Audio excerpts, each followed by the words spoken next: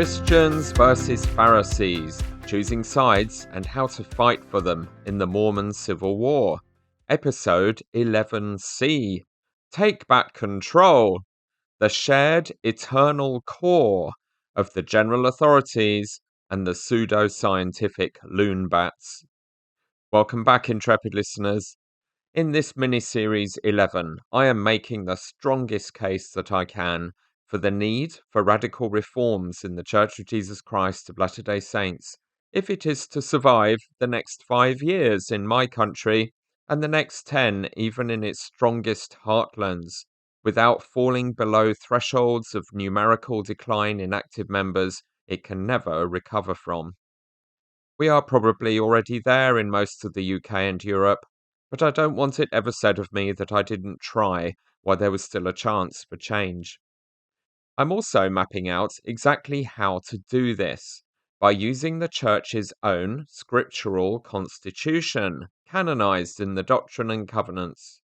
The systems of common consent accountability that give us the right and regular opportunities to vote to release and replace the incompetent leaders killing the Church, and the separation of powers, church discipline authority, given in section 107, which teaches how even a local bishop can disfellowship or excommunicate them, including the president of the church. In episode 11A, we mapped out the landscape of dysfunctions that are causing the largest exodus of members and failure to recruit replacements for them the church has faced since it nearly fell at the first hurdle at Kirtland in response to Joseph Smith's financial deceptions nearly 2 centuries ago. I itemized how the LDS Church today is doing all 17 of the things Jesus excoriated the Pharisees for doing in his day, as he led a transformative revolution of the religion they were screwing up royally. In episode 11B, we focused on overall strategy with a 5-point philosophy for reform. Number 1, softly, softly sucks. Number 2, Savior prophets never happen. Number 3, activism works. Number 4, Mormonism already has the tools to heal itself. And 5, it's now or never. And we reviewed how the Book of Mormon and Doctrine and Covenants explain at length how assertive and vigilant democracy is how God wants secular governments and his church to be run, and how in the Pearl of Great Price we are taught that God's heaven is also a democracy, not a dictatorship, where we freely discussed, debated, and voted for the plan of salvation we thought was best and would consent to go through. I also started to navigate through the global headline-grabbing horrors of kidnapping, torture, abuse, murder, and financial scams that have become an ongoing parade of embarrassment for the church, as members take the nonsense too many general authorities have been teaching and tolerating for decades literally, and it inevitably leads to appalling outcomes.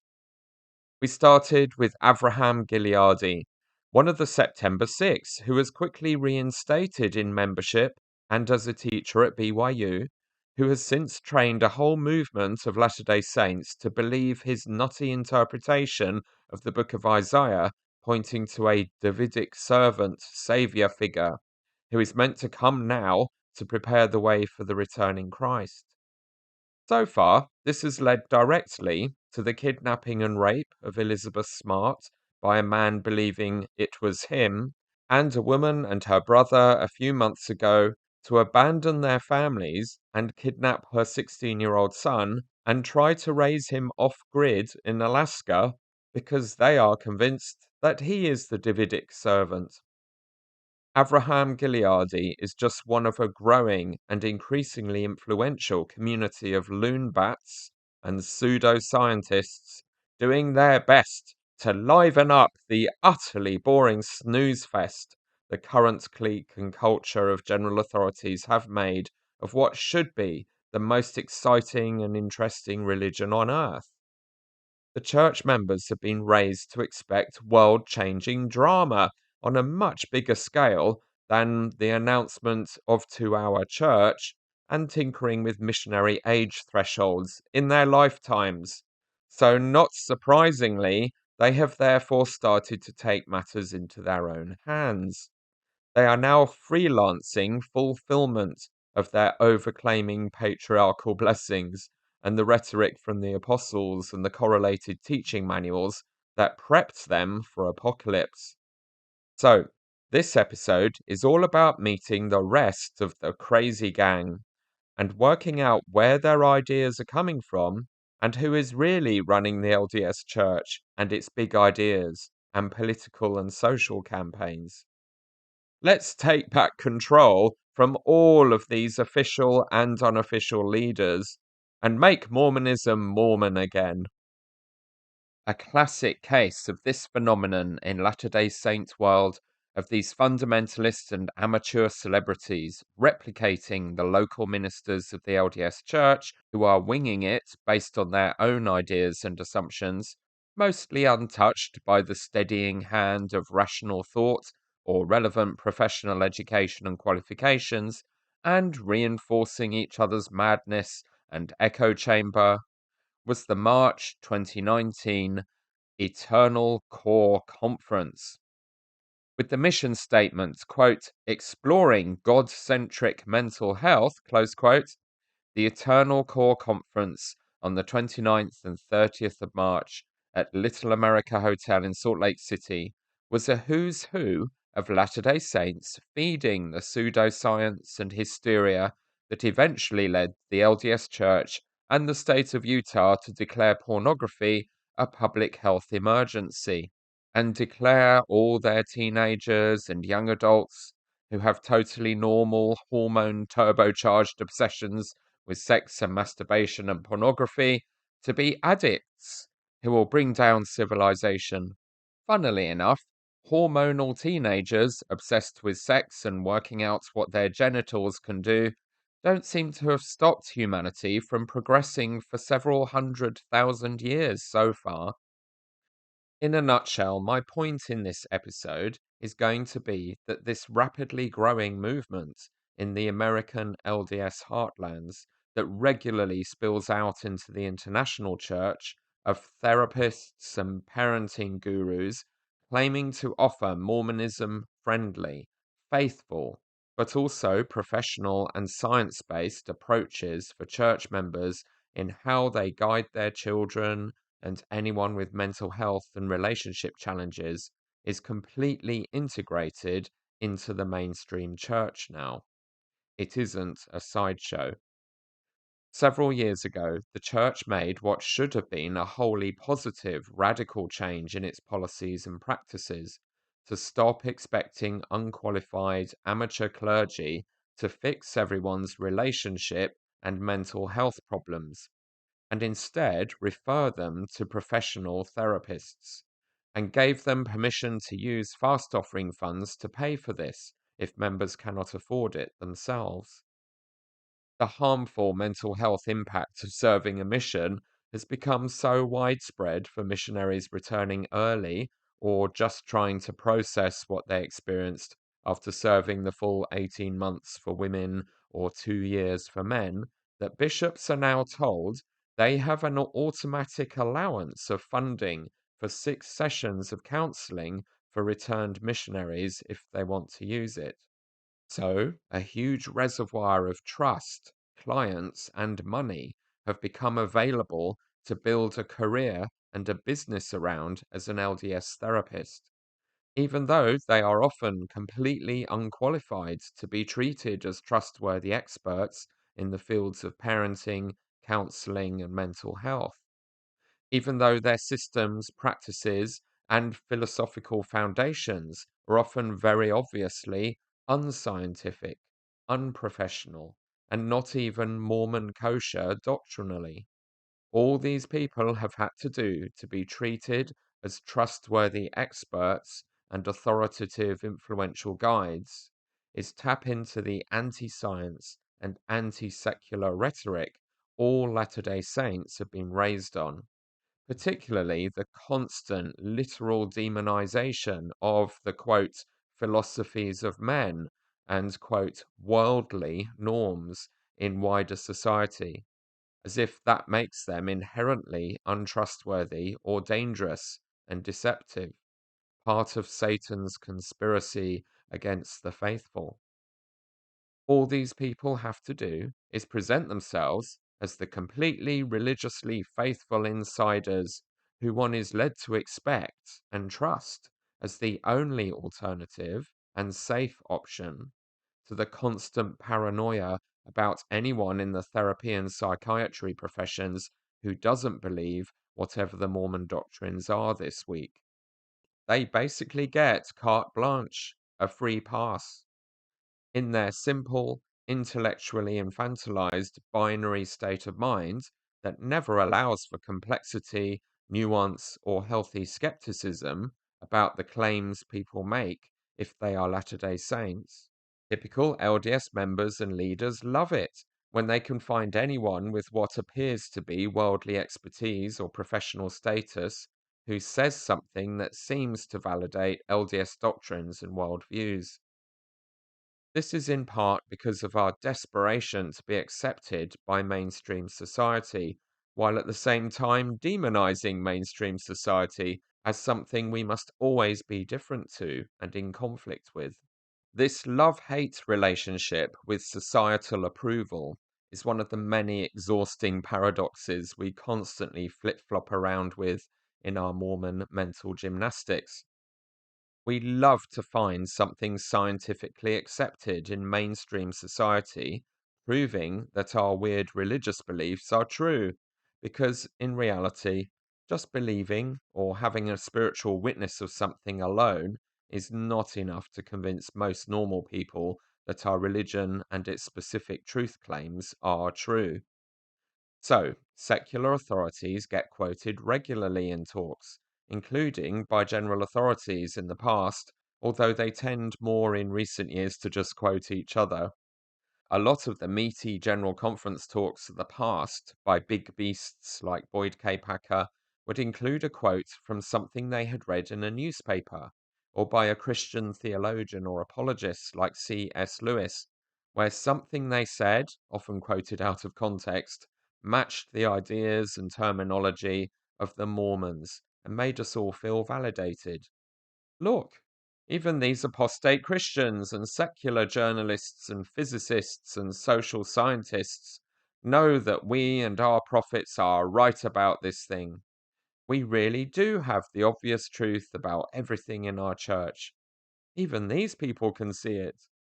But because this all happens at a shallow level, cherry picking quotes for a talk rather than delving deeper to check if these secular or non Mormon religious experts actually mean what they said in a way that seems to validate our beliefs. There is no culture in the church of fact checking whether these people are regarded as mainstream or credible in their fields by their peers. I explored this in episode 11b regarding Avraham Gileadi, because long dead BYU professor Hugh Nibley was impressed by him when he was a student and a young lecturer, and because he has published some books and studied in Canada with a leading religiously conservative evangelical professor. The wider community of biblical scholarship doesn't seem to mention him and his ideas of the end times Davidic servant that he presents as the most important message of Isaiah and the Book of Mormon anywhere. All he has to do to get a devoted and in several cases dangerously fanatical LDS following is declare himself to be a leading scholar in his field and a faithful Mormon, and they trust him as if he is the prophet, even when he basically teaches that he and they are better at understanding and interpreting the scriptures than the president prophet of the church. If it was just a matter of interpreting esoteric metaphorical prophecy scriptures from the Bronze Age in a particular way, it wouldn't be particularly harmful in our real lives what these people claiming faithfulness and expertise think and teach. although it quickly becomes very impactful indeed in some areas, like whether or not God wants you to kill LGBTQ children or people who take their dog for a walk on the Sabbath. But when the self proclaimed experts are telling everyone that pornography use and being gay is clinical addiction, that you should parent your children with ruthless hyper control and torture, that if you send your teenage sons on their expensive course, they will cure them of masturbation for the rest of their life in just 2 months, that your physical heart is literally controlling your body, your emotions, and your compassion rather than your DNA and your brain, it really matters. Every bishop and parent paying these people to put their normal children and vulnerable mentally ill ward members through counseling and therapy and reform regimes based on delusional pseudoscience and spiritual sounding superstitious mumbo jumbo given credibility because it sounds vaguely similar to LDS concepts and jargon are a clear and present danger to those children and vulnerable adults' safety. They are a clear and present danger to their immediate and long term mental health. But this is going on right now in almost every one of the 30,000 LDS congregations around the world. These pseudo-scientific crazy people and con artists have been allowed to write and run the programs of the church's own addiction recovery program. As I will be proving in this episode with specific examples from the Sons of Helaman organization, they are literally among the employees and other counselors and therapists working for the church, running the addiction recovery meetings in the wards and stakes, or given clients by the church in the church's own family services program. They are personally targeting parents and LDS bishops with direct advertising and special discounts, and being given clients by them paid for by the fast offering resources simply on the basis that those desperate parents and bishops feel warm and fuzzy about these apparently orthodox and safe heroes offering simple solutions to the intractable problems in their families and wards that they feel completely unequipped and untrained to help or resolve. And the endorsement and integration of these people making a fortune from the Latter day Saints' real or artificially generated anxieties, depression, and mental health challenges goes right to the top.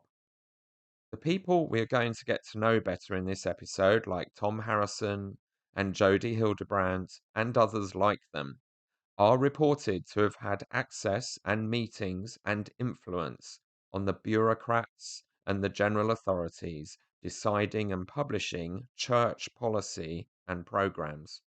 And if all that wasn't enough, even though some of these people were already in the national newspaper headlines and being arrested for their crimes and abuses of clients endorsed and paid for by the church by October 2023, actual President Nelson, in his one talk in the October 2023 General Conference, single handedly guaranteed that the Mormon lambs will continue to line up to be slaughtered by them and pay a lot of their own and the church's money to these dangerous parasites for the privilege.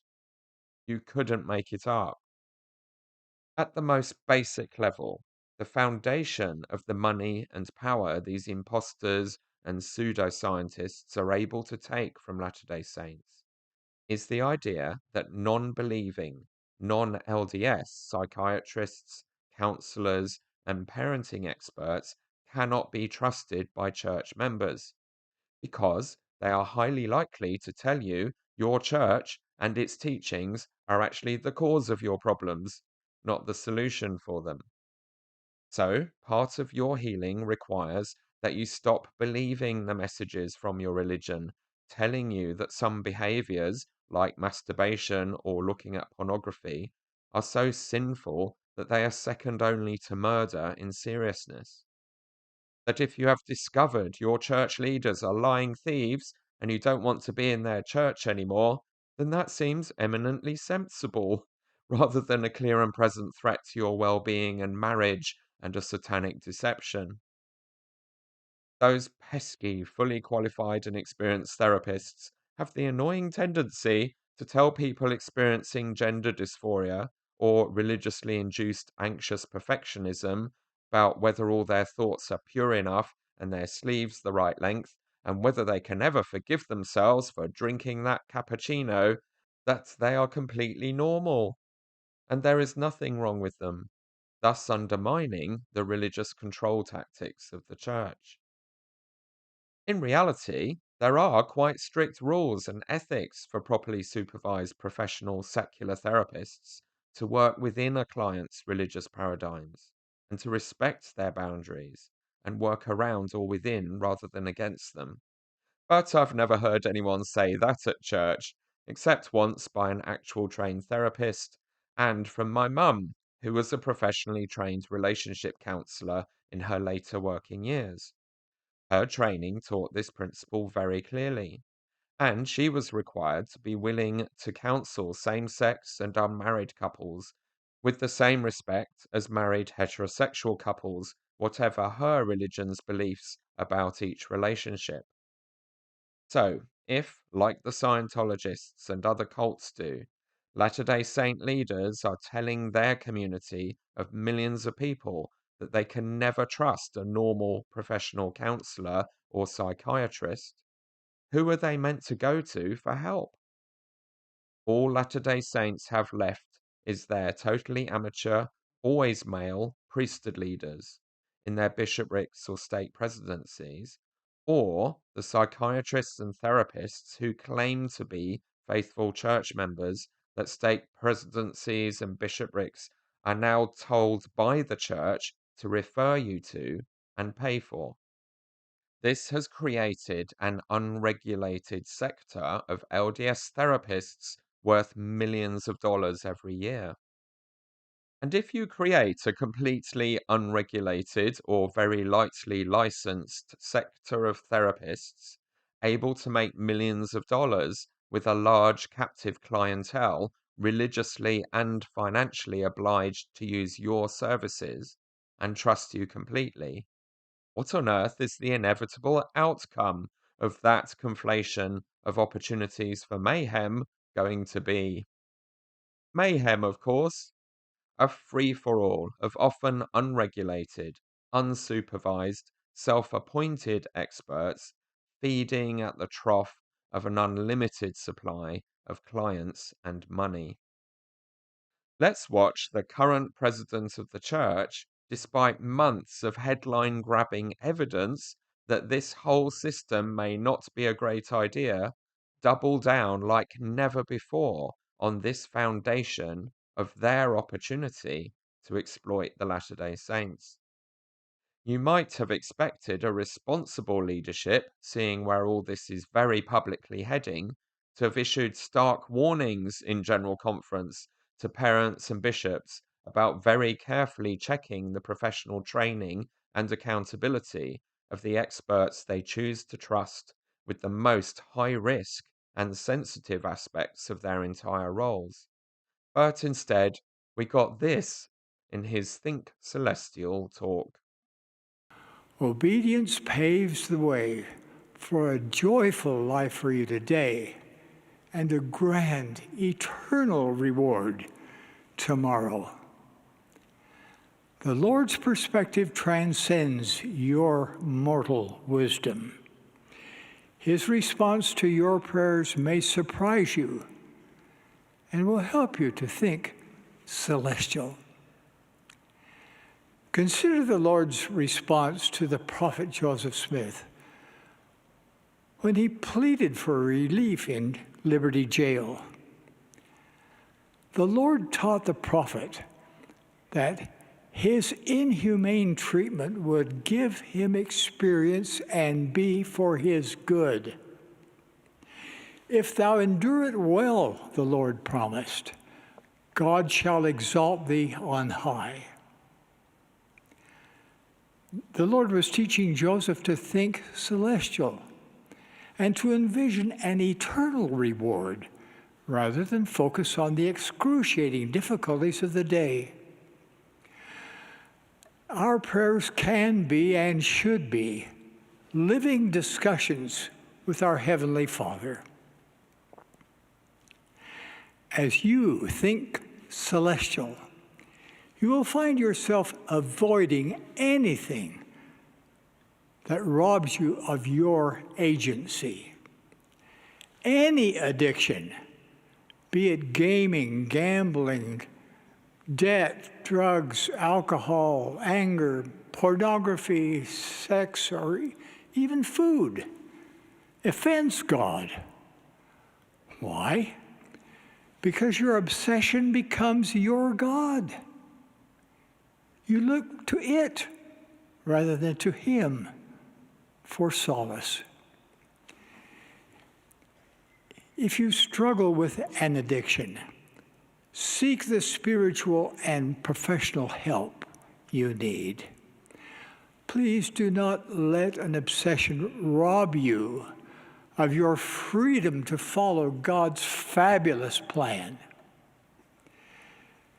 Thinking celestial will also help you obey the law of chastity. Few things will complicate your life more quickly than violating this divine law. For you who have made covenants with God, immorality is one of the quickest ways to lose your testimony.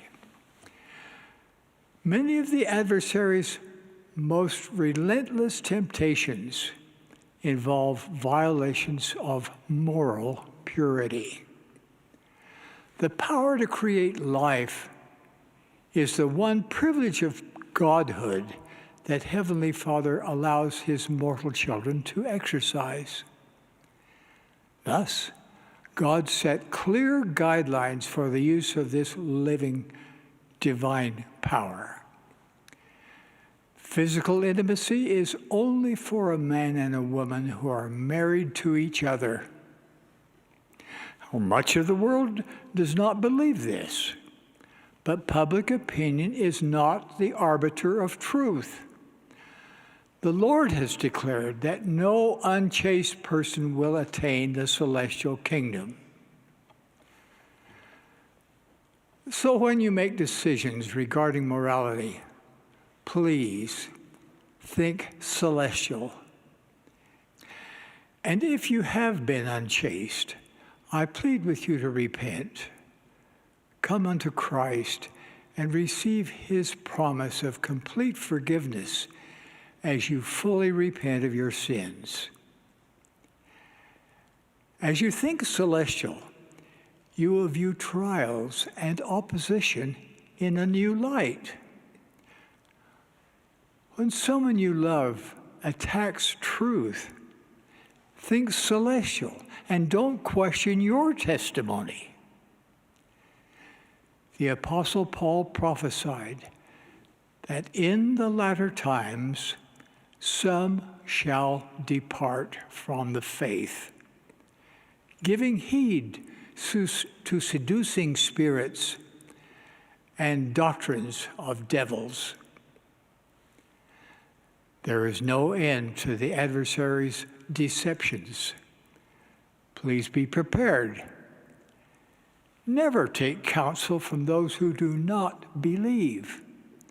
Seek guidance from voices you can trust, from prophets, seers, and revelators, and from the whisperings of the Holy Ghost, who will show unto you the things what ye should do.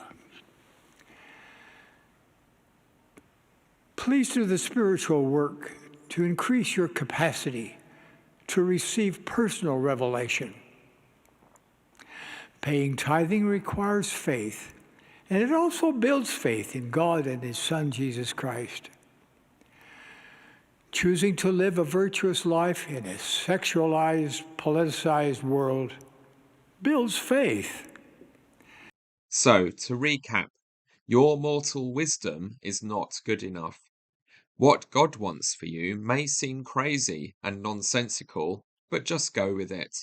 Quote, inhumane treatment, quote, and, quote, excruciating difficulties, close quote, can be part of God's plan for you and good for you. Pornography use is an addiction. You should be ashamed of your struggle with an eating disorder or any other compulsion you cannot control because you are being offensive to God. So sort it out now. Quote, if you struggle with an addiction, seek the spiritual and professional help you need, close quote. But it must only come from LDS believers, because any other professionals will expose you to Satan's devil doctrines. Breaking the law of chastity is the fastest way to lose your testimony. So if your children are masturbating, you should totally panic because they are at immediate risk of losing their souls and being lost from your eternal family unless you get them to stop urgently. Ignore any of your loved ones who disagree with any of this. Only listen to us 15 apostles and your spiritual feelings from the Holy Ghost, because we will tell you all of everything you need to know.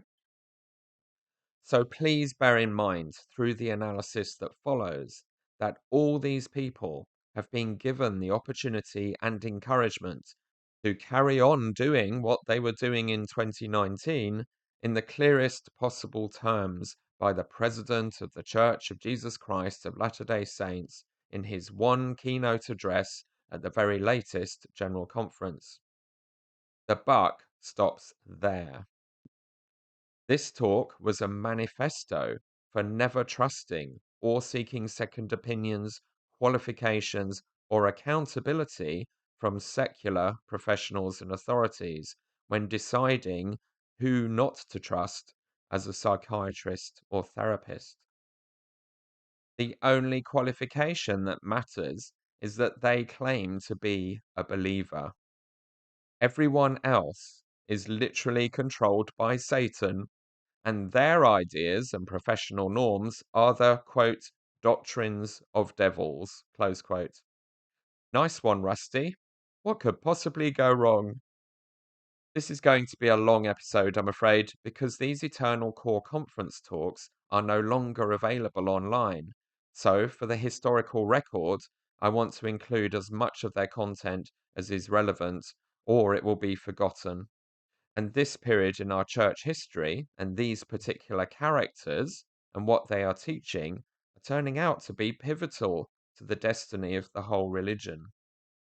Most of the coverage of what these characters have been up to and what it means for us in journalism and the podcasting world is quite reactionary and by necessity brief, which doesn't allow for claims made about what they are saying and doing to be thoroughly explored and proven beyond doubt. This makes the coverage easier to dismiss as biased, either defensive apologetics or anti-Mormon propaganda, and the quotes referenced as taken out of context or unrepresentative of the whole. So, my purpose in this episode, as with most of my podcasts, is to be thorough, analytical, fair, and to prove the case I'm making about the big ideas and recurring themes in what these people seem to believe and teach, beyond reasonable doubt, with plenty of evidence. My wife Lynn teases me that I just can't stop being in teacher mode, like I am in my profession as a secondary school teacher. And I agree, she is right, and I am happy to own it. My purpose is to be informative and educational, which requires long form analysis and building up a case for particular conclusions.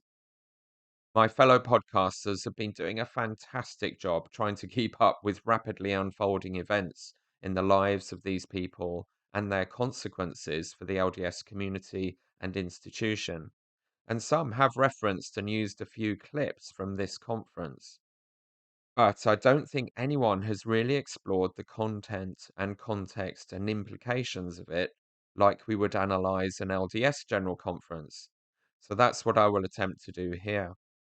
And my goodness, is it a revealing window into the wider trends in the LDS world that makes a lot of sense of a lot of things in ways I had not fully understood or noticed before. I hope what I share here will also help you to understand all these often confusing interconnections between ideas and influential people going on in our religion, and give you the confidence and determination to take back control of it from these pseudoscientists and loonbats, who the general authorities have handed over far too much control of our religions and family lives to. Although they have recently been thrown down the memory hole, the Eternal Core Conference sessions were all still on YouTube at the time of writing and starting to record and edit this episode, and they haven't aged well in the last 3 years. Speakers include Thom Harrison, who founded the conference and what they hoped would become a growing community of specialists, and all the people in awe of him, like Jody Hildebrand and Tim Ballard and other Operation Underground Railroad operatives. I tried getting to the eternalcore.com website through a link advertising it and a download of Thom Harrison's ebook, but was confronted instead by a remarkably appropriate red alert screen warning, quote, "Deceptive site ahead. Attackers on eternalcore.org may trick you into doing something dangerous." Close quote. It turns out that never a truer word was spoken. And if you thought you couldn't make that up, and are trying to mentally corral all these people into a zone that isn't entangled with the mainstream church and its leaders, guess who else was speaking at Eternal Core just before Thom Harrison's keynote address? Of course, friends of the show, Emeritus 70 and President of BYU Idaho, Bruce Hafen, and his wife Marie, talking about their Faith is Not Blind book and project and how it harmonizes with the messages of the other speakers.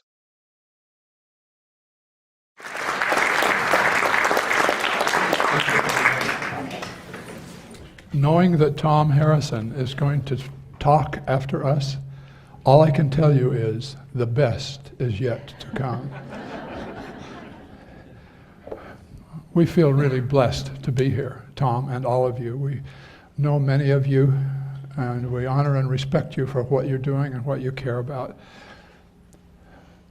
Thom has told us about the connection he has seen between the heart-brain connection and our book, Faith is Not Blind, and has asked us to try to compare them. It's been good for us to do that comparing. We feel very welcome among you. We feel like we're part of a community, in a sense. The more I listen to these thought leaders, academics, pseudo-academics, and general authorities while researching the content of this podcast, the more I noticed how much they are repeating and reinforcing each other's ideas as they riff on themes that have been present in Mormon thought from its earliest days. Also, the hefty chunk of prejudices and paranoia about the modern world and its tolerance and rational, science-friendly intellectualism, which Pharisee Mormons have borrowed wholesale from the American evangelical Christian fundamentalists.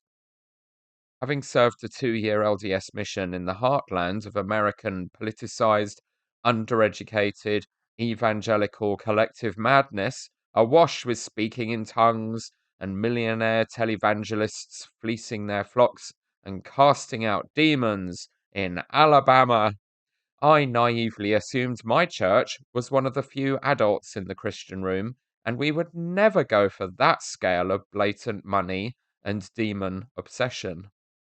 How wrong I turned out to be. Mormonism's founders were assertively science-friendly. Joseph Smith and Brigham Young repeatedly spoke about all truth in all cultures, religions, and scientific disciplines being welcome in Mormonism and part of our religion. But the church has inevitably evolved from a young, idealistic, and forward-thinking modern movement, making Christianity credible in the scientific age of information and archaeology, to a backward-looking conservative movement, seeing itself as the guardian of traditional values under threat from modern developments in tolerance and scientific discovery. This was always going to happen as soon as Brigham Young staged the apostolic coup, making the church a dictatorship of the Q15, and introduced an entirely unscriptural new system of automatic presidency for the very oldest serving apostles, or oldest continually serving apostles, when he later tweaked the rules to stop Orson Pratt from rightfully inheriting the presidency. Orson had been briefly relieved of his apostleship when he objected to Joseph Smith trying to marry his wife while he was away on a mission. These scared old general authorities who have forgotten how to keep up with the times and the education of the human species, and the church's anxious apologists like the Hafens, Fair, Ward Radio, Scripture Central, the Interpreter Foundation, and everyone else who keeps losing the arguments for the traditional narratives about the LDS Church and its origins against a tidal wave of rational analysis and documentary evidence the Church used to hide from everyone, have to now perform Olympian mental gymnastics to avoid or discredit a long list of obvious truths.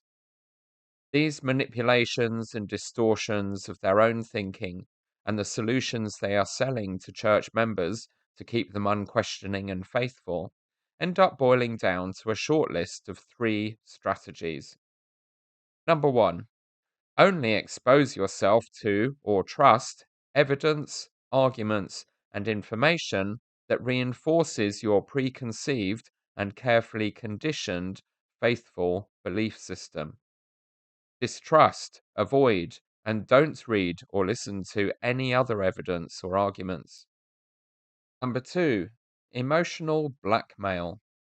If you expose yourself to the dangerous, faith-threatening information and rational arguments, the risk is too high that you will lose something far more important than truth and reason: your unquestioning loyalty and trust in the prophets and the institution of the Church of Jesus Christ of Latter-day Saints and the ordinances and eternal marriage and ticket to heaven it alone offers you. They insist that if you study hard enough and persist, you can, of course, refute all the criticisms and arguments against the Church's truth claims about itself, but that most people are too weak to do that properly. So they shouldn't try, or it will break their testimonies rather than saving them. Better to just trust the church leaders and church-approved apologists that they know what they are doing and saying and have already checked it all and found the critics of the church's claims are all wrong and evil and motivated by satanic stuff like fame and money. Number 3, science sometimes gets things wrong, so don't trust any of it. We will tell you that of course lots of it is credible, but since we cannot say exactly what will trip up your testimony or turn out to be improved upon by new scientific discoveries, it is far safer to just not trust any of it, and instead only trust church leaders to know what the truth is, because they will be proved right in the long run, eventually. And if they turn out to be wrong, no biggie. You proved your loyalty to them, and that's the important thing. You don't actually need answers to questions, just faith. Ignorance is bliss, and much less disturbing. We hear this repeatedly in general conference talks now, and also the many talks general authorities have been giving to the young people of the church in global broadcasts and BYU speeches. But it is also constantly reinforced in these even less careful and more speculative conferences and events and organizations run by celebrity thought leaders in the larger LDS world, with much more unhinged assertions made away from the church's correlation systems. And since it is becoming clear they are all reading each other's speeches and books and quoting them back to each other, It is impossible to see where each idea they are latching onto and repeating and evolving into their big solutions for everything in the face of the faith crisis epidemic actually began. Did it start with the self-important, delusional, and undereducated amateur general authorities living in a very unrealistic social and intellectual LDS bubble? Or did these ideas begin with the self-important, delusional, and undereducated amateur therapists, apologists, visionary preppers, or politicians living in a very unrealistic social and intellectual LDS bubble curated by the general authorities? Wherever it began, the overlaps between what the general authorities and the freelance crazy people are teaching as the truth with a capital T are getting more conflated every year. Here are a few clips of the speakers at the Eternal Core Conference reinforcing the messages about prioritizing belief and feelings over rational analysis and evidence, discrediting science, and pseudo-scientific energy healers teaching that we get diabetes because anxiety vibrations collect in our spleens, and lower back pain happens because we are not in the place our destiny wants us to be in our lives, with diagrams from Chinese medicine and what look like medieval alchemists mixed up with Mormon ideas about spirit bodies and clearing our negative energy like Scientologist Dianetics. Cynical, anti-religious critics point out that if you normalize in religion believing unbelievable things with no supporting evidence, you become much more vulnerable to believing any other nonsense that is told to you with similar conviction and mystical woo, claiming to explain everything in your life. You want to see that in action? Watch these Eternal Core presentations, perhaps starting with Tony D'Angelo, talking about how your spirit influences the mind and body from a Chinese energy medicine perspective. Hi, how are you guys doing? Okay, so far this has been amazing. I've been really excited about everything I've been hearing, especially Thom's this morning. Actually, he was talking and I'm like, oh, there went everything I was going to say. Energy medicine is a vehicle, especially medical Qigong, is a vehicle that helps us to understand the body, the energy body. Because when we heal, we work with people, we're looking at their physical, their emotional, their mental, their spiritual body, and their causal body. Does anybody know what that means? What causal body? Causal body is cause and effect. Meaning your environment, something affected your environment. It changed your vibration, your energy, your spirit energy. And then it changed the way you see and think about it. Then that in turn changes your emotions. Now I'm frustrated. Then that frustration will settle in my body somewhere. Where can it settle? Well, in Chinese medicine, we have what they call the 5 elements. One element is wood. Wood is liver. Liver has to deal with anger and frustration and rage. That's what we call an acquired emotion. The congenital emotion would be compassion. And so what happens now is now it's affected. Well, if I hold on to that too long, well, I'm going to get addicted to the one addiction that usually affects the liver is alcohol. So I try to use the alcohol to suppress all that anger because implicitly I don't remember what it is, I just feel it all the time. Heart is our long-term memory. So everything that's ever happened, we have our long-term memory of our heart. There's another organ in the body that connects with long-term memory. It's called the limbic system, and that's in the brain, the unconscious. Well, guess what? When they're not having a good time, they're arguing. Now we have disconnection between mind and body. And then in the elements, we have fire, we go to the next element, which would be spleen, pancreas. That's associated to worry, regret, remorse. So people who worry a lot are going to have a lot of pancreatic issues, diabetes, digestive issues, the ability to assimilate food is going to be off. So all those are going to be dealing with your spleen. Then we go into lungs. Lungs is metal, yes ma'am. And then you can look at the secondary organ, which would be stomach, which is the inability to digest. Not only food, but information. Do you have a problem with memory? Do you have a problem with digesting the memory? Do you have a problem with digesting information that you're getting on a day-to-day basis? Do you feel too much is coming at me? I can't stop. That can be all that organ alone, okay? Is that good? Lung is another organ where we look at that grief, that sadness, that shame in us, okay? And so one of the ones we use to suppress that, as everybody knows, smoking, right? We smoke to suppress the anger, and we suppress that sadness within us. Kidneys is the organ of fear, abandonment, betrayal. We also have self-esteem, self-confidence. Okay, I don't have that self-confidence. How can I get where I need to get? How do I do what I need to do without the confidence? I get that all the time. I have lack of motivation, lack of confidence. Okay, well, we have a spleen deficiency. So this is where we have to start to look at how we function as an individual every day. Everything, every connection, every person, every place, everything that we connect to has a vibration. And those vibrations are going to remind us of all those functions in our body. And then those functions are going to rise up in our spine and communicate to our brain. Our brain's going to go, all right, what is it? Okay? So we have to move. And this is what all the ancient art of Qigong is about. It's about tissue manipulation. Because if we know that trauma is trapped into our bodies, we have to release that. Just like Ben hit me with the stick. I know my arm hurts, but every time I think about Ben, my arm hurts. He calls me up, I'm like, man, my arm was feeling good until you called. That's because that memory is imprinted into the tissue. So we have to remove it. We have to remove that energy in the tissue so he no longer has that connection. How do we do that? Well, do we believe everything is vibration? Okay, so if we look at fire up there, fire deals with the small intestine, triple warmer, heart, pericardium, and that's a creative cycle. And we go to earth, which is stomach and spleen.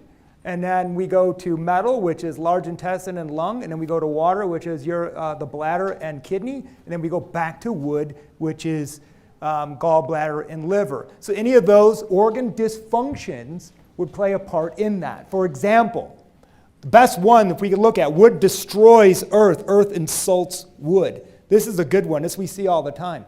My liver and my anger, I'm so upset.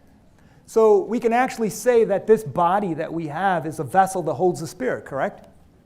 And we can say that with specific concepts and principles that we have within ourselves. So we have our root. If we look at there, it says root. Everybody can see that? Root stands for our foundation, our belief system.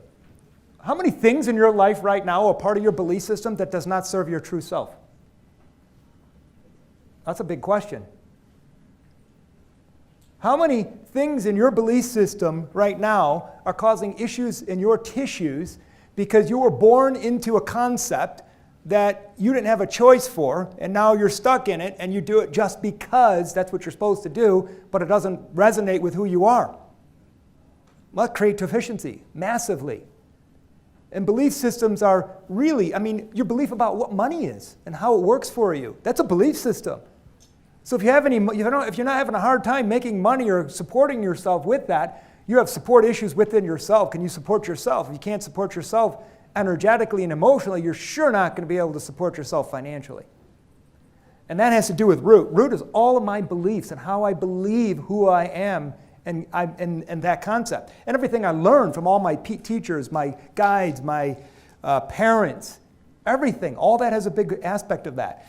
Then we go into the sacral. Sacral chakra is about how I connect to those around me with the belief system I have. Oh, that makes sense now, because that reminds me of all those crappy people I hang around with, and I can't seem to get rid of them. It's because I'm connected to them because that's my belief system. This is why it's important to clear, unravel, and dismantle all those beliefs, all that energy, so we can become more connected to who we really, truly are. In Chinese medicine, we have a spot right back here. It's called Mingmen. It's called the Heavenly Destiny Path. How many people have lower back pain? Yeah, well, guess what? You are not on your path. How many of you that raised your hand think you should be somewhere else? It's just about everybody that rose their hand, right? It's because you are not in alignment of your true self. You are not in that alignment of what that is. Okay? Excessive empath, what does that mean? Oh, so empath is someone who I feel everybody's emotions. Okay, so you walk into a room, it's like, and then you take them on as their own, which is even crazier. So let's say I walk in a room and you're really upset, and now all of a sudden I start feeling upset. That would be a sign of an empath. Okay, so I feel other people's emotions. And I do, I am an extreme empath, but I manage it. I don't want to feel all your stuff. You guys are awesome, but no. Right? I have to balance that. And in order for me to go in and work on a client, and then they have all these deficiencies and emotional problems, I have to be in a certain spot. I create a sacred healing space. I invite divine light. I create my body to become a conduit of the divine energy. And I create a sacred space around myself. I create one around them. I create a vortex in the earth to suck all the negativity into it. So I can be responsible. And then when I'm done, I seal it. I give them back what's theirs as light and return mine as light back to me. So I know how to balance that space, which is really important. Tony D'Angelo describes himself as having the superpower of an extreme empath, able to tune into the emotions and thoughts of anyone in a room if he doesn't intentionally shut them out. Tom Harrison in Visions of Glory described being able to go into a room of people during his 3 near-death experiences and know and feel the entire life and secret sins of the nurses and doctors around him, usually very sex-obsessed about all the secret affairs he claimed they were having with each other without actually checking with them later. Jodie Hildebrand and Laurie Vallow claimed to be able to discern in other people the scale of evil spirit possession they were in, and who needed torturing, or to Laurie, killing, because they were too far possessed to unpossess themselves without extreme interventions. Also based on what Visions of Glory describes about Tom being able to see the evil spirits fighting to possess anyone doing anything at all naughty, like looking at porn.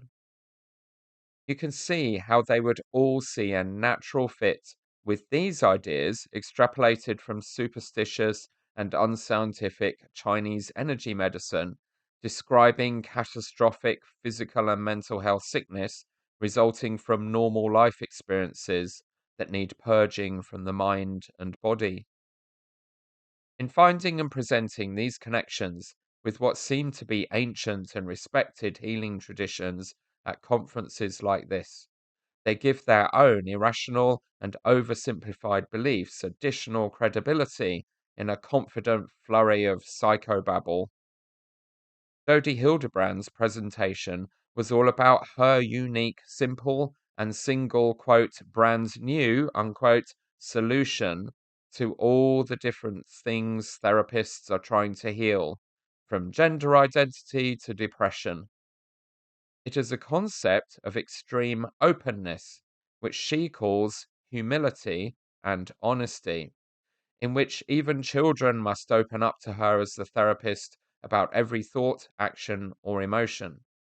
So I am so excited. Like, I could barely sleep last night because I get to come and talk to you about God and how God is, how we need to bring God back into the mental health field because he is the person, the being that heals us.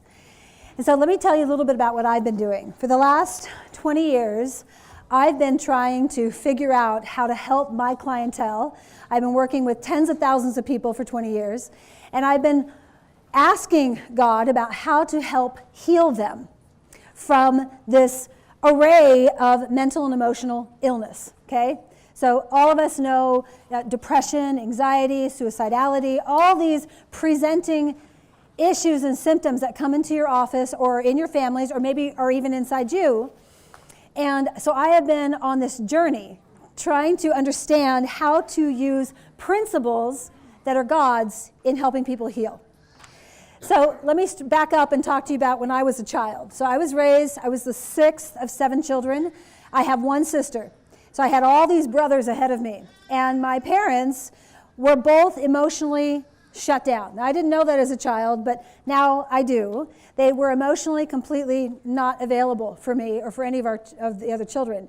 And so chaos went on in our house a lot, and none of us were really allowed to emote other than to get angry or to just stuff it. And so I learned how to be really nice. I learned how to be kind and helpful and gracious and good, right? So some of you who are clinicians are probably like, whoa, she's setting herself up for addiction. Sure enough, I ended up with an eating disorder, right? I started trying to control everything because I had no outlet to emote my emotions. I had nobody there to validate me and say, yeah, that makes sense that when your brother, puts you into a pretzel, that would hurt and that you would want to tell him stop. You don't like that. I wasn't allowed to do that. So I went on my own journey. I went to therapists and tried to figure out, one, what was going on with me, and two, how to heal it. And unfortunately, and I would say inadvertently, because I met some lovely people, and what they did is they validated what I'll call my victim. They reinforced me to stay where I'm at and said, yeah, you have every right to feel this way. And I didn't know any better. I thought that would help me get better, is if they said, yeah, that this is reasonable why you feel the way you do. And I didn't have anyone, at least I didn't hear it in my head, give me a transitional bridge to move over into what I now know is truth. So I would leave my therapy sessions and I would feel heard, but I'd still go back into my eating disorder behaviors and control and being really nice and helpful and friendly. I didn't really heal. My soul wasn't healing. So I went into graduate school sick. And I learned all the principles in graduate school, and I went out to work with drug addicts. That was my very first job. And as I sat across one of my very first clients, he presented in a very, what I'll call, adulating way. He was very narcissistic, and he had a tragedy happen to his son. And he became really aggressive with me when I would invite him to look at his own behavior. He's like, listen, I just had this tragedy with my son. My son is super sick, and this isn't about me. This is about helping my son get better. And I'm like, well, what if your son doesn't get better? And he went into this place that I will introduce originally called distortion. And I'm going to talk more about distortion this afternoon. He went into a place of distortion. And he would get angry at me, this is part of his distortion. He'd get angry at me. He'd want to blame me. He'd want to blame his wife. He'd want to blame God. He started blaming all these people. And what I learned as I worked with him is that as I gradually started confronting him with 3 principles, this is what I learned. Teach him how to be responsible for himself. Teach him how to be honest, and teach him to be humble. So I started working with him. So what are we not healing from? When people come into my office, I get a spattering of diagnoses, right? Those of you who are clinicians, you have a spattering of diagnoses. Out in the world, out in the community, we have everything from suicide to gender confusion to depression to anxiety to addictions, all different kinds of addiction, control issues, divorce, right? On and on and on. It seems like the world's coming apart at the seams. Okay? This is what I'm experiencing that we're not healing from. Abuse, resentments, fears, feelings of worthlessness, entitlement, depression, anxiety, defensiveness. Okay, and I could make another 4 lists of things that we're not healing from. Here's the key. This is the key. Responsibility. Responsibility. I am responsible for 3 things. I've learned this over the last decade plus. I am responsible for my own perceptions. It's what Shannon was just talking about. It's spot on what she was saying. I'm responsible for my own perceptions, which means my thoughts. And then when I perceive, I then feel emotions. And when I feel emotions, it's because of my perceptions. And when I perceive and then feel emotions, then I then choose to behave. And so I'm responsible for that whole process in everything, even when I'm depressed.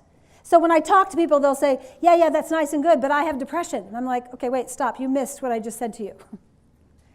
And then they'll say to me, are you suggesting that I'm responsible for my depression? And I'll say, yes, you are. That's one thing. If you don't know me, I'm really blunt. Really direct. Some people hate that. Some people love that. It's like, tell me more. That feels right. Because I'm not suggesting that you're a bad and unworthy person.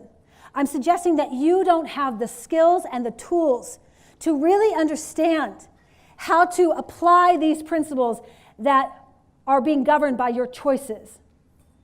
So there's 4 principles I want to hone in today on.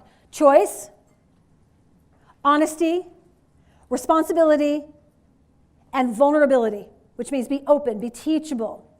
I'm hoping that everybody in this room is vulnerable today, that they're open, that you're willing to consider what I'm saying, because this is a brand new modality. Not that responsibility is a new concept, but the way I'm angling it towards mental health is brand new. So this is the key. The therapist must bully them into taking total personal responsibility for all of their, quote, thoughts, feelings, and behavioral choices, close quote, by entirely accepting and agreeing with the therapist's assumptions about what the truth is, even if their analysis is all wrong and crazy, as it was in her mostly man-hating and husband-blaming worldview that shattered several marriages she was counselling, and led her to torture her niece Jessie, whose mother handed over legal guardianship of her to Jodie after being convinced that this was the only way to rescue her from her normal teenage issues. Because when I'm not honest, responsible, and humble, I am then disconnected. And disconnection manifests like this: control, aggression, anxiety, these presentations where the person is either unknowingly or deliberately not being willing to take responsibility for those three principles: their perceptions, their emotions, and their behavioral choices. So I'm either in a relationship or I'm just in a dynamic. Dynamic just means that you and I are talking, but we're not connecting, right? Everybody here knows what it feels like to connect with somebody. I've been talking to many of you over the course of this morning and this afternoon, and numerous of you, you walk away and I'm like, whoa, that person's connected. They're connected. You can feel it, you can see it in their eyes, they're connected, they're present. And the way that you are connected, I guarantee you, is that you do your very best job at using your choice in honesty, responsibility, and you're open. So my first relationship is always with myself. So I am responsible right here.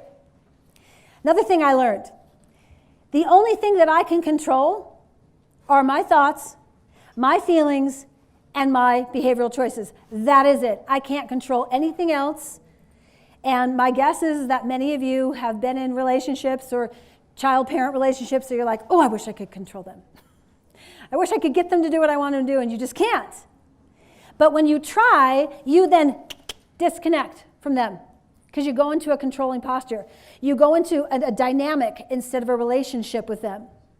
So people will say, well, if I love this person, then how do I get them to? And I'm like, can you hear how you're going down control lane?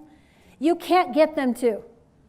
Your job is to speak the truth to them about their responsibility, which is they're responsible for their own perceptions, their own feelings, and their own behavioral choices. So no more of this. You made me do this. Because of you, I feel. If you wouldn't have done that, then I wouldn't have done this. All of that is called distortion, which means distorting the truth. So here are my potential relationships or dynamics. I would invite each of you to look at yourself and see how connected you are or how disconnected you are to these areas, and then everything else. Okay? So relationship is about connection, and connection, the fruit of connection is being honest, responsible, and humble. That is the way that you have the outcome of connection. You can't just be connected because you wanna. And you can't be connected because you have lots of money or you're really nice. I talk to a lot of women, they're like, but I'm so nice. And I'm like, and you're very controlling. And they'll be like, nobody's ever said that. I'm like, well, let me help you see how when you try to not be honest with your boyfriend or your spouse, you're controlling his perception of you. Well, I don't want him upset. It's like, that's the control. Right there. That's not nice for you to lie to him. Now this is like, whoa, I've never even heard of that. So everything comes down to your choice. I love choice. When I finally figured out, and again, this took a lot of years. This wasn't just, bing, I got it. But when I finally figured out that my healing resides inside me, oh my goodness, I was like, I want to tell everybody. I want to tell everybody. Like, guess what? Like, you don't need all these extra, interventions if you understand about the power of choice and the power of honest, responsible, and humble. So you either get to choose truth, which is honest, responsible, and humble, or you choose something called distortion. Let's look at truth first. So truth does incorporate being honest, responsible, and humble. And when I say that, you're like, oh, what does that mean? I think I'm honest. If you want to learn what honest, responsible, humble means, listen to my podcast. Come to a class.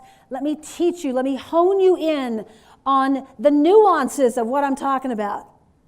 Because it is hard work to be honest, responsible, and humble. It is hard work. And the masses don't live that way. So truth is this. Truth is lasting. This is the characteristics of truth. Truth is about things that are lasting, things that are eternal, things that are objective, things that are factual, unchangeable, and constant. This worldview, which Jody said is new and effectively the one therapy fits all solution for all mental health problems, has been taught to others and presented as a parenting philosophy since 2015 by Ruby Frankie in the 8 Passengers podcast, sharing how she has parented her 6 children guided by Jody. This clip of Ruby Frankie shows clearly how she treated her 2 younger children worse than she treated the other 4. I find this extremely difficult to watch. As a mother, as a human, she took Christmas from her 2 youngest children while they had to watch the other 4 have Santa visit and open their gifts. And instead, she and Kevin gave her 2 youngest the gift of truth because they're so selfish. Knowing people these days, I don't know if people are gonna, how they're gonna respond. So Kevin and I, we have 6 children.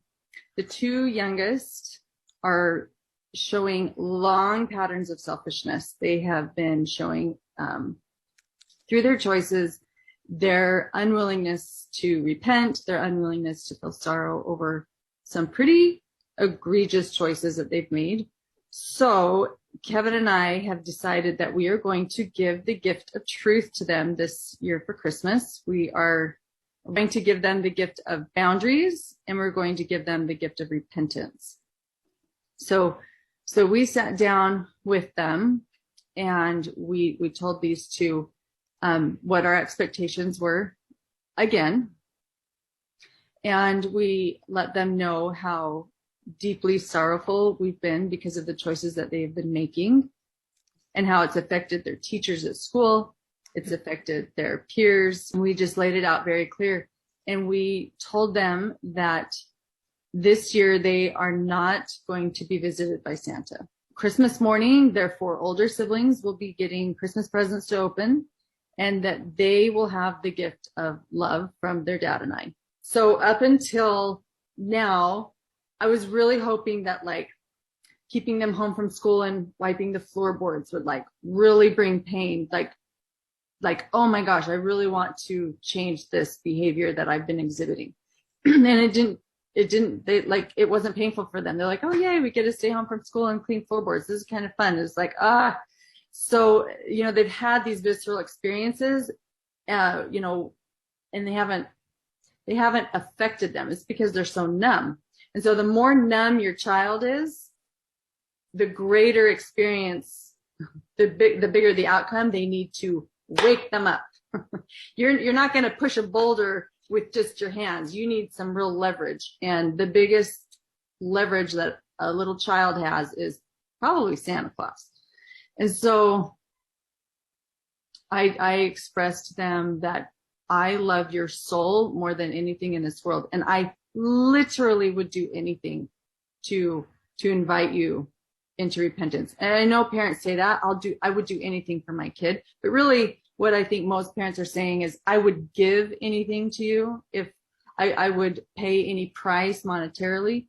I don't know how many parents are actually willing to put any boundary in place that would bring a turnaround, that would really bring repentance. A public backlash against their extreme punishments of their children that was mentioned in amongst the happier fluff led Ruby and her husband Kevin to take down the 8 Passengers website.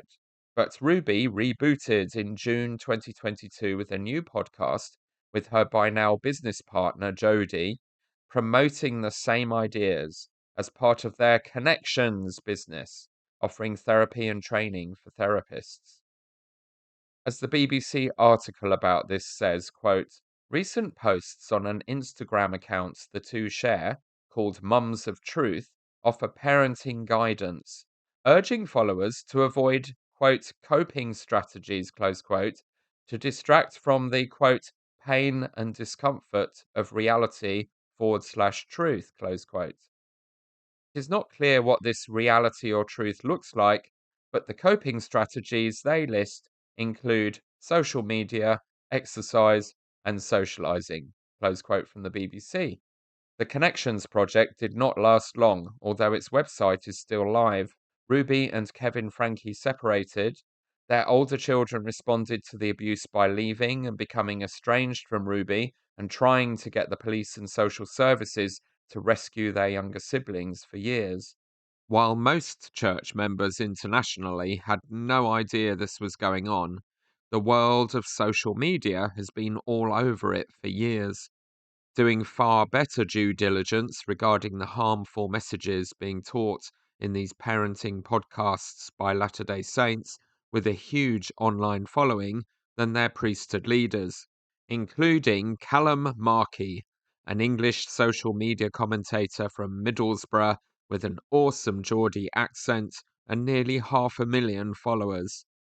I'm going to play a few clips from his coverage, mainly because after my episodes about Brad Wilcox speaking to the youth of Sunderland Stake, it has been far too long since we had a Geordie accent on the show, and there is nothing quite like one of those to get you grounded and centered and blow away the cobwebs of pretentious nonsense. But also because this guy is like YouTube Sherlock Holmes. He is so thorough in his detailed research and analysis that I am just in awe of the skill set he usually wastes on trivial online drama between trivial online celebrities.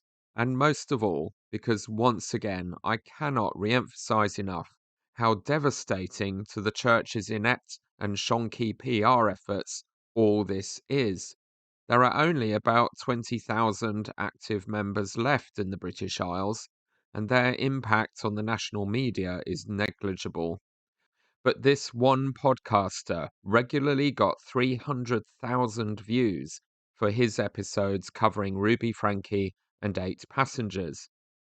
If the LDS Church is even trying to get anywhere in this marketplace of thought, it has to realize pronto that radical reforms and reality checks about what it is up against are going to be required urgently to try and rescue its reputation.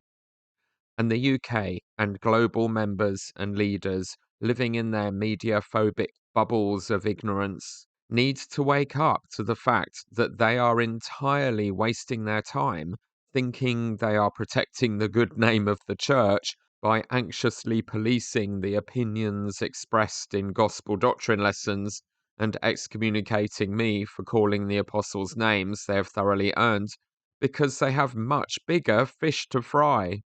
And if they would just listen to us, they might find out what they are and how to fry them. The general authorities, or whoever is really running the church, have just set the cat amongst the pigeons by calling Aaron Sharinian, an overt LGBTQ ally, as the new president newsroom, to the completely understandable shock and confusion of the uber-conservative apologist LDS shock jocks, which I will be covering with glee in the next episode 10D. So, maybe someone somewhere in the great and spacious ivory tower is starting to wake up to this reality. Way aye, Marky man, you're a canny lad. Look, I'll be honest, throughout the years I've made plenty of videos on 8 passengers, and within them videos I've said myself, and you guys have said in the comments, I wonder what it's going to be like when the kids get old enough to realise what's going on, when they become adults and they kind of have a voice of their own and they can speak out against the parents. Like, will they actually do that? And to be honest, I didn't think it was really a possibility. I mean, we've seen it so many times in the past where people just grow up in really negative environments and they are almost brainwashed to think a certain way, even if 99% of the population thinks that's a negative way of thinking. Because they've been raised in that, they're gonna think that. Well, it seems like this situation in particular couldn't be any further away from that, because in today's video alone, we're gonna be talking about Ruby's siblings still coming out and speaking out publicly against Ruby, but also Ruby's own daughter Shari has came out and spoke out against Ruby. Like, I didn't think this was going to happen, but it has, so let's get into it. But recently this became more than that, because Ruby, the mother, and one of her friends, or colleagues now I guess, Jodie Hildebrand, created a Facebook group called Mums of Truth, where they give advice to mothers. Which was already a recipe for disaster when you bear in mind everything we've just mentioned, but it was even worse than we could have imagined, because the advice they were giving these mothers was genuinely dangerous. They would say things like you should change your children if they are gay, or if they are trans, or if they just don't follow living in truth, as they call it. They said people don't have a right to medical care, which already is mental. They've even given advice on how you can just be more controlling with your kids, not giving them any privacy, saying that they're not allowed to have any privacy, telling them like what shows they can watch, what devices they can use, who they can be friends with, just everything. But within the last couple of weeks, there's been a bunch of rumours that Ruby Frank and Kevin Frank had actually separated, and Kevin had moved out of the house, as well as Chad, which is their sons. And then on top of that, we had Ruby's own siblings coming out publicly and expressing their thoughts on connections as a group. So as you can see, this connections group, or this Mums of Truth group, whatever you want to call it, seems to have separated the family quite a lot, and you can't really say it's surprising because the stuff they talk about on that page is so dangerous and just downright disgusting. Now, a lot of people think the big reason why this happened is because of Ruby's partner, or whatever you want to call her, the person who runs the page with her, Jodie Hildebrand, is a very, very sketchy human being. She's a marriage counsellor who has a lot of negative reviews from a bunch of people dating back as far as like 8 years, so she's been doing this for a while, and it got that bad that Jodie nearly got a license took off her permanently and was put on an 18-month probation period where she had to be overlooked when she was talking to clients. This being because she has a reputation of trying to ruin marriages instead of trying to help people. She'll make the marriage seem a lot worse than it is, make up rumours, make up lies to try and get you to book more appointments because you need her help more. Also, Jodie actually posted a video on the Facebook page where she's answering a question by a person who studies at BYU, which is actually where Kevin works at, but Jodie kind of goes out of her way to mention that people who work at BYU should have this responsibility of living in truth. Listen to my language closely. The people who choose to attend and the people who choose to teach at Brigham Young University also have committed and promised to live in truth, which means to live principles such as honesty, responsibility, and humility. And so here is this person saying, I'm at this institution and I'm not finding people who are living principles of truth. I attended Brigham Young University and I remember feeling that same way, not being able to find students or faculty who actually lived and used their agency according to principles. And I know she doesn't say anything directly about Kevin, but firstly, why does she mention people who work at BYU when that was never part of the question at all? And secondly, why would she mention people who work at BYU in a negative way when she knows that Ruby, who is her partner on this page, her husband works at BYU? I don't know, to me, the more I hear Jodie and what she has to say, it becomes a lot more possible that she has kind of brainwashed Ruby in a way, and she is kind of like the kingpin of this all, and Ruby is almost her puppet, and she is enjoying watching his family tear to pieces. Like, that doesn't surprise me. And Bonnie also mentions medication, which is interesting because Ruby has spoke up negatively about medication many times in the past. She has said that people don't have a right to medical care. She has also made a video responding to a mother who was talking about her daughter being prescribed antidepressants by her doctor, and she is wondering, is this okay whilst living in truth? To which Ruby answers the question by saying that there are a bunch of other ways that you can help this scenario by just living in truth. She was able to manage her emotions without using medication, and she was able to manage it instead by using principles of truth. Which is obviously mental, because if you've been prescribed antidepressants by a doctor, like a professional, it's obviously for a reason. Like, I would trust them over Ruby Frank is wrong. In all fairness, Jodie appears to have started off her career with noble intentions, but those intentions are all called into question by past and current professional peers whom I've sought insight from, who see her methods and manners as emotionally and mentally detrimental, even abusive. Her license was revoked for a time due to violating client confidentiality. Ruby, who is known by many for her role as a YouTube influencer and a person trying to help families succeed at home, is a gifted and intelligent woman, but something has changed. For example, Jodie and Ruby seem to think themselves synonymous with truth, always written with a capital T, which makes it appear that there is some type of god complex going on, and this gives off the warning signs of a cult-like mentality. Jodie and Ruby frequently make judgments about a situation without knowing or seeking to know enough of the details, and have been known to reflect truth by saying, "I feel sorry for you. It is obvious that you are lost. Your anxiety, depression, suicidal tendencies are a result of not taking responsibility for your feelings.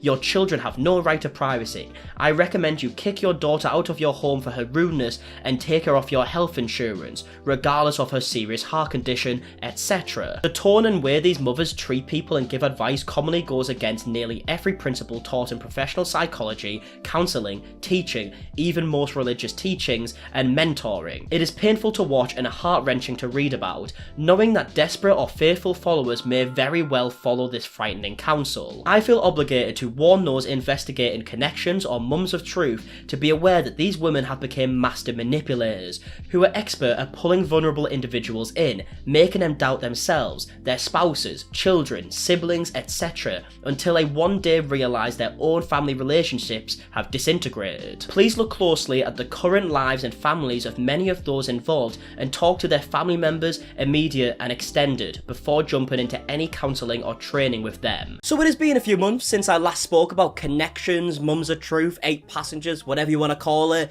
and let me tell you, that's for good reason. And no, it's not because they stopped spewing the shite they were spewing before and they've improved and kind of realised what they were doing was wrong. That definitely isn't the case. But in fact, it's the opposite. It's the fact that they've carried on spewing the same shite they've been spewing the whole time. They've been speaking out against gay people, trans people, saying if people are suicidal, it's their fault and they should take some responsibility, and just all the other shite they were spewing the whole time. And to be honest, just didn't want to speak about it anymore. Like, there's only so many times I can react to the same horrible people saying the same horrible things and giving my opinions because, I mean, let's be honest here, my opinions aren't exactly going to change. So I kind of just stopped speaking to them because I was like, you know what, the situation's not going to change. But that was until a couple of days ago, because Shari Frank, who is actually Ruby Frank's daughter, has spoke out in a podcast about the whole situation and why she stopped speaking to her mother. As we'd film going to the store, we'd just like always kind of film everything.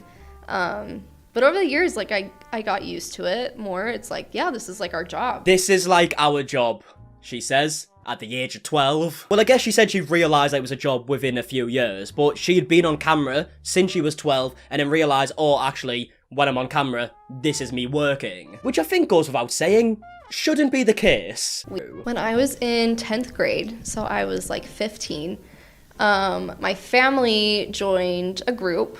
Oh, here we go. Connections. Like a mental health, kind of like a self-help group, basically. Like, it was great at first. Like, we were learning like a new, like learning lingo for stuff, and we were able to communicate in ways that we understood each other. And then as like the years progressed, this group became more extreme, and they began to equate like their curriculum and their teachings kind of with the gospel in a sense. Yeah, I guess what she's saying here is that the group did just kind of start off as like a group to help people and mothers more specifically, and then as time went on it became less of like a conversation group and more of Ruby and Jodie are just telling you how you need to live your lives. I remember going into it and one of the people had said to me, like, I don't think you have a lot of like empathy for other people and a lot of compassion for other people. Like towards you individually? Yeah. And so I was like, okay, like I'm gonna work on it. And so I would say my prayers at night and be like, Heavenly Father, like, why don't I have empathy? Like, please help me to like have it. And so I look back at like a lot of the things that I prayed for at that age, and I like feel bad for myself that I was like so concerned with like, help me be clean, help me be empathetic, like I don't know what to do. And then I feel like I would work on it, and then I would go and talk with these people and they'd say, you're still not getting it. And I would just like lose my mind over like, what else am I supposed to do? Like I was always focused on the negative things that I was doing, and had to report on those. And so I started to notice those things in like other people as well. I would look at somebody and say, your eyes look dark. Like you're hiding something. I make snap judgments about people. And I'm like, crap, no, I don't want to do that. So it's like, it's taken a lot of work and still is to like undo that kind of like snap judgment mentality. Ah, bless her, man. Like, I was very judgmental. I was like, wow, she's wearing that. Like, she's going to hell. Wow, she's wearing that. God's so mad at her. Or, so like, I was still very like judgmental about people like that's that. literally how and I would take Ruby religion speaks now. classes, and they would talk about, God is so gracious and kind. And I'd say, well, they've got it wrong. Like, some things within my family were happening that I started to question, like, I don't know if this is okay. Like, I don't know if God would actually support this. Like, is this really the gospel?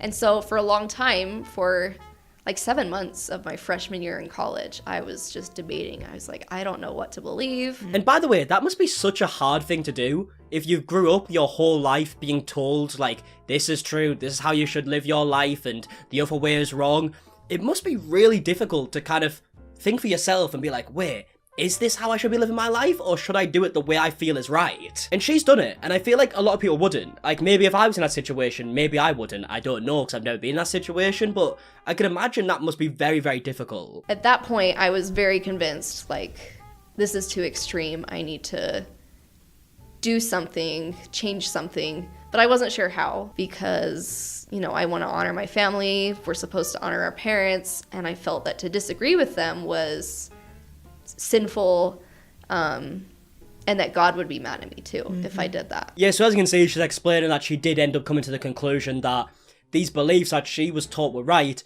were actually too extreme, and that she didn't feel like they were right. But obviously going against your parents is always going to be tough. Like this week, it was St. Patrick's Day. I went and got Irish food. I was like just like really stupid things like that, honestly, that it's like, I'm experiencing life in a new way that I haven't before. I mean, can we just get a round of applause, eh? We finally got a good ending! For the first time ever, you are watching me talk about 8 passengers and you don't want to pull your hair out by the end of the video. I mean, what a day! They will tell this story in history lessons in many years to come. My desire when I was younger, I don't want to say it was selfish, but I was like, I want to get to heaven. Like, what do I need to do so that I can check the box and like make it to heaven? Yeah.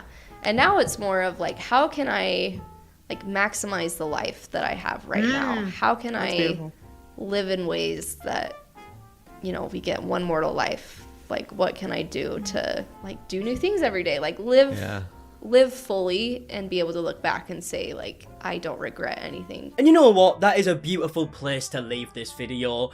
And this year, in 2023, Ruby's 12-year-old son, emaciated from starvation and covered in deep lacerations from being tied with ropes and with duct tape still around his ankles, climbed out of the window of Jody Hildebrand's home in Utah, where he and his younger siblings were imprisoned, and went to a neighbor to beg for food and water.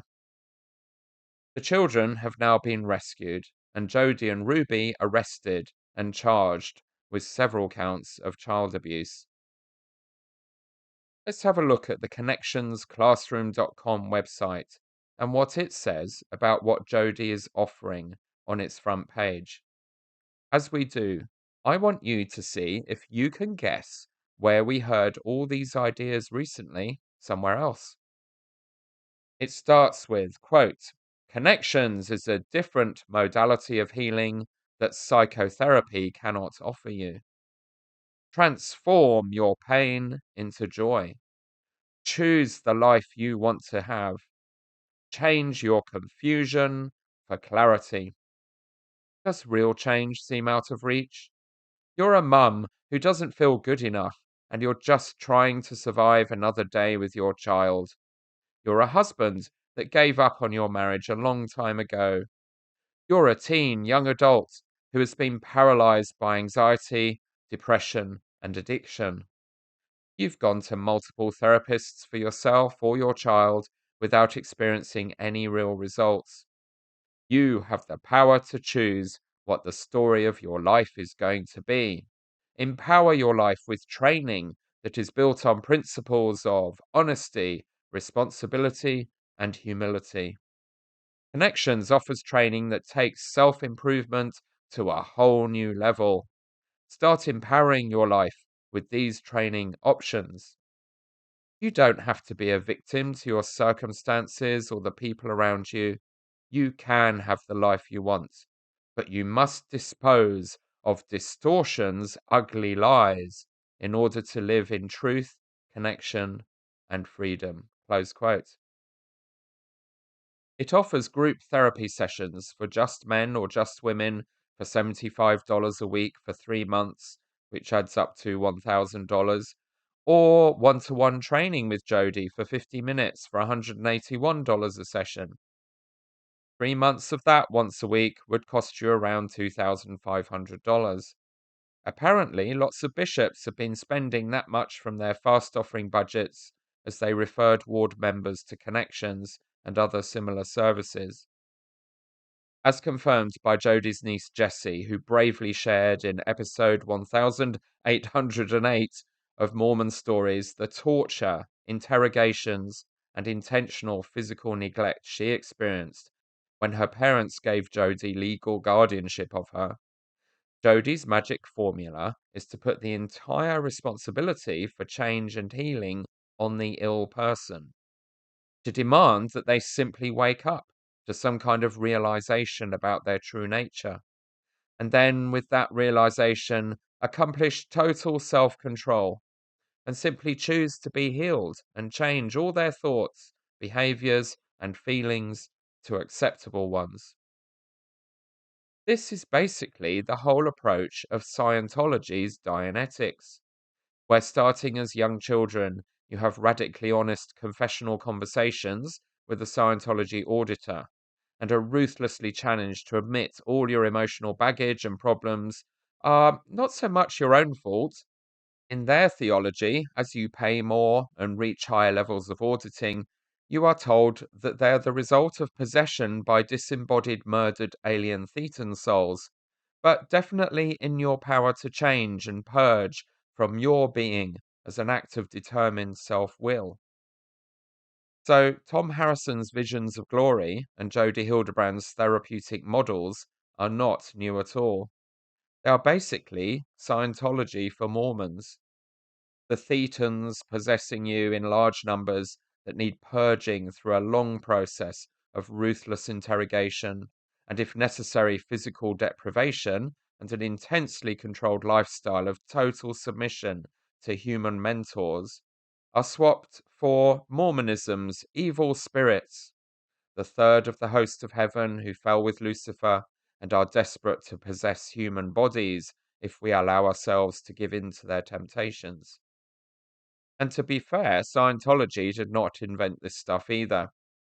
There is a long tradition in Hindu, then Buddhist, and then Christian monastic orders of what is called ascetic religiosity, where you disconnect from normal society and live in an intense regime of starvation, flagellation, self denial of comforts and possessions, and total submission to your gurus or abbots and abbesses.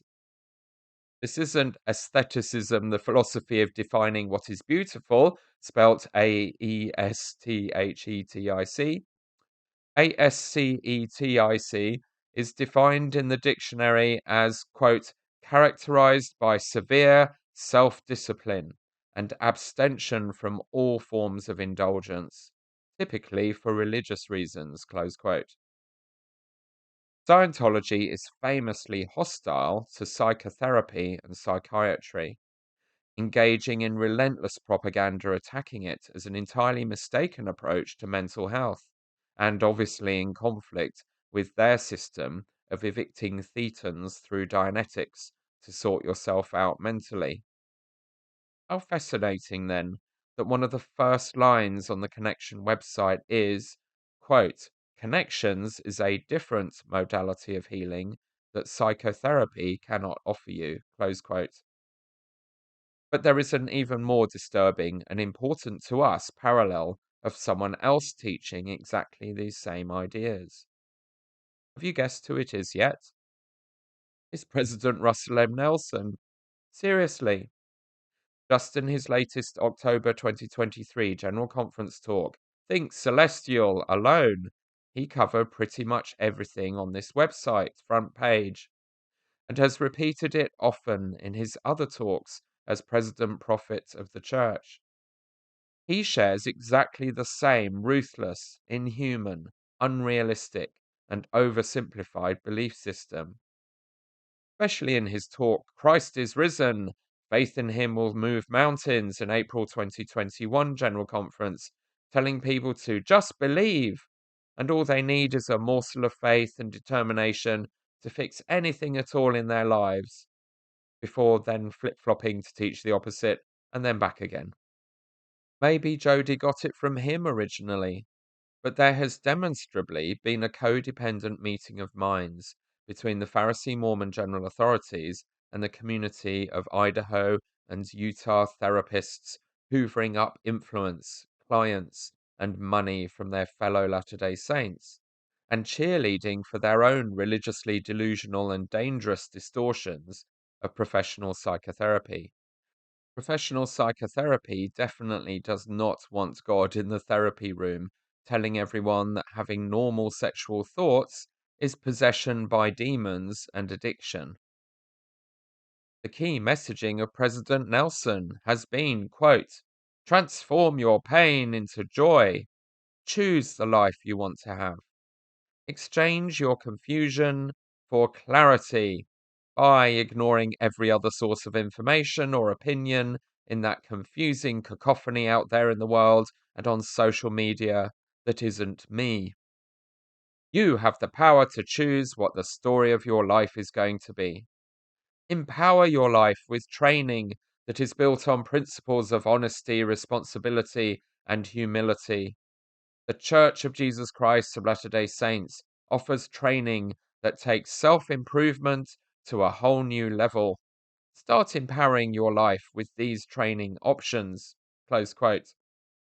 The fees are 10% of your income, plus generous donations to fast offering and most of your spare time for free labor.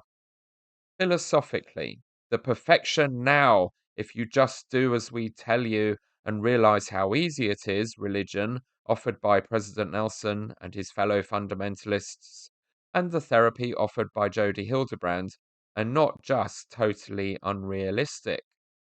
They are the opposite of Christianity and Christian Mormonism, because they sell the idea that people can effectively save themselves.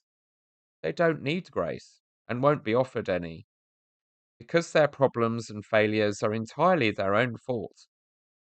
Rusty and Dallin and their team keep telling us that if we don't sort ourselves out enough to be celestial now, and he specifies that this means married in the temple and doing all the covenant path things with exact obedience and never doubting any of it, then we have no reason to have hope after we die of anything heavenly, or ever seeing our family members ever again in trillions times infinity years of our afterlife.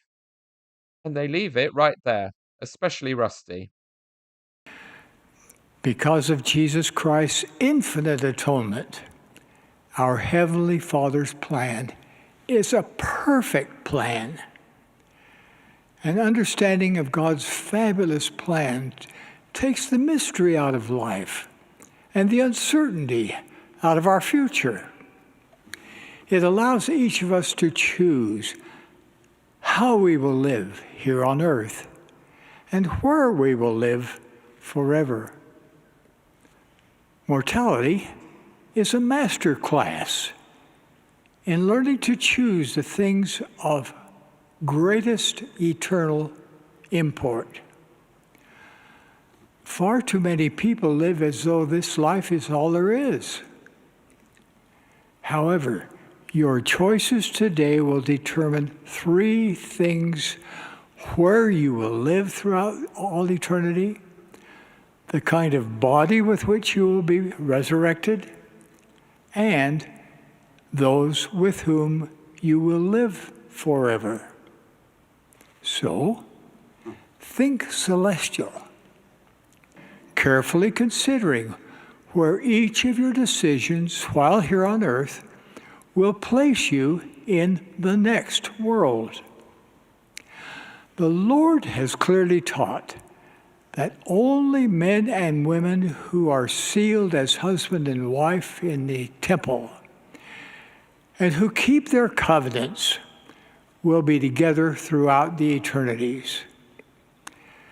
He said, quote, all covenants, contracts, bonds, obligations, oaths, vows, performances, connections, associations, or expectations that are not made and entered into and sealed in the Holy Spirit of promise have an end when men are dead. Close quote. Thus, if we unwisely choose to live telestial laws now, we are choosing to be resurrected with a telestial body. We are choosing not to live with our families forever. So, my dear brothers and sisters, how and where and with whom do you want to live forever? You get to choose. Jody and the people thinking like her, and Tom Harrison, and the Daybells, and the rest, have concluded that if you are not willing to play ball and fix yourself to their satisfaction, your life has become worthless. So there is nothing unethical about torturing or killing you. You asked for it, just like Rusty's God. Grace is about lots of our weaknesses and failings being beyond our ability to control. So they have to be tolerated, worked around, and forgiven because they can't be changed by our good intentions and human will. The standard mainstream Christian application of grace is that despite your brokenness and falling short of the ideal, if you ask for help, Jesus will rescue you and you will be saved and have a celestial afterlife anyway. Christian Mormonism's greatest gift to that still problematic model, which is ultimately totally disempowering and never elevates humanity above a hopeless or helpless sinner and failure, and encourages the born again to wallow in self loathing and loathing the whole of humanity as just awful and ungodly, is that it has a bold solution for the best of both worlds. Christian Mormonism says that God gives us grace and saves us, but does it at the same time as still patiently helping us to help ourselves and learn and grow in baby steps well into our eternal lives until we eventually mature and become his equals, not eternally infantilized and demeaned as his rescue pets. Christian Mormonism is staggeringly different to, and I believe far, far better than, mere Christianity. It sees every person as having divine potential in themselves, not the potential if they get lucky to maybe be rescued by a rather arbitrary divinity. And if they don't get the opportunities to start on that path of development before they die in their short lives here, they will have an eternity to get there later, not have their opportunities and potential severed as soon as their mortal body dies.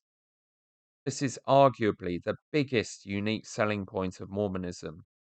And in his astonishingly willful ignorance of his own religion, Rusty has made it to what he called his 100th year of life and still not noticed or understood this.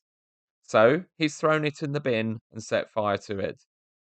It's sad heaven for you if you haven't got everything together before you croak. I suspect he is about to find out personally what sad heaven really feels like when the Jesus he thinks he is speaking for tells him he never knew him, and Rusty has a dark night of his shriveled soul until some mercy kicks in. Jodie's presentation at the Eternal Core Conference in 2019, mainstreaming and normalizing her dangerous ideas, that offering empathy for victims of abuse to explain and heal their pain is not helping them, because to really be fixed, they have to toughen up and fix themselves or be fixed by a brutal regimen. She says that the whole psychiatry and psychotherapy profession has it all wrong, and God has revealed to her the real solution. Just as President Nelson ignores the part-member marriages and messy, unavoidable complications and dynamics of real Latter-day Saints' lives in his simple solutions like Kenya will become a rich country if its Mormons pay tithing, and just choose to believe and get it all right on the covenant path before you die, or you will never see your family again, Jody is totally ignoring the mental illness and depression and other conditions that are genetic, or due to hormonal and chemical imbalances, or deep conditioning from childhood experiences that cannot just be magicked away. She says all mental illness is in the conscious control of the sick person to change, just by exercising free will in the correct way. Okay? So every time I have an experience, which you're having thousands of experiences all day, thousands of them. This morning, I got up and I don't know where everybody came from, but for me, there was about, 3 inches of snow in my car. And I'm not a fan of snow. I lived here for 25 years, but then I moved down south and I'm like, yay, no more snow. And then I woke up this morning and there's all the snow. So I'm with my hand in my skirt, shoveling the snow off. And I started having distorted perceptions. And I started going away from truth and started going into distortion. And guess what I felt inside me? My soul started getting depressed. My soul started feeling sad. And this isn't fair. And why did these things happen to me? And my gosh, the first time I come back up to Utah County, it's snowing. God doesn't love, all that stuff that I would call distortion. Okay? Or I could look at that experience and say, okay, what's the truth? The truth is that there's 3 inches of snow on my car, period, the end. So as I was wiping snow off the car, I'm like, oh, it's so cold. And it's like, yep, period, the end, it's cold. That's it, just stay in truth. And immediately, I went back into feeling excited and happy and energetic to meet all of you today. It's that quick. It is that quick. And each of you are responsible to learn these principles for yourself primarily, and then if you have charge over anyone else, children, grandchildren, classes, therapy clients, you have a responsibility to teach them these principles so that they too can be released from what I call distortion. So many of you know this word is shame. I started using the shame word for probably, 5 years, and people were having the hardest time wrapping their head around shame, what shame was. And I was teaching about shame, and I went to God and I said, people can't understand the word shame. Do you have another word? Can you give me another word? And I heard one day, distorting the truth. And I was like, oh, brilliant! Distortion. Here's what distortion is. I break it into 2 groups. This is core, you gotta know this. Self-denigrating distortion, self-adulating distortion. Every single one of us goes into distortion. When I was moving the snow off the car, I went into adulating distortion. Like, this shouldn't happen to me. This is unfair. This is not right.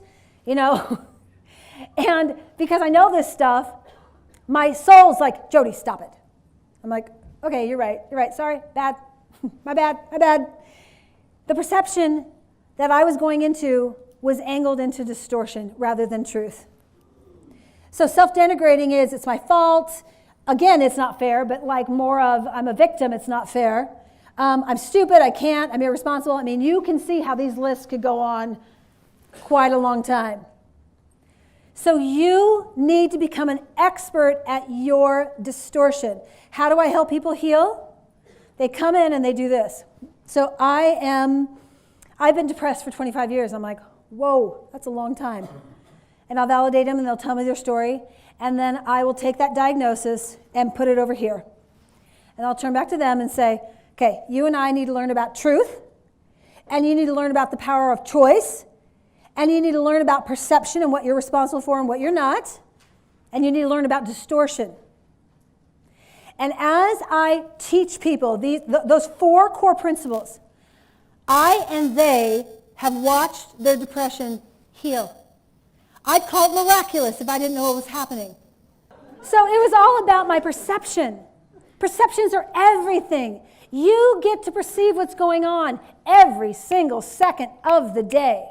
That's why you are responsible for why it is that you are feeling anxious and feeling depressed. It's feeling.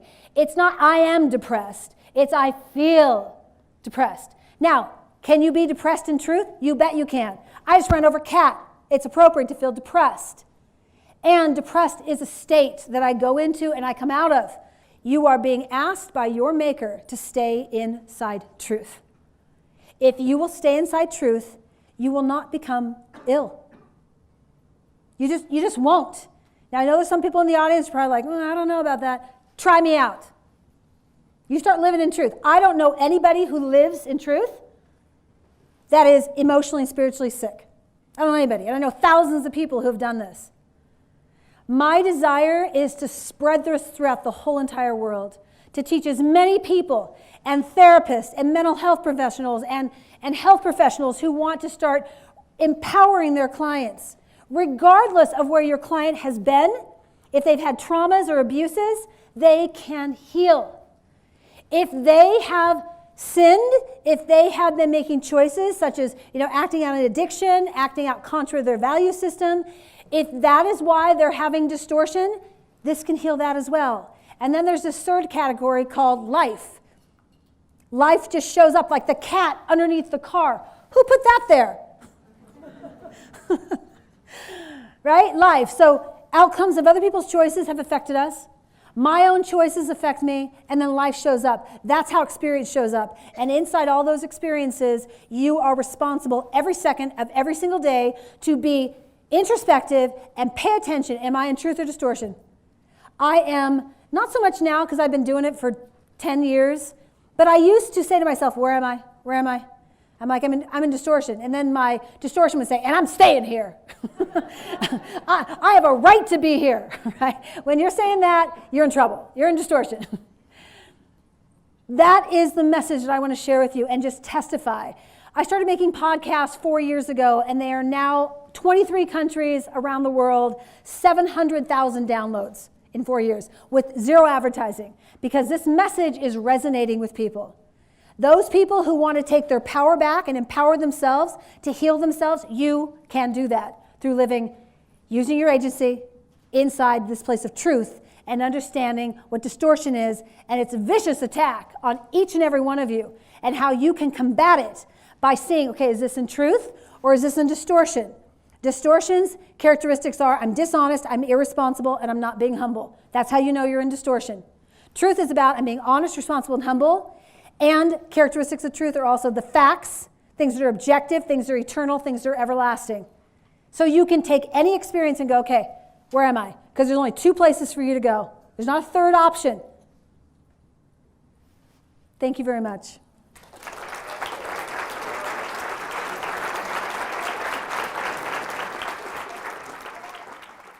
So, in a nutshell, Jodie's solution for all mental illness, addiction, compulsive behavior, or what these people keep calling acting against your value system, which seems to be an emerging euphemism for masturbation with or without porn, or doing gay things, is classic Mormon toxic positivity.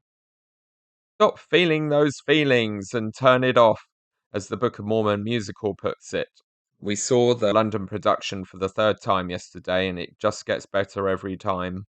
Lock your heart, as they told us at the Missionary Training Center while trying to convince an auditorium of thousands of 18 to 24-year-olds at their peak of health and fertility to simply stop being interested in sex and relationships and quit taking the self-guided tour for 2 years.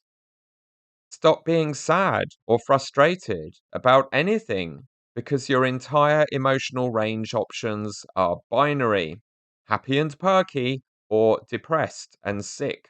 And if the whole world could just be persuaded to realize that Jody Hildebrand of Mormon Bubble, Utah, has worked out how to fix all of everything by adopting a ruthless concept of constant self suppression, completely alien to what the masses experience as normal life and psychology, it will heal the world. So you either get to choose truth, which is honest, responsible, and humble, or you choose something called distortion. Let's look at truth first. So truth does incorporate being honest, responsible, and humble. And when I say that, you're like, oh, what does that mean? I think I'm honest. If you want to learn what honest, responsible, humble means, listen to my podcast. Come to a class. Let me teach you. Let me hone you in on the nuances of what I'm talking about. Because it is hard work to be honest, responsible, and humble. It is hard work. And the masses don't live that way. So you can take any experience and go, okay, where am I? Because there's only two places for you to go. There's not a third option. More about that later. Russell M. Nelson has no professional training or education whatsoever in theology or literature or history or anything else relevant to being an expert authority about religion. Hence, his ideas about it are ignorant, full of holes and contradictions, and ludicrously oversimplified amateur nonsense. As John Larson said in his recent appearance on Weekly Mormon News Roundup, the last apostle who was a theologian and actually cared about doctrine was Boyd K. Packer. Jody Hildebrand has a degree in English language and literature from BYU and a master's degree in educational psychology from the University of Utah, and was a licensed clinical mental health counselor, which perhaps indicates how lax the standards are for being a licensed clinical mental health counselor in Utah until giving up her license after her arrest.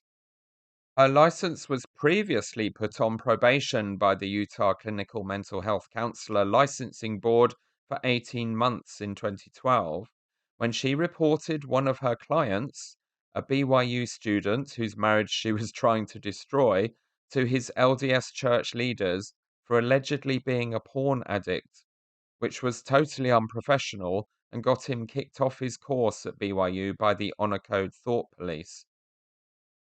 Qualification in educational psychology absolutely does not qualify you to be a marriage counselor or deal with clinical depression and such like, and certainly not to create an alternative system to the professional ones to heal all mental illnesses. Jody also presented at the 2017 BYU Women's Conference with Jeremy Levitt, a counselor for the Sons of Helaman program aimed at curing your sons aged 13 to 24 of pornography use, masturbation, and LGBTQ inclinations. Jeremy Levitt doesn't seem to be working for them anymore, and he seems to be talking sense and promoting informed and positive sexuality in his contribution to a Choose Recovery Services YouTube channel episode in June 2023, discussing how parents whose spouse has traumatized them with their pornography obsessions need to be careful not to project shame and overreact with panic in response to their teenage children's sexuality. But Sons of Helaman and its founders seem much more problematic and unhinged, in my opinion. After a $150 50-minute orientation meeting, your lucky son will have a weekly group therapy session for $65 and a weekly $30 half-hour session with a mentor, usually another young person who has completed the course. So basically, a multi-level marketing setup. They market their services specifically toward leaders worried about their wanking and LGBTQ youth. And in their, quote, "The Devil Exposed," close quote, masterclass, are very clear that they also discredit professional psychotherapy and attribute intrusive thoughts and mental illnesses, or the normal stuff they label as unhealthy sickness, to attacks by actual Satan, and claim to have scientific perspectives confirming what prophets have taught about the devil's strategies. Also, apparently, founder Morris Harker is a young Earth creationist. He mentions that Satan has been refining his skills, tempting humanity for 7,000 years since the first humans, Adam and Eve. Good morning. I'd like to invite you to a new class that we're doing, a master series of classes that we've been working on for many years. We've refined. For those of you who experience temptation, for those of you who experience torment, or relationship turmoil. These are three very unpleasant things that most of us experience on a regular basis. Temptation, the unwanted invitations and enticements to behave in ways that contradict our value system. Torment, involuntary thoughts and feelings that increase anxiety, depression, fear, overwhelm, etc. And turmoil, unwanted relationship tension, miscommunication, disappointment, etc. None of us like to experience these things. They create pain. When we turn to the professional psychology world, they tell you very convincingly that these psychological experiences come from inside you. They have been convinced, as prophesied by Nephi, that there is no dark spirit involved in modern human psychology. 2 Nephi 28:22 says, "And behold, others he flattereth away, and telleth them that there is no hell. And he saith unto them, I am no devil, therefore there is no devil. And thus he whispereth in their ears." The default conclusion by the scientists is that you are your own worst enemy, a popular idea that completely contradicts the revealed principles provided for us by both modern and ancient prophets. In this workshop, we will be exposing the role the subtle serpent plays in your psychological experience of temptation, torment, and relationship turmoil. Along with this, we will be providing carefully prepared and designed tools, weapons, and techniques for responding to these unwanted and intrusive attacks on your spirit.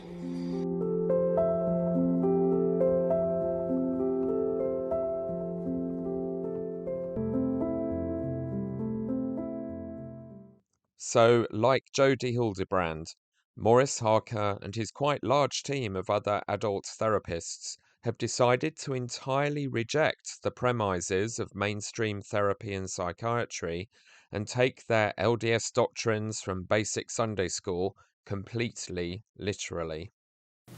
And so the experience of being someone who has their act together in so many ways, but except for that one thing. All right? And it can drive you nuts. I can't tell you how many times I'm in an intake session with a young man, and their parents, I always have the parents brag about the kid in the intake session. The parents just, he's the they just go off. The kid's all, And as soon as the parents leave the room for a few minutes, they burst into tears.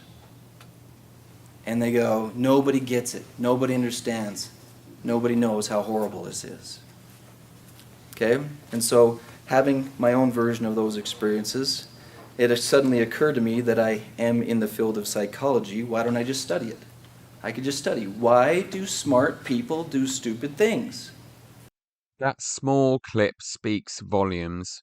I think it is one of the most important things you will hear in all the many hours of this podcast.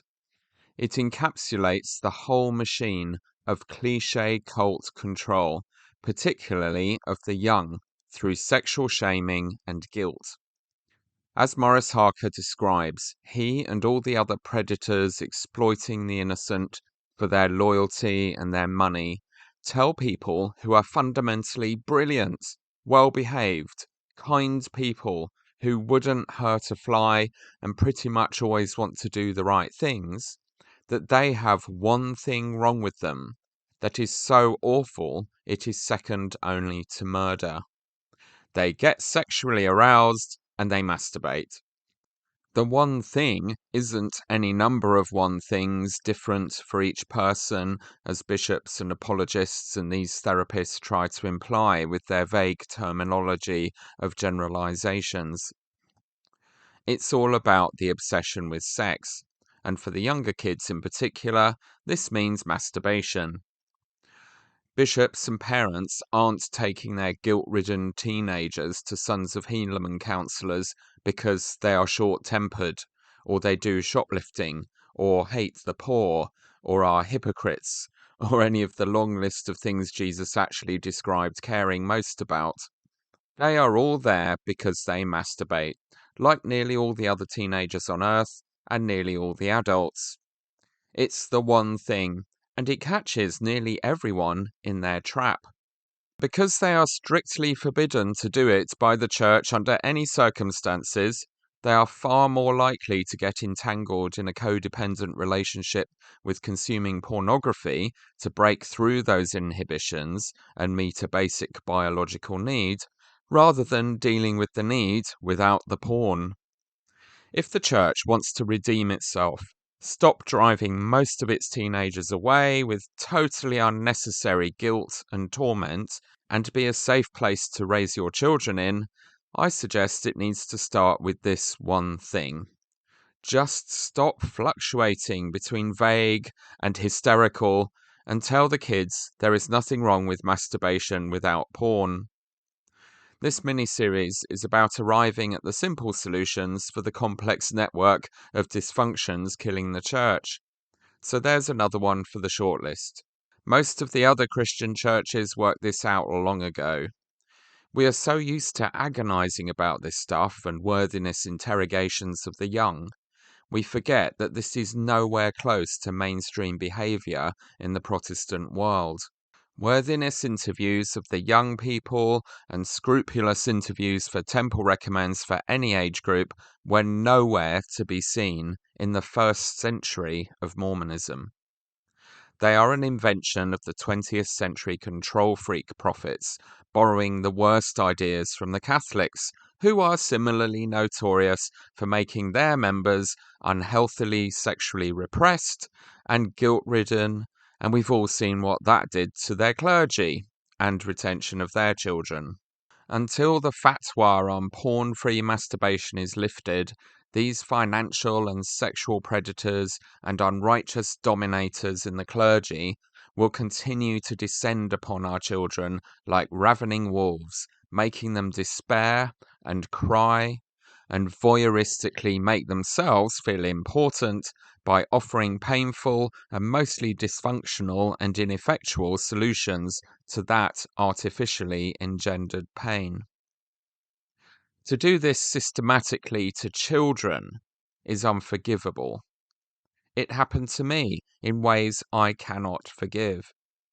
I had the absolute mildest light touch experience of these shaming systems, yet looking back on the decades of guilt they put me through in what would otherwise have basically been a guilt-free youth and young adulthood, I was a very good boy, is a powerful counter-narrative to the idea that being raised in the church was a net blessing. I get so angry thinking about it, I come close to just wanting the whole church to burn down and good riddance to it, along with its rampant robbery of the poor and machine of facilitating and covering up child abuse. These arrogant white saviours deserve everything coming to them, and rather delightfully, we have spent this year watching justice finally tearing through their ranks like an avenging angel. And we don't even have to wait till Judgment Day to see the tides finally turning against them. Hurrah! The experience of being someone who has their act together in so many ways, but except for that one thing. Except for that one thing. And as soon as the parents leave the room for a few minutes, they burst into tears. And they go, nobody gets it. Nobody understands. Nobody knows how horrible this is. I could just study. Why do smart people do stupid things? It was during that time that I found out that Satan is a good psychologist. Another concept that's not taught in textbooks. 7,000 years of perfecting the art of messing with the human mind. Now, I remember sitting in church settings, and you hear lots of vague warnings. Be careful, Satan will mess with you. Be cautious, he's going to try to attack you. Okay, that's all fine and dandy, but I didn't understand the mechanics of that. So exactly what is he going to do? Exactly what technique is he going to do? How is he going to attack me? What form does it come in? All of those things were a mystery to me. I didn't understand them. So as I studied it, I went back in time a little bit and let's look at what's going on before Adam and Eve. Anybody know what's going on before Adam and Eve that involved the dark side? War in heaven. Okay, we have this entity, this guy, who finds himself in a position where he's the leader of a very large portion of that army, fighting against the other side. And so it occurred to me that not only is he a skilled psychologist, but perhaps he's also a skilled military strategist. That's a little uncomfortable of a concept. And so, if you were the leader of a large army versus another large army, who would you kill first? Dave? Their leader. Why? So they can't organize, can't they? So would it surprise us if this 7,000-year-old genius decided to target leaders? And what if he could figure out who the leaders were going to be while they were still children? Anybody know of any stories where there was an attempt on the life of children who were going to become leaders in their older age? Who comes to mind? Now, bear with me. I play several roles in the community. I am a healer. I'm a trainer. But I also play another strange role. I'm a scout, not a Boy Scout, but a military scout. One of my jobs is to study the enemy in great detail so you don't have to. I sit on the edge of that dark territory, watching for his techniques with the hope of coming back and sharing with you what he plans and what he's doing. Part of that responsibility is I study his personality and his feelings about things. So can you imagine Satan's response when Moses and Christ slipped through his fingers? Maybe that's when swear words were invented. So he gives up, right? No. So now I see him pacing back and forth. He's going, okay, I couldn't kill them when they were children. I'll kill them when they're older. So he arranges for Christ to be killed. He arranges for Joe Smith to be killed. And he wins. Yes? Can you imagine his emotional response 3 days later when Christ came back? Okay? A little agitation, a little frustration, some swearing, and possibly kicking of sheep. Okay? Highly frustrated. So, of course, he gives up, yes? Now, time starts to proceed on. Things keep moving forward.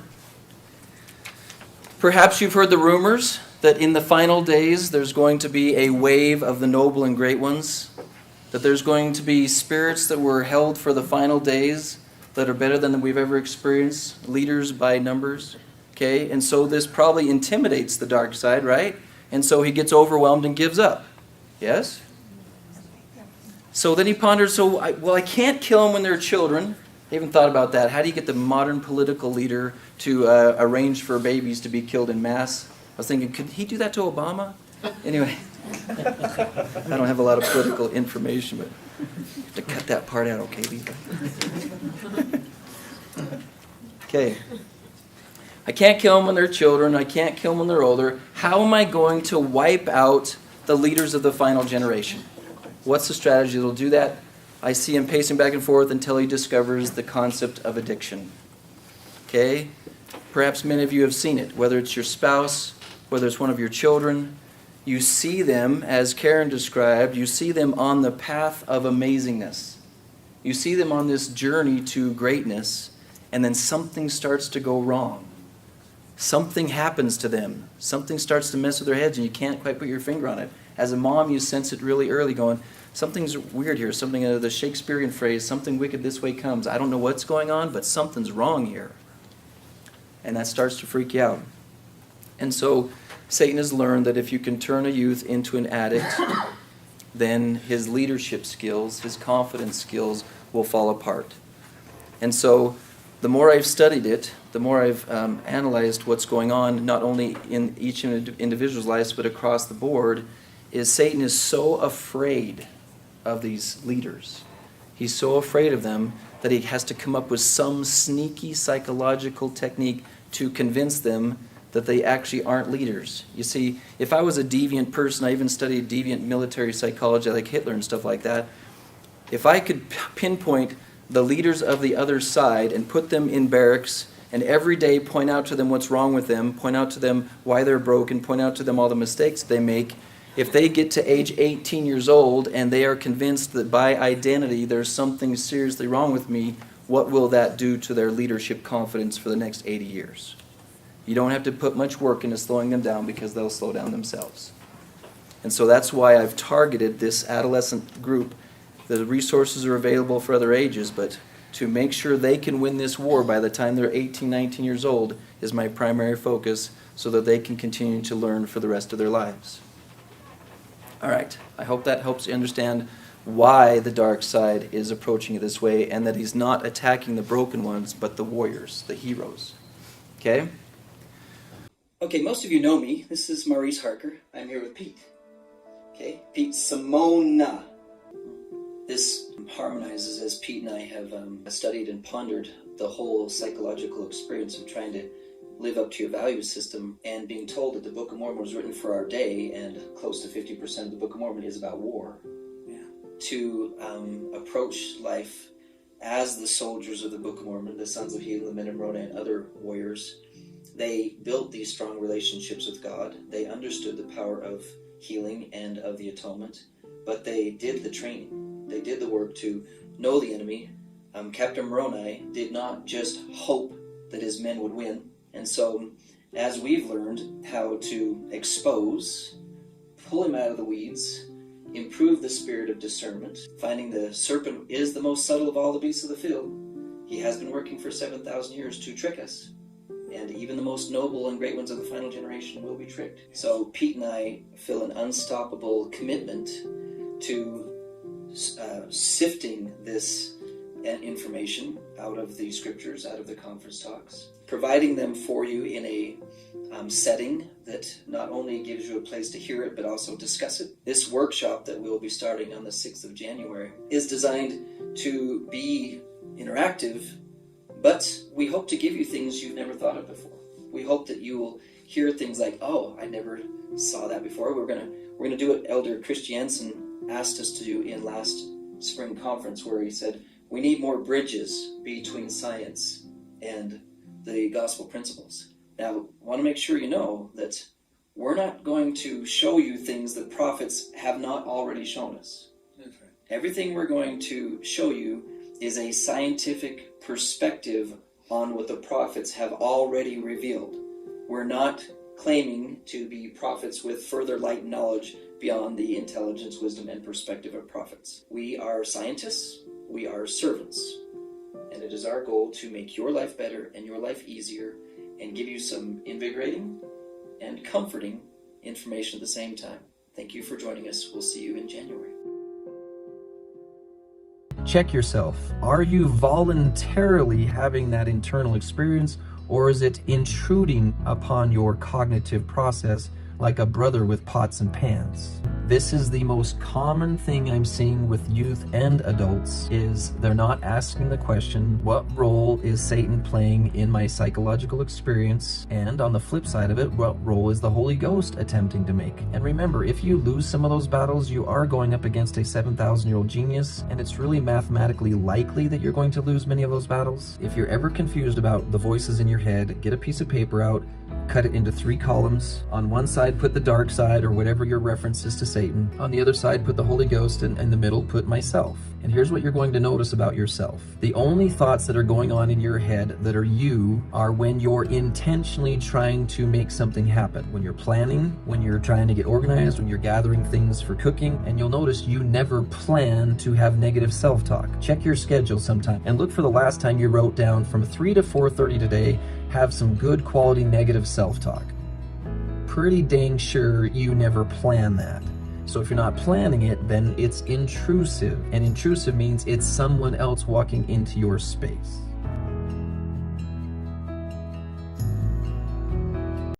As you work through the many resources on the Life Changing Services YouTube channel and the Sons of Helaman website, with its militaristic language and metaphors for the mental struggle against sexual thoughts, the model presented for young people to frame their whole mental world is that only your thoughts deciding to take action are your own. The other thoughts you have are either coming from the Holy Spirit or Satan. You are constantly sharing your own mind with two other spiritual entities. Every thought and impulse to do anything the church labels as bad, like feeling sexual, is not your own mind. It is the constant presence of actual Lucifer in your head, dangling temptations to you.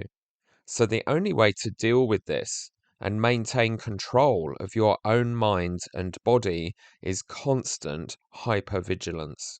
All the impulses to do something nice are also in this model not your own, or something you can take credit for. They are from God. Your only job is to make choices about which ideas to act on and which to fight. Can you even imagine how much stress that puts a vulnerable, shamed, desperate, and trusting young person into? Having to constantly be that vigilant and worried about their own thoughts and feelings. Taking these very familiar LDS ideas to this extreme really highlights how potentially harmful for mental health even milder versions of this model of temptation and inspiration to do good and bad are. Mercifully, when I was growing up and anxiously grappling with all this, some general authorities at least made the effort to insist that Satan cannot actually read your thoughts, only guess what you are thinking from your actions, which is intimidating and worrying enough. But these people have stripped away even that veneer of mental privacy. In complete harmony with the constant battle to control our behavior by competing mobs of aggressive demons that Thom wrote about in his Visions of Glory, the Sons of Helaman are being told that Satan has constant access to their minds to keep attacking them there, and knows everything they are thinking. How could you ever relax or be truly at peace with yourself and in control of your behavior if you really believe that? The other thing that seems immediately suspicious to me is how fast the Course declares someone free of masturbation, awards them a titanium ring, gives them the militaristic rank of general, and starts inviting them to mentor new recruits. They develop strategic responses following the example of Captain Moroni in the Book of Mormon, and then the trainer runs the warriors through drills, and more drills, creating a vital piece of success known as mental muscle memory. They work toward accuracy, strength, speed, endurance, and warrior-like ferocity, all needed in order to win the sexual self-mastery battles for the rest of their lives. The meeting is concluded with the Brotherhood Circle, where each young man promises to his fellow warriors his commitment to their mutual success.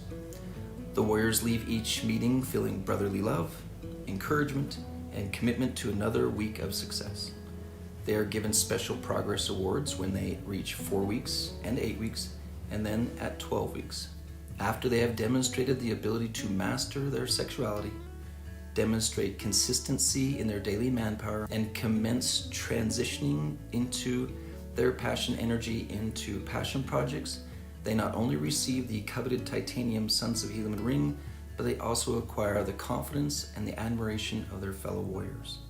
They are ready to transition to the next phase of their lives and are welcomed warmly back to the meetings as often as they wish, to show off their awesomeness and help train the new generation of new warriors who have been dragged into this unwanted war. A final note. We understand that like unto the Sons of Helaman of the Book of Mormon, this war cannot be won without a strong connection with God. We are aware of this, and we expect every warrior to daily attend to that relationship through his PWR exercises. His PWT, or personal warrior trainer, will help him fine-tune this. We leave stewardship of the repentance process in the hands of the warrior's spiritual leaders. With your warrior, we play a role like unto Moroni, Helaman, and Tiagum. We understand that the original sons of Helaman had to go through some kind of boot camp in order to have the skills to survive and win their battles. In the end, graduates of the sons of Helaman find themselves standing before God not only with the confidence that they no longer carry the weight of unwanted patterns of misbehavior, but they are also intimately familiar with using the power of God to do great things with the passion projects. As a clinician who has worked with these fine warriors for over 17 years, it is a glorious sight to behold. Welcome to the war. Now let's win it.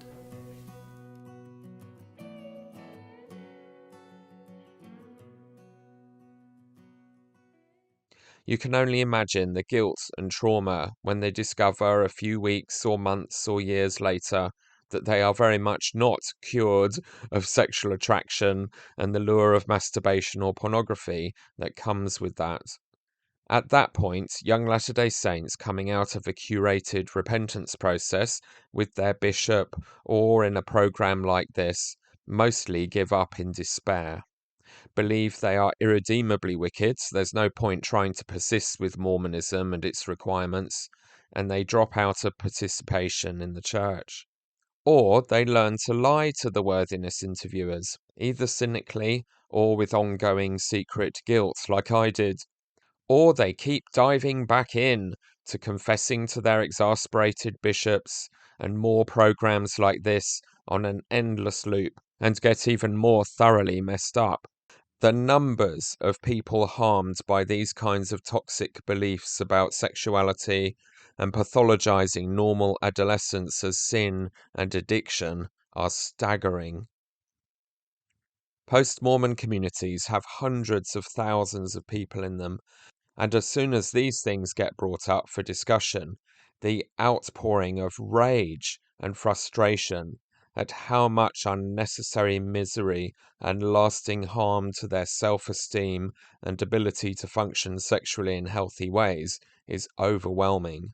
The relationship and sexual health therapists, like Natasha Helfer, who works with members and ex-members of the church, confirm the damage this kind of response to sexuality in the church has done and continues to do to huge numbers of people.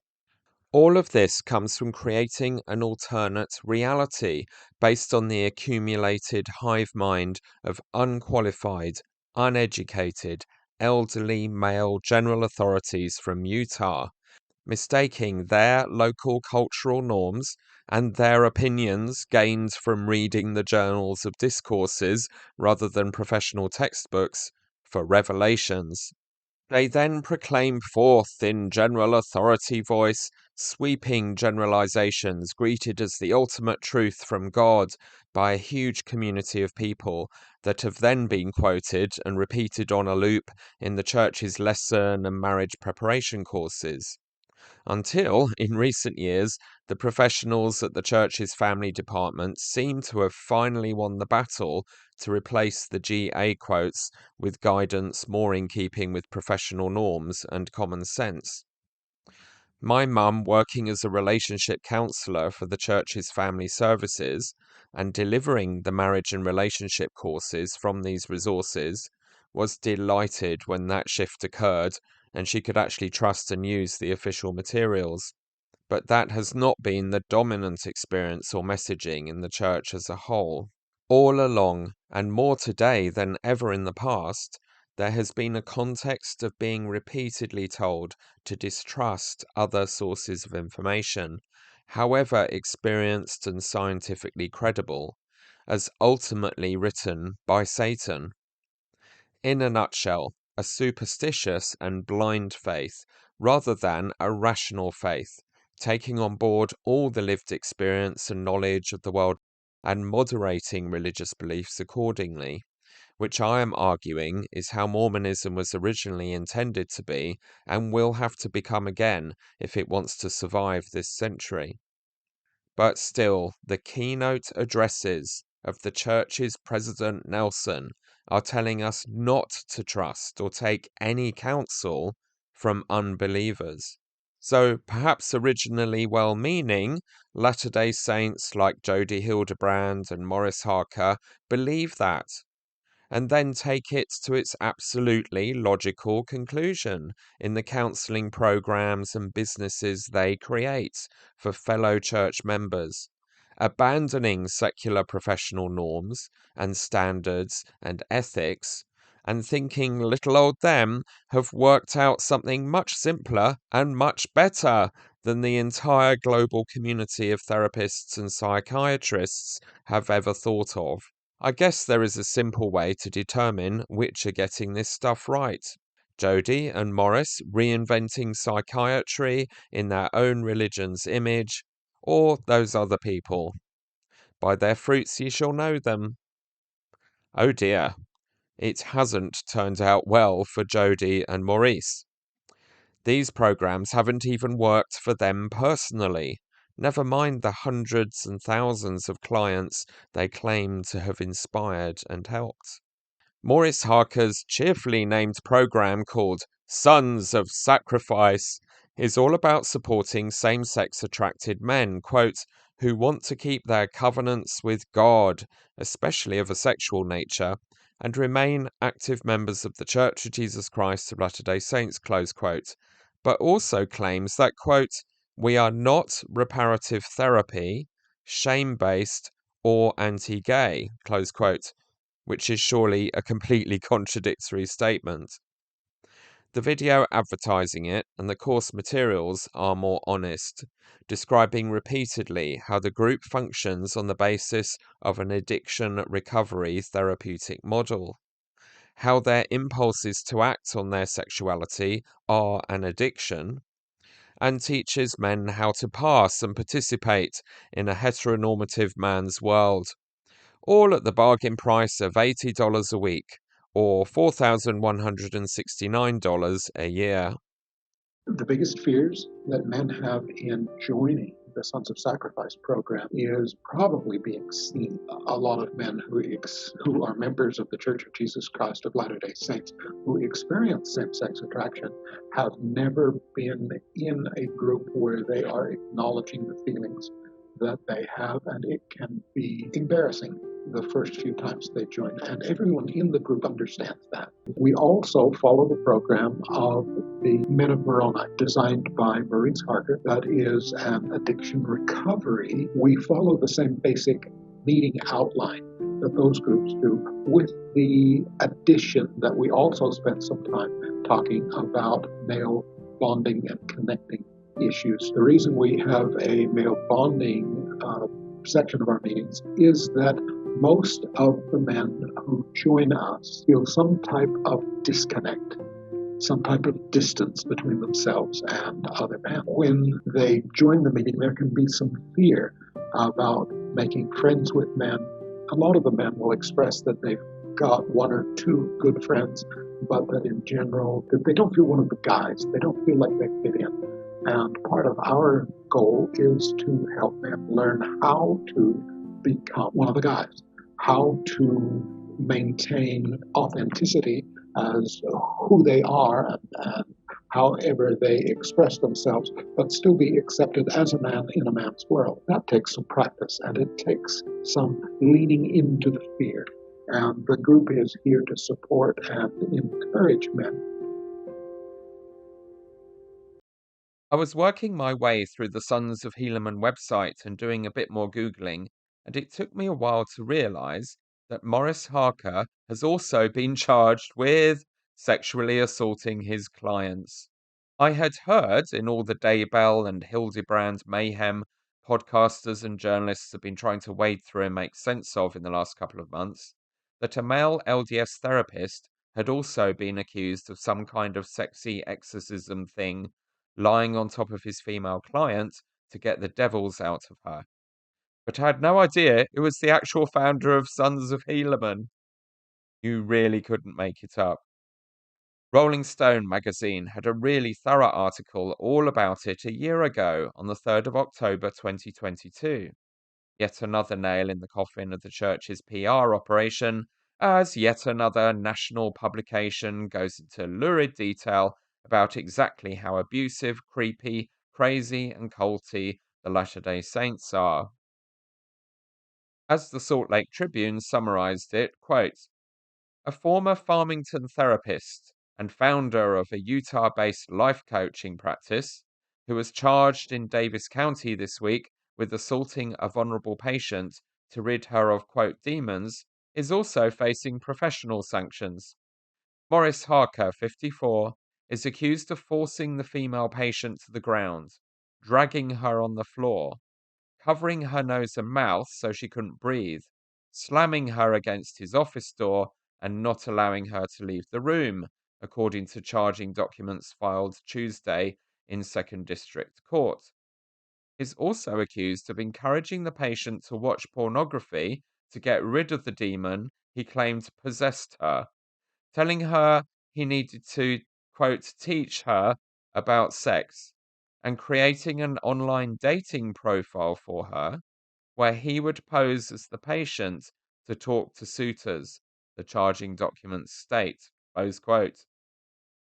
The Rolling Stone journalists wrote that they have listened to conversations with Morris Harker that his victim recorded, confirming the abuse and his rather belated apologies for going too far. Fox 13 TV station and the Salt Lake Tribune recently reported in September 2023 that the Utah Division of Professional Licensing has not done anything about this because he did not renew his license after September 2022, just before the Rolling Stone article. But, quote, Harker's licensing case is slated to go before the state's Clinical Mental Health Counselor Licensing Board on December the 7th, close quote. Meanwhile, while he is no longer licensed, Harker is still listed on the Life Changing Services website as the organization's owner and co-founder and as a marriage repair specialist who coaches weekly training sessions. Quote, he continues to work on special arrangements with individuals and couples working to repair and rebuild traumatized marriages as a consultant, close quote, the website stated as of Friday, close quote from the Salt Lake Tribune. So Morris Harker, the champion of being paid a lot of private and church fast offering money to supposedly cure your teenage and young adult children and husbands of masturbation and looking at pornography, for years developed a hyper-controlling and eventually violent relationship with a vulnerable survivor of childhood sex abuse until she was meeting with him daily. And part of his prescription to release her from the invented demon possession he convinced her she had was to watch pornography to learn about sex. And a former Utah therapist is facing felony charges for allegedly abusing a patient for nearly a decade. Charging documents show 54-year-old Maurice Harker reportedly used aggressive, hands-on therapy on his patient, telling her it was necessary in order to cleanse the victim of her demons. In some cases, when the patient would try and leave the session early, police records say Harker would physically restrain her. He's charged with felony kidnapping and aggravated assault of a vulnerable adult. If convicted, he could face up to 15 years in prison. The information given to the Salt Lake Tribune that now unlicensed Morris Harker is only counseling couples by arrangement in some kind of unofficial capacity seems fishy. When you go to the website and YouTube channel, he has continued to upload new films since those charges, including one of the ones I just showed clips from, where he seems to be carrying on regardless and not limiting himself to private couple counseling at all. The whole operation targeted at teenagers and gay men and their parents and bishops seems to be carrying on exactly as before, with no mention of this scandal and the charges against him. In fact, several months after being charged, and while still waiting for a trial, on New Year's Day, the 1st of January 2024, while I made the final edits to this episode, he posted a new video inviting people to access their services, talks about his role in marriage counseling, and unbelievably specifically mentions that people may need additional one-to-one therapy sessions with him, while he is facing a potential 15-year jail term for what he did to the last person who got sucked into doing those. What did I do right? What did I do wrong? And one of the most important ones, what technique did my opponent use that I wasn't ready for? If you ask yourself these questions and you can't figure out the answers based on your own self-observation, what would you do if you actually wanted to improve? This is true with your wives also. Do you really think a woman has time to learn how to give you feedback on how to be a man and a husband? You can use a teammate, but what's the pros and cons of using a teammate even in sports? They're doing it wrong too. They're like, I don't know. So think about it, guys. If you wanted to become an Olympic champion, who would you go to for training? A coach that actually knows how to coach. Why are we so willing to pay $30 an hour for piano lessons for our kids, or $500 for a weekend of football training, and not training for self-mastery or for marriage repair? I'm only one of the highly skilled trainers with marriage repair, but sometimes we do need to do some one-on-one work. If the global training isn't working, you might have to invest something similar to what you'd invest in your kids getting into football training to do some extra one-on-one work. If you're finding this video helpful or want to help us reach others in need, don't forget to like, comment, and subscribe because it really supports our channel. Thank you.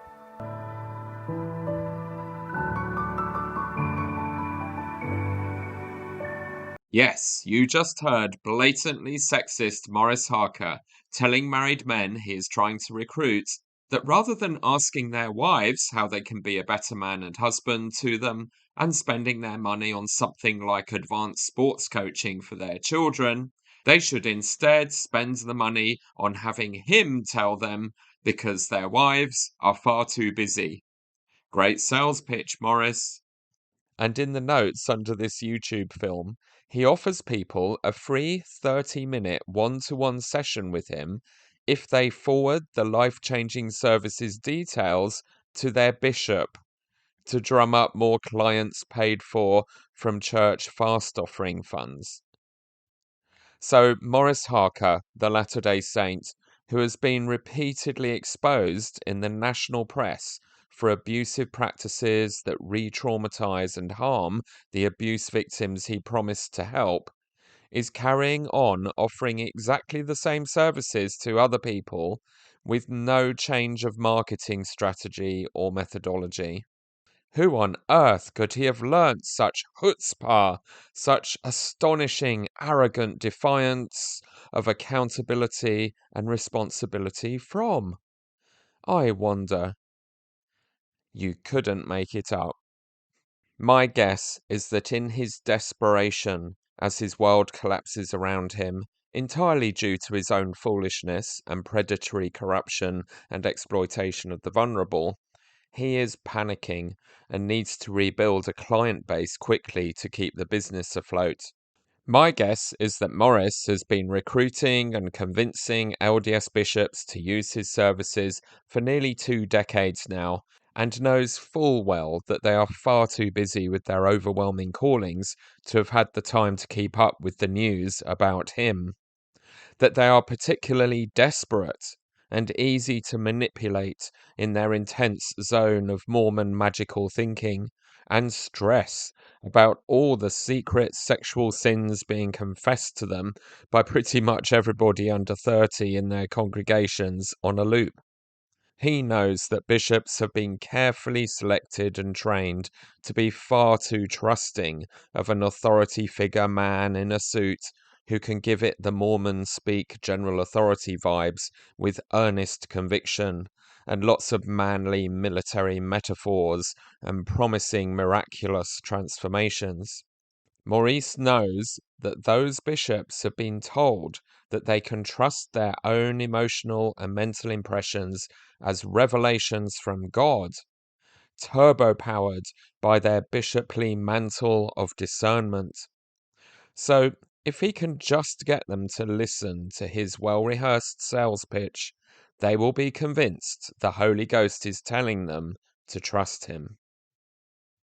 he has convinced himself and his colleagues that the whole situation is simply more of his daring do as a military scout, spying on Satan's next crafty innovation of new strategies for corrupting the super-righteous last generation. Or maybe, if he's facing a possible 15 years in jail, they all want to make as much more money as they still can from their clients and the welfare funds of the church, rather than closing the whole operation and scrubbing it from the internet in shame. His team seem to be a bit slow on the uptake regarding the clear and present danger continuing to associate with him professionally poses to their careers and credibility. Things just get curiouser and curiouser.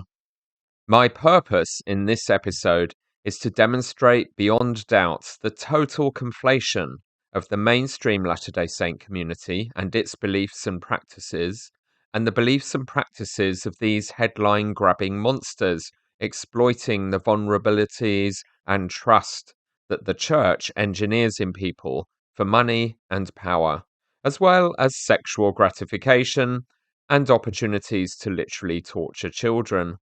To join everyone else sounding the alarm that these people, who are the main drivers of the big ideas the institutional church is adopting wholesale and putting front and center in its ideology and programs for young people, LGBTQ people, and people seeking counseling and therapy for mental health challenges or addictions, are dangerous predators, but also totally integrated into the church.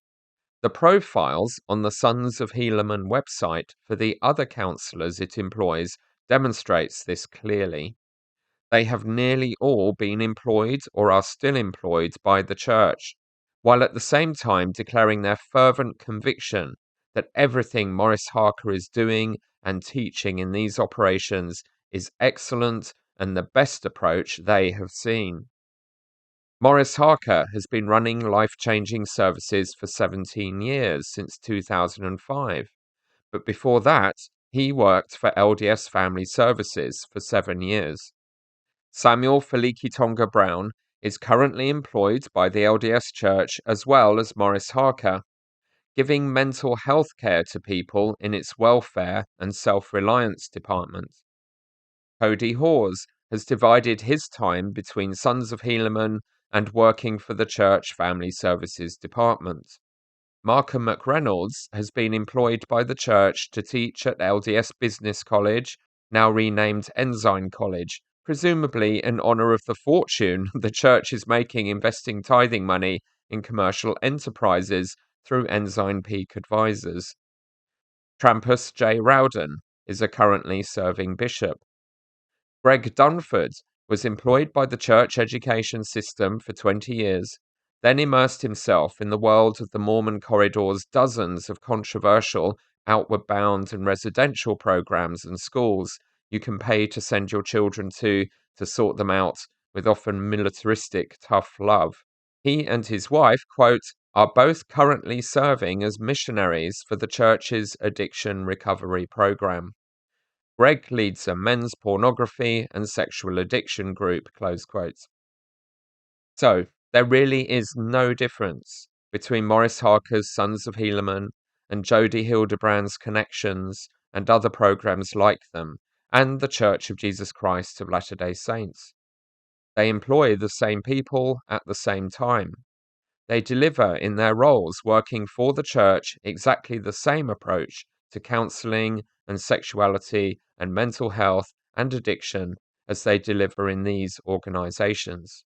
These are the experts that are trusted and consulted as the church develops its own programs in these areas of mental health, sexuality, pornography, and addiction, with the same reckless naivety and total lack of discernment as when deceiving conman, forger, and eventual murderer Mark Hoffman was running rings around them all, taking a lot of their money as he rewrote the script of the church's history. The two worlds are completely integrated, and all they have to do to have Latter-day Saints and their parents and their bishops queuing up to hand over to them thousands of dollars and even their children, is tell everyone that they are the believers, the faithful church member counselors that prophets and apostles like Russell M. Nelson keep teaching all the Latter-day Saints are the only ones to trust, not those worldly satanic ones teaching the philosophies of men and the doctrines of devils. All they have to do is look Mormon, talk Mormon, quote the Book of Mormon a lot, and the Mormons become lucrative putty in their hands. And it doesn't take long before these people are so high on their power over you that some of them are using their hands to handcuff your young children to the floor to stop them escaping to get the food and water they have been depriving them of, in a reign of terror and torture like Jody Hildebrand, or using their hands to smother your mouth until you cannot breathe as you try to scream while they physically restrain and assault you, like Morris Harker. It was never a matter of if, or maybe, this whole mess would blow up in the church's face, but when. And the when turned out to be the year of our Lord, 2023, with megatons of bells on. Maybe it is no coincidence that the Oppenheimer movie of 2023 about the invention of the atom bomb is winning all the awards. God seems to love a bit of gallows humor sometimes. If the church's programs and training resources, guidebooks, doctrines, policies, family services, and culture are to be purged of the ideas and practices of these pseudo-scientific psychopaths and their hundreds of employees and associates and apprentices, it is going to take a Herculean and ruthless purge.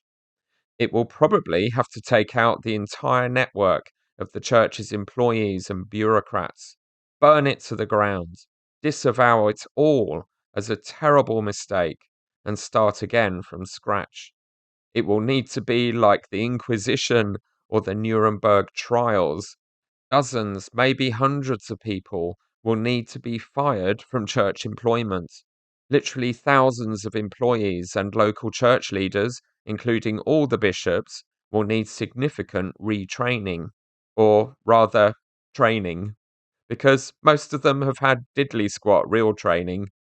There will need to be a bonfire of the miracles of forgiveness in Temple Square to make absolutely clear to everyone to entirely disavow and repent of the core concepts of judgmental Pharisee McConkie Mormonism.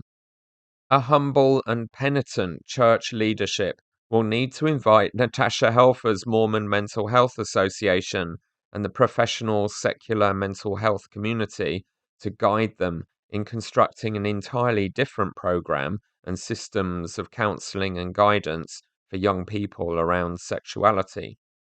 They will need to train the volunteer clergy and church employees in the CES, family services, addiction recovery program, and welfare and self-reliance department, and goodness knows what other departments in the church's sprawling bureaucracy we've probably never heard of. Well, we all know that's never going to happen without radical, revolutionary regime change. So we are left with a stark choice. Continue to endanger ourselves and our children by offering them up to the monsters and their monstrous ideologies.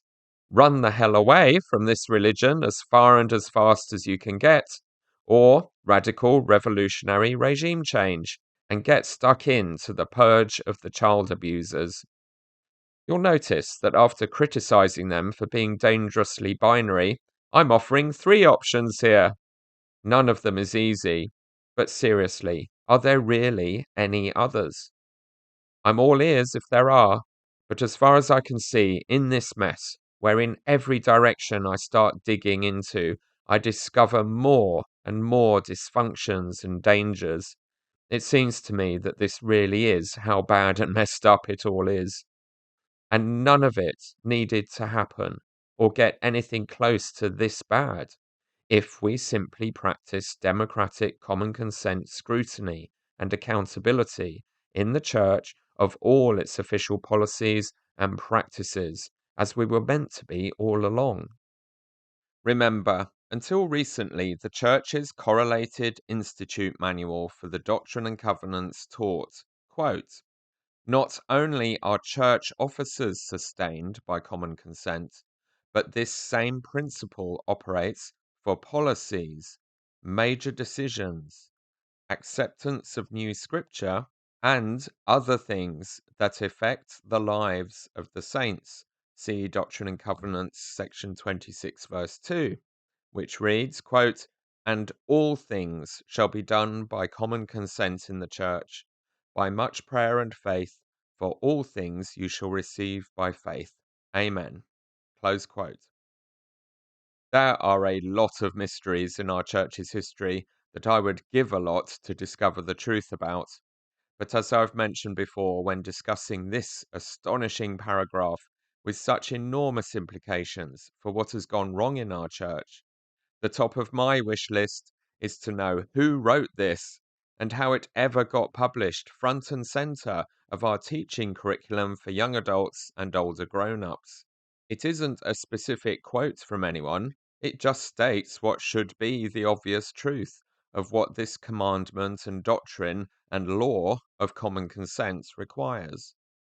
Obviously, there should be collective scrutiny and then democratic votes of the whole membership regarding any significant new policy, decision, scripture, official proclamation, or any other thing that affects our lives as Latter-day Saints. Not just who can serve in what callings. But somehow there was some kind of truly epic mental disconnection, cognitive dissonance, mental gymnastics, cult thought control, manifestation of an echo chamber within a bubble, within a rabbit hole, or whatever you want to call it, that kicked in for whoever wrote this and whichever general authority signed off on this teaching and study manual to not notice or not care that the Church of Jesus Christ of Latter-day Saints has not been doing nearly all of that for well over a century now. The only two occasions where we have come close have been when the current incarnation of the contents of the Doctrine and Covenants was sustained as scripture, the most recent section in it being a revelation to Joseph F. Smith in 1918, and the 1978 vote giving the priesthood and temple ordinances back to people with any black African ancestors, long after scientists had established that we all have black African ancestors. There was no discussion or voting about dozens of changes to actual ordinances, including the temple endowment, the family proclamation, the November 2015 policy of exclusion, that definitely impacted a lot of members' lives, certainly changed mine, reorganizing and redefining the roles of priesthood quorums, like the 70s and the high priest groups, introducing temple recommend interviews and worthiness interviews and all the requirements that have been added to them. Financial decisions like hoarding surplus tithing far beyond our needs. Starting and then ending programs we donated money to, like the Perpetual Education Fund. All the bait and switches and flip-flopping that has gone on with the church's policies about temple marriages and sealing cancellations that Lynn and I became entangled in, and the hundreds of ongoing tweaks and changes to the General Handbook by which our entire lives as Latter-day Saints are governed. To be specific, the manual this quote is in is the 1981 Institute Student Manual that was the Church's most thorough and advanced publication for studying the Doctrine and Covenants for 36 years until the current edition was published in 2017. For me personally, that is from age 10 to 46. So can you see why I and a lot of other people raised, educated, and entering church leadership while this was the official current teaching for decades, are expecting better of the church regarding accountability?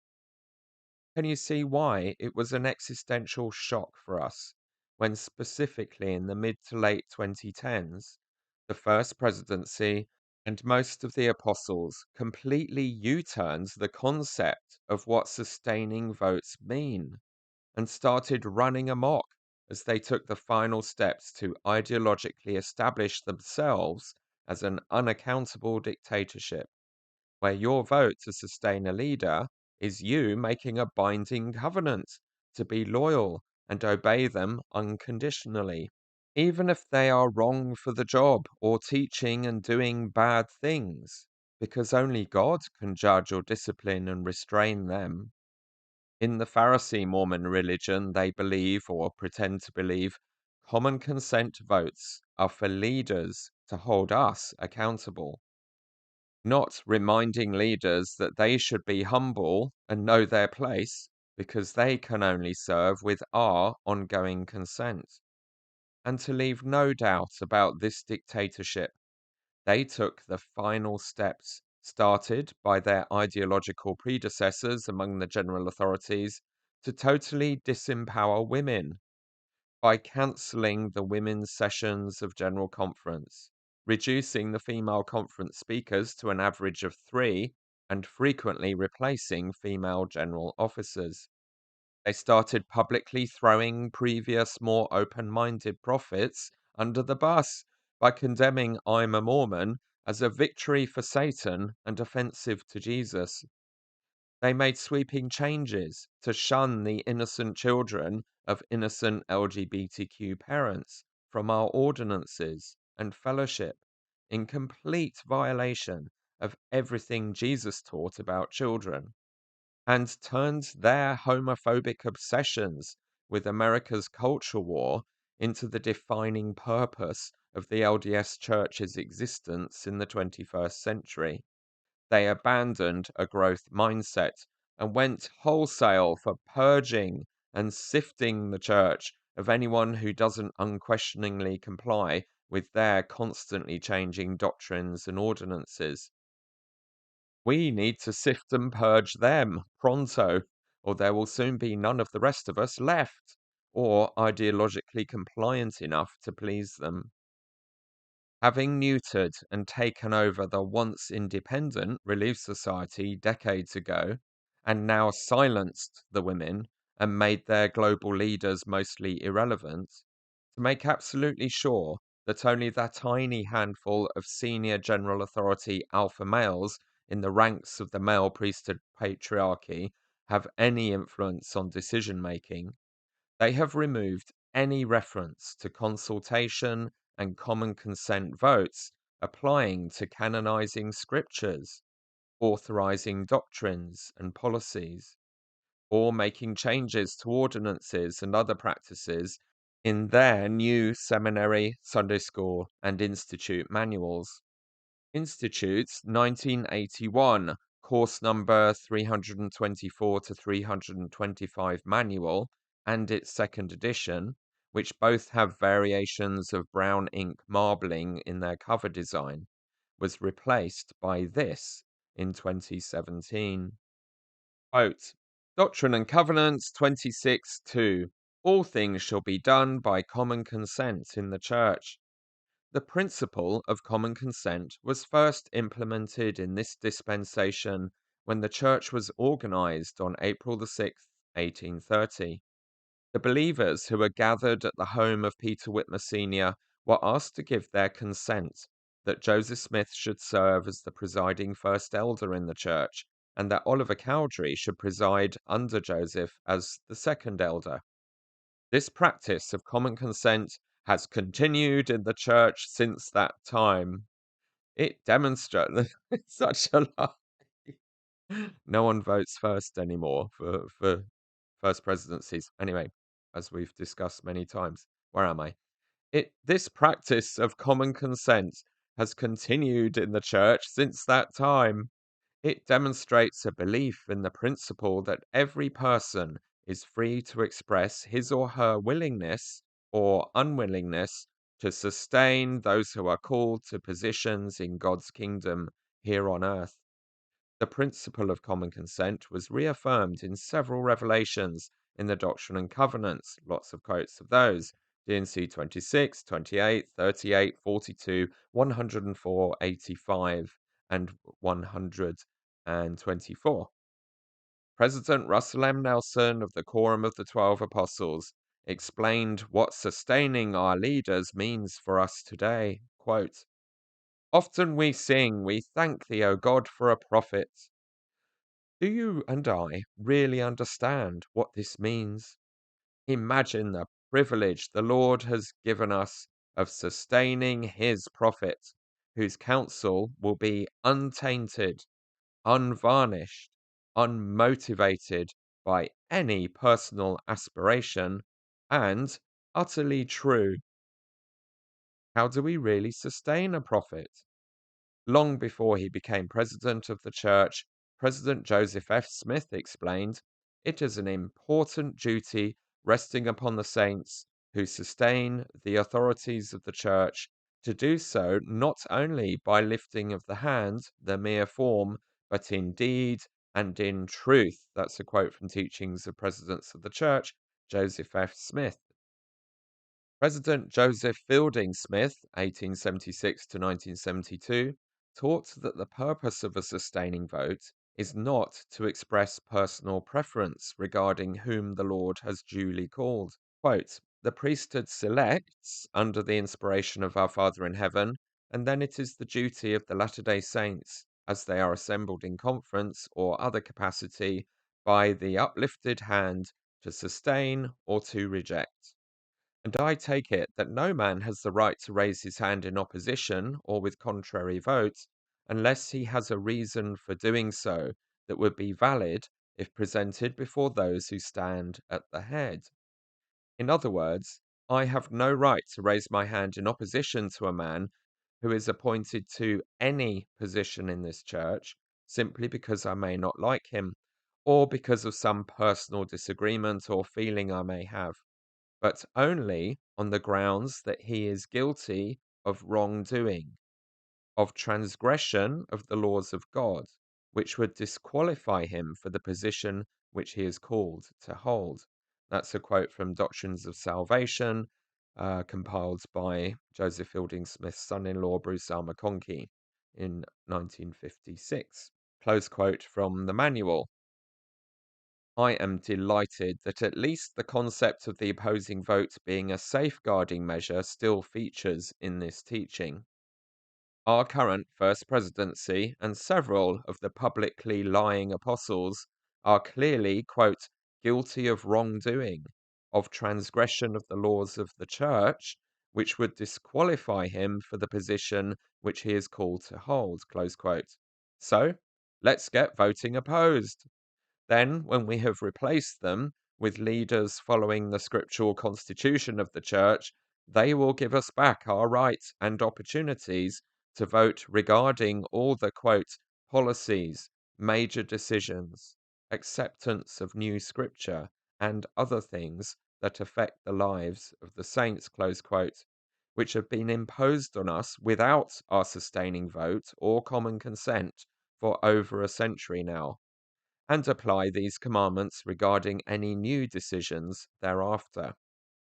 The current Institute Student Manual concludes its guidance regarding common consent with, quote, "After the church members sustained President Thomas S. Monson as the president of the church for the first time, Elder Robert D. Hales of the Quorum of the 12 Apostles emphasized the covenantal nature of the law of common consent in the church.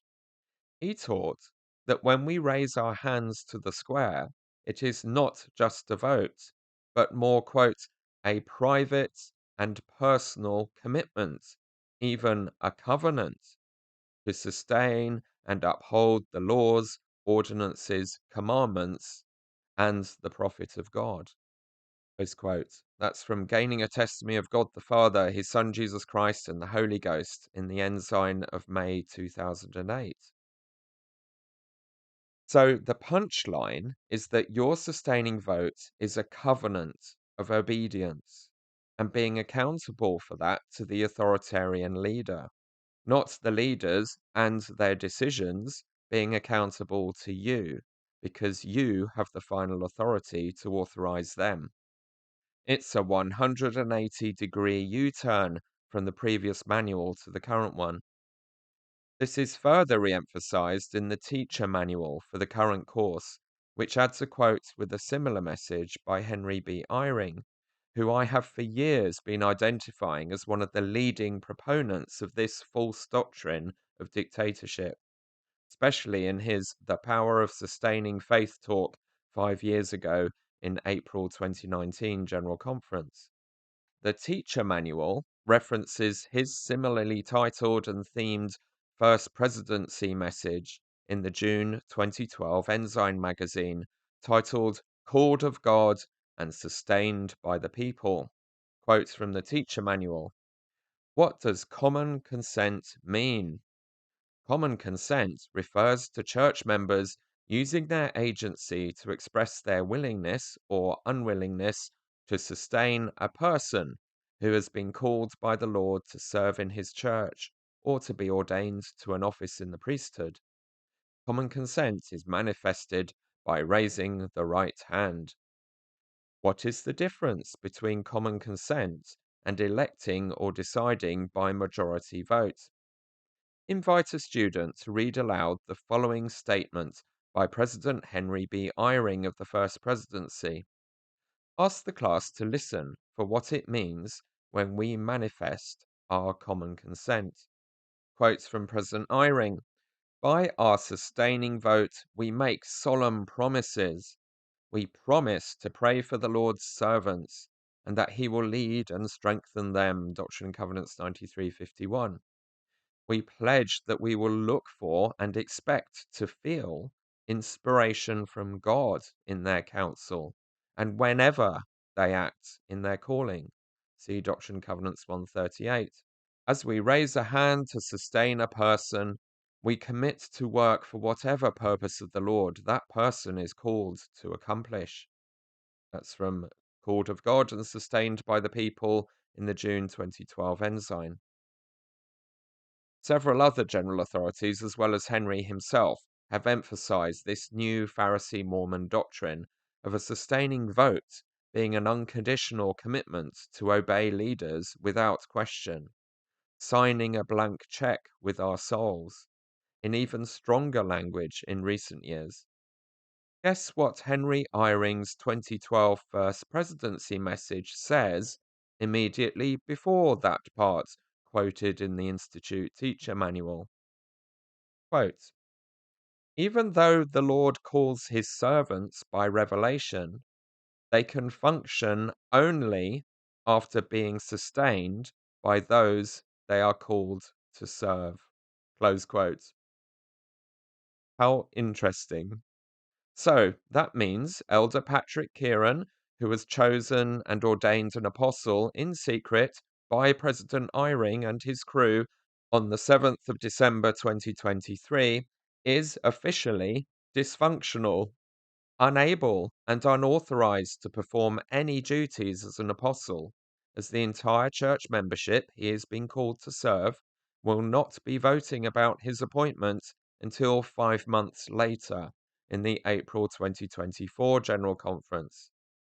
Yet he is going about his apostle business as if he already has that authority, just as Geoffrey Holland did when ordained an apostle on the 23rd of June 1994, without a vote of the membership, and just as Russell Nelson, Dallin Oakes, and Henry B. Eyring did as First Presidency members repeatedly when ordained to their priesthood key-holding callings months before the membership voted. What a liar!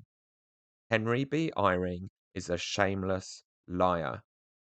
He knew when he wrote that this was not true and had not been applied in his own calling to the First Presidency. I don't know how these men can live with themselves and presume to pontificate and teach and judge others when they know they are lying hypocrites regarding such basic things. Let's cheer ourselves up. Just imagine the LDS Church as an institution where the general authorities actually explained their constant contradictory tinkering with everything and U-turns and the reverses of U-turns. Never mind actually got some feedback and advice and permission from us regarding how to improve that stuff or whether to change it at all. It's no wonder our people and leaders are confused and believing and teaching a confused mess of entirely incompatible versions of Mormonism crashing into each other every Sunday and demoralizing most of us so much that we leave.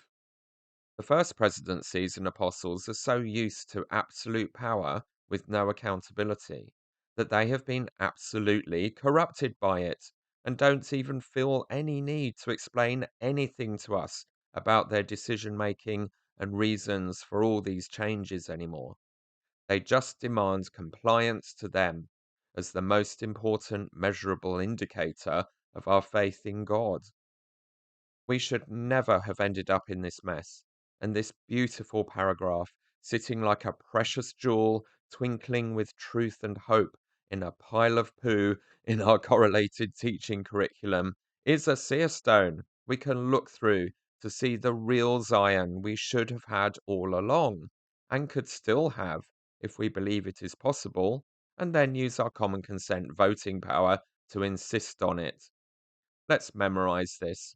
Quote, not only are church officers sustained by common consent, but this same principle operates for policies, major decisions, acceptance of new scripture, and other things that affect the lives of the saints.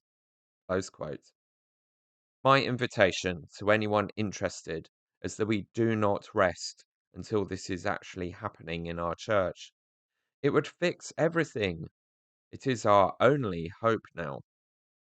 The responsibility for all this mess rests squarely with the Pharisee general authorities, who preferred control freakery and feeding crack cocaine to their own egos over the basic humility, compassion, and common sense that Jesus pleaded with his people to live by and liberate themselves with from the Pharisees messing them up in his world. Our Pharisees chose decades ago to close their curtains and shut out the light of science and reason and professional research and the lived experience of the church members, and instead decided to dumb down and trust their own opinions and inherited culture and cultural biases and their own emotional feelings about all these things and treat that as the ultimate truth, the word of God, by which their people must judge and condemn every other opinion and source of information, even if they are wrong, because loyalty to them counts more than loyalty to truth or actual God.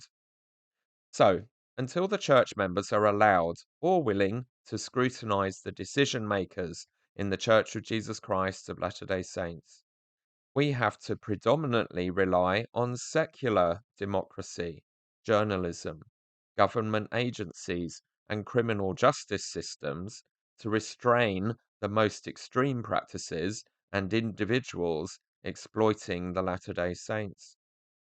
I will be diving into how they are doing this with regards to the financial crimes of the presiding bishopric and first presidency, and how we could be using the church's own disciplinary proceedings to hold them accountable too in episode 11E. But for now, let's see how the secular authorities are doing dealing with the unofficial pseudoscientific Loonbats, who are also guiding the policies and practices of the church. Davis County covers the area north of Salt Lake City, which includes Bountiful, Farmington, and other wealthy neighborhoods.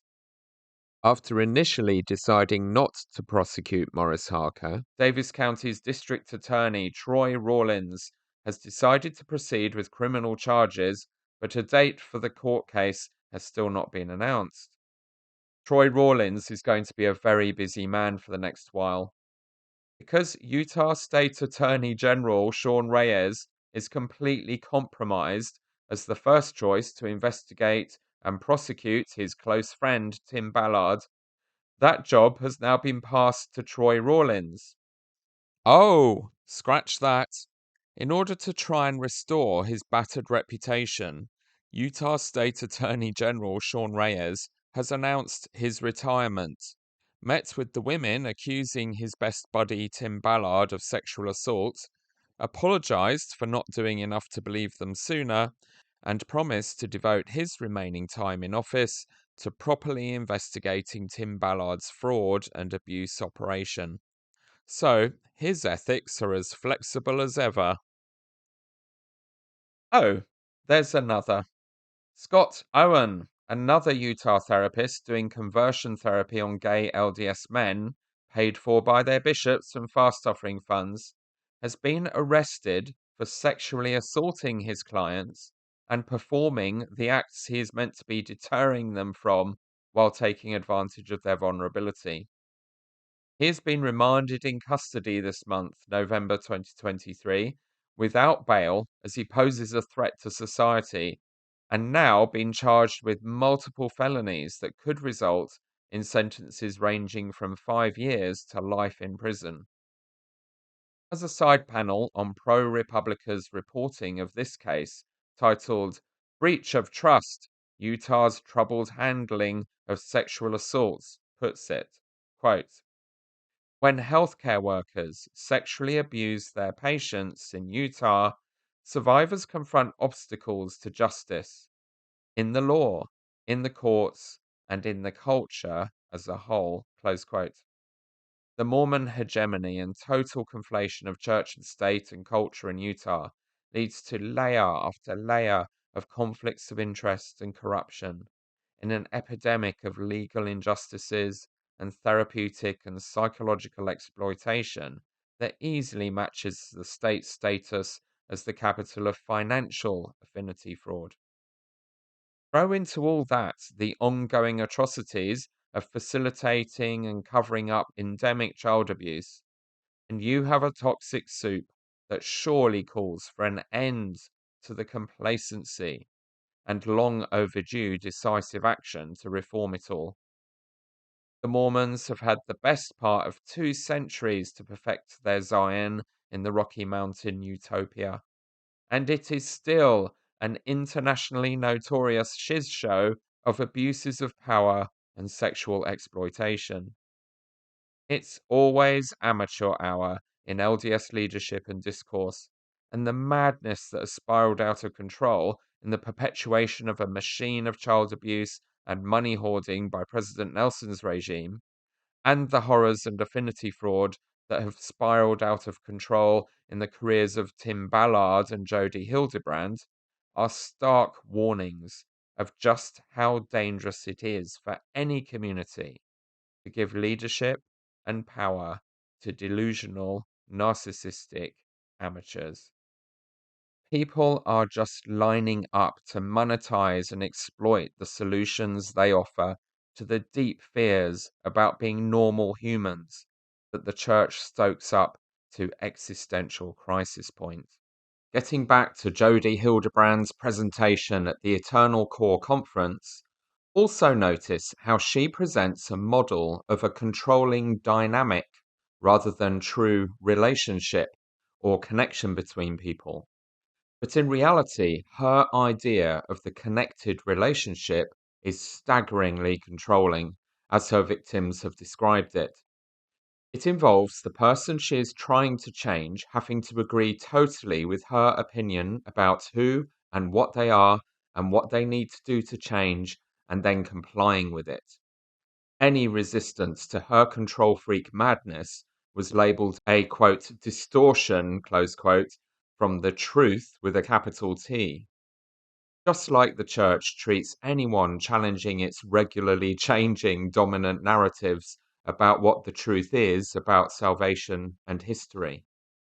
They are accused of twisting and distorting the truth satanically with their, quote, doubts and, quote, spirit of contention, when usually they are simply telling the truth about how the church's leaders have twisted the truth about these things. or just wanting what the church teaches and does to make sense, to be ethically consistent. Jodie describes an abusive childhood where she felt she had no control, and this being the starting point of her journey to find solutions and healing that remove the control dynamic. But it doesn't take a degree in psychology to work out just listening to her speak, never mind to what she actually did to her victims, to see that she is very much in a narcissistic mode of, I will control other people, and only I have the divinely revealed truth about mental health. He teaches the LDS toxic positivity, that if you are feeling overwhelmed or miserable or discontent with what God seems to be doing to you, even sad that it is snowing on your car, this is a failure, a disaster, a key indicator that you are in a state of faithlessness. And you just need to do what that primary song taught us to do. Quickly turn that frown upside down into a smile. Keep sweet and obey Jodie, who alone knows and speaks the truth of God. And just like the church's obsession with intensively policing the youth with 6 monthly worthiness interviews and constant hyper-controlling messages to embed anxious perfectionism, Jodie's desperate need to control others messed up a lot of adults' lives, but has their most extreme expressions in her torture of children. I invite you to listen carefully to her in this public setting, being presented as a wise and forward-focused guide for parenting in an LDS family and social and religious context. To notice that while some of what she says is potentially very disturbing if you're in a vigilant mode and not trusting her, in normal member mode, she really doesn't come across as dangerous or extreme or that different to the kinds of things that get said every Sunday at church by other Latter-day Saints, raised on the idea that secular psychiatry and counseling is a dangerous threat because it is based on the ill-defined philosophies of men rather than the gospel. And the idea that if you go to a non-LDS therapist, there is a big risk that they will tell you the church is wrong about what it is making you feel guilty about, or value most, and therefore a threat to your testimony. So it is super important to find or be referred to therapists who are also Latter-day Saints, so they will truly understand you and not challenge your belief system or total trust in the church's leaders as always speaking for God. Everything the Eternal Core Conference and its participants was about was making that pretty universal attitude in LDS Mormonism real, taking it seriously, and actually trying to reconfigure therapy and psychiatry in the image of the LDS Church, rather than secular or academic and professional norms and Sigmund Freud. Almost immediately, taking that approach for real unleashed monsters who have savaged the innocent among the Latter-day Saints like ravening wolves, but were presented and recommended to us as the safest of faithful sheep. A panel discussion at the conference featured Thom Harrison, Jodie Hildebrandt, and Garrett Rose, who is the son of BYU basketball coach Dave Rose. Another of the many indicators that all is not well in Mormon Utah Zion is that Salt Lake City has the second highest percentage of plastic surgeons per capita in the cities of the USA, beaten only by Miami in Florida. This is usually attributed by sociologists and psychologists to the large percentage of LDS women who are disempowered from higher education, professional careers, and authority in their religion, whose only power and status is therefore their physical attractiveness to powerful men, and appearing to be perfect wives and mothers. Also, the added pressure that active women in the church far outnumber active men, so the competition to attract a husband is additionally fierce compared to the average population. At the time of the conference, Garrett Rose had been front and center advertising a gastric band weight restriction surgery offered by a clinic in Utah. And the Break Free organization Thom mentions him representing seems to be something to do with the weight loss program. So his presence represents another huge component of the conflation between LDS culture and the businesses offering to fix the problems that culture generates for a lot of money. Thom Harrison was really thorough when assembling this parade of people in a handy one-stop shop of everything going badly wrong in LDS Zion. The fifth panelist was Kelly Borden of Eagle Ranch Academy in St. George, Utah, one of the dozens of very expensive boarding schools or hiking through the desert boot camps in Utah that parents send their troubled teenagers to endure brutal regimes to fix them that often engage in traumatizing abuse that does far more harm than good for the children sent to them. Whether they are actually troubled or just normal teenagers is an urgent question to ask in this religion reading apocalyptic significance into the normal experiences and immature foibles of young people and regularly hitting the panic button.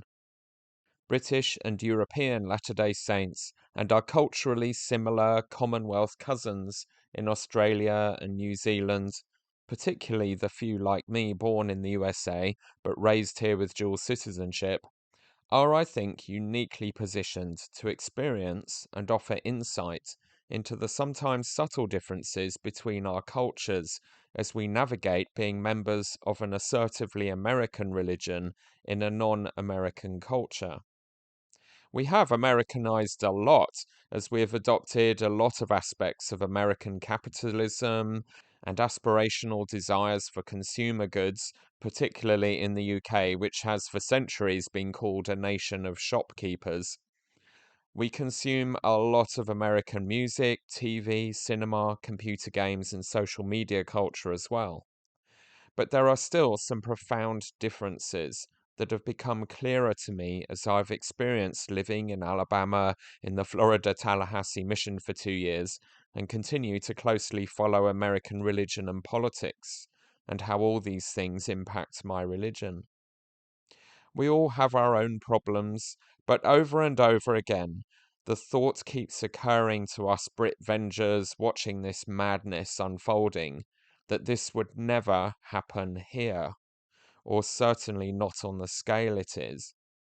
Tim Ballard and Donald Trump would struggle to be taken seriously enough to be elected to a local council. We have some drug rehab operations, but there isn't a cultural norm of expecting your children to be perfect and paying for them to be taken away and quickly refurbished and fixed. The American dream, aspirational expectation that you can have any kind of life you want to if you work hard and pay for it, that in positive ways generates the capitalist ethos and wealth of the world's economic superpower, has a significant downside in not coping well with normal human variety and flaws in appearance, skills, and behavior. Europeans are much better at being patient with diversity, with being patient with people's differences and failings, with realistically moderating expectations, with not expecting everything and everyone to be perfect. We are far less prone to being sucked in by advertising and charlatans. Our culture is healthily skeptical, very allergic to anyone bigging themselves up as a savior figure, proclaiming to have all the answers in politics, religion, or business. The ultimate social crime in British society is to show off and brag about your achievements. We respect humility and even demand it of our kings and queens. So anyone turning up and presenting as Tim Ballard, Jodie Hildebrand, Avraham Gileadi, and all their ilk do would get very short shrift and very little of our money. We can usually detect a snake oil salesman in minutes, But sadly, Americans tend to be extremely vulnerable to that kind of manipulation and trusting people claiming to offer the solutions to their problems. Perhaps this is because until a few years ago, nearly half the population of the USA was still attending church regularly and being regularly trained to be unquestioning believers in invisible things and authority figures based on emotional manipulation by skillful preachers. So I'm feeling quite proud right now that our fascinating cultural hybrid of egalitarian socialism and capitalist enterprise has done a pretty good job overall of knocking off some of the extremely harmful corners of unregulated capitalism, helping us arrive collectively at some fundamentally Christian values. Our heart is to be charitable and feel social responsibility for others. To expect leaders in any field to deliver what they promise or be replaced, to skeptically resist any new strategies and fads unless we can be convinced that they make sense, and we will ruthlessly analyze and criticize their effectiveness during and after running them, and refuse to repeat things that didn't work last time, an essential skill completely lacking in LDS culture. We expect to need to support and make allowances for people in need of state welfare or who don't meet ideals of intelligence or beauty. We stoically accept what we cannot change and tend to be realistic and cautious about expecting better for ourselves or others. In Britain, we pioneered social democracy, state and charity-led social reform and unionised labour, a national health service, and state education. Our core values are to root for the humble underdog and value our eccentrics as national treasures. The core values of Americans are to heap praise and trust on the high achievers and socially confident, especially if they are rich, and treat them as role models, and to do as much as possible with braces and clothing and cosmetic surgery to fit in and look and behave like everyone else, and trust cynical capitalist advertisers to tell you what your values are with the ulterior motive of making them more rich and more powerful. And when Americans find out the people exploiting them got very rich indeed, their usual instinct is to applaud them for their skills and try to do the same, not regard that as a total deal breaker for trust and admiration.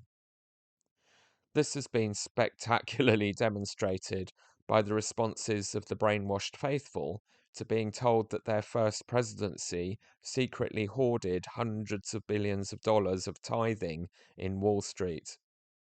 In our national culture, that makes them some of the worst kinds of criminals and hypocrites, not heroes.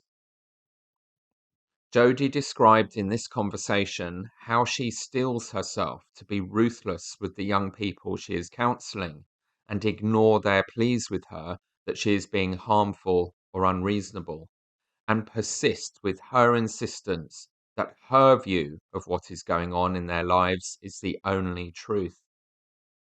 Kelly Borden later talked about how we shouldn't trust our brains because they are often wrong or deceiving us. That's fine in a context of delusional mental illness, but the theme becoming more dominant in LDS and adjacent circles is the idea that you shouldn't trust rational thought and rational interpretations of evidence if they lead you to question the truthfulness of the LDS religion or the credibility and infallibility of its leaders. That is not the same thing as not trusting your brain when you are mentally ill. I love doing these panels with such experts because all I have to do is introduce them, maybe ask a question, and they're going to take it. And it's going to be great. So I'm Thom Harrison, if you don't know. I'm with Eternal Core, and I'm pleased to be moderating this panel on anxiety and depression. And we have Kelly Bowden from Eagle Ranch Academy down in St. George area, right? And then we have Jody Hildebrand from Connections. Yay, Jody. And we have Garrett Rose from Break Free. And then you got to deal with me again. So here we go.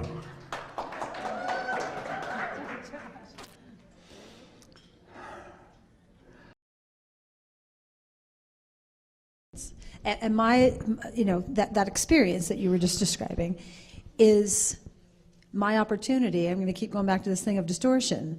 My opportunity to stay in reality or go into this place of distortion with my client. So here's where I go when I get anxious. Oh my gosh, they're going to be mad at me. They're going to somehow manifest that as we're working together, like you don't understand me, or you're being mean to me, or you need to just let me live the way that I want to live and stop giving me some distortion talk because it's not helping me feel any less anxious, or stop trying to hold me accountable. Like I start getting nervous that I'm going to get that kind of feedback from them. And so then my anxiety increases. Right. And so I'll say to myself, Jody, you know what this is. And regardless of whether they are interested in choosing this or not, hand them truth. And then they get to choose for themselves. And I calm right down instantly when I tell myself the truth. And most of the time, they calm down. When I say, listen, I know what this is, and let me explain to you what I hear you say, and then I'll point out their distortions as they're talking. And I'll say, you can either stay in that and feel uncomfortable, which is disconnect, or you can speak truth to yourself and immediately connect. And most of them will follow that path back into connection. Some of them won't. Some of them get really angry, like, you're not understanding me, and so I'm out of here, which is fine. But I know, because of the thousands of people I've worked with, that when people are willing to look at their distortions and speak the truth, they come back into connection, and anxiety and depression just leave. It's almost instantly, unless you've been in it for years. Mm-hmm. If you've been in it for years, then you've got to retrain your brain. Yeah. I just want to comment. Just to say again, this normal that we all experience involves hard. Just involves hard. So, many of us have had experiences just today that have been hard and uncomfortable, and that's what's normal. And what we have to remember is that that's a part of this life experience. It's what creates your character. It's what creates the stretching and the growing and the developing, is if you'll stay in hard. And this is where we need each other. This is where we need connection. You're my new friend, Thom, and I want to be able to call Thom when I'm in hard and say, Thom, I'm in hard. And Thom, because he knows how to validate, Thom's going to say, Jody, tell me about it. And I'm going to tell him what the hard is. And then he's going to say, oh my gosh, that makes so much sense. Or I understand, or I was there yesterday, or you can do it. He's going to validate me. And inside that validation, I feel the connection. And so then all of a sudden, my hard becomes less hard. It doesn't mean that it goes away. And I don't need to stay in this place of, oh, I'm anxious or I'm depressed. That's like a state of being. It's like a death sentence to stay in those two states. Instead, I call and I get some validation, and then Thom says to me, okay, Jody, you ready? You ready to hear your part in what's hard about this? And then because he loves me, he says, here's your part. You're responsible for. You're in distortion. You're saying to yourself, I can't do this. This is impossible. This shouldn't have happened. How dare they? He points that out to me, and then I can use my agency and say, okay, I choose to go into truth. And I'll tell you, it is instant that you come back into this very powerful connection. And I thank him, thank you for telling me the truth, Thom. That's what we're looking for. That's what we're working towards. Normal is hard. Hard is normal. And that's what eternal core is. Eternal core is moving the whole field of psychology and psychiatry and social work and mental health, marriage and family counseling, out of this distortion of we are all in competition with each other. And my way's better than your way. Uh-huh. If we cannot come together, how do we expect our clients to come together?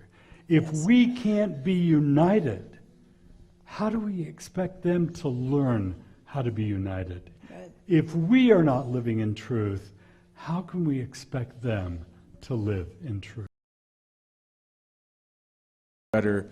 But I really believe that with Eternal Core and what we're doing here, that we can make a huge difference in helping, especially with these young people as they get older. Thank you, Karen. I think I so agree with what you're saying, and where we work with teenagers at Eagle Ranch Academy, we see it all the time.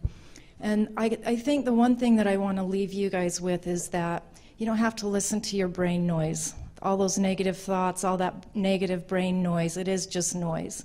It doesn't mean that that's the truth. It doesn't mean that that is the fact. Go out and look for the fact. The thing that happens is our thoughts and our feelings match and we believe it. But if my thoughts are negative and it makes me feel sad, I'm going to believe that something's bad. Right. And it's not. It's brain noise. And you got to tell that brain noise sometimes to stop talking.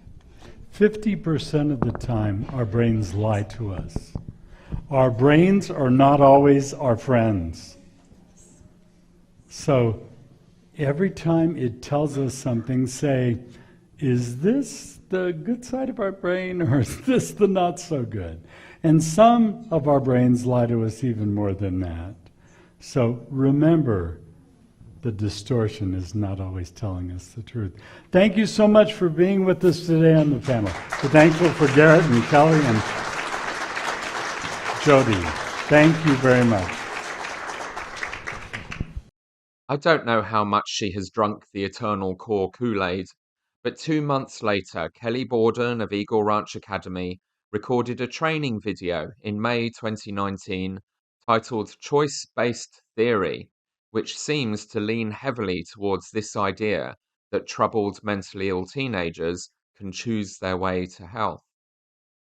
In this panel chat, Thom Harrison also praised the Fight the New Drug anti-porn movement in Utah as a great thing. Its leader was one of the audience members at the conference. Fight the New Drug has made a lucrative contribution to the caseload of at least 2 other panel members, as well as Thom, as parents keep spending a fortune of their or the church's money, referring their poor teenage children to them to be cured of puberty.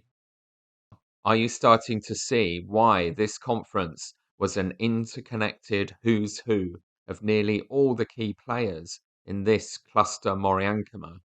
Well, I think we can find this wonderful hope in programs like Fight the New Drug, where they thought, boy, kids don't want to hear about this in high school. You know, they're not going to get behind it. And look, it's a million-strong groundswell of these kids saying, finally, someone is talking about this.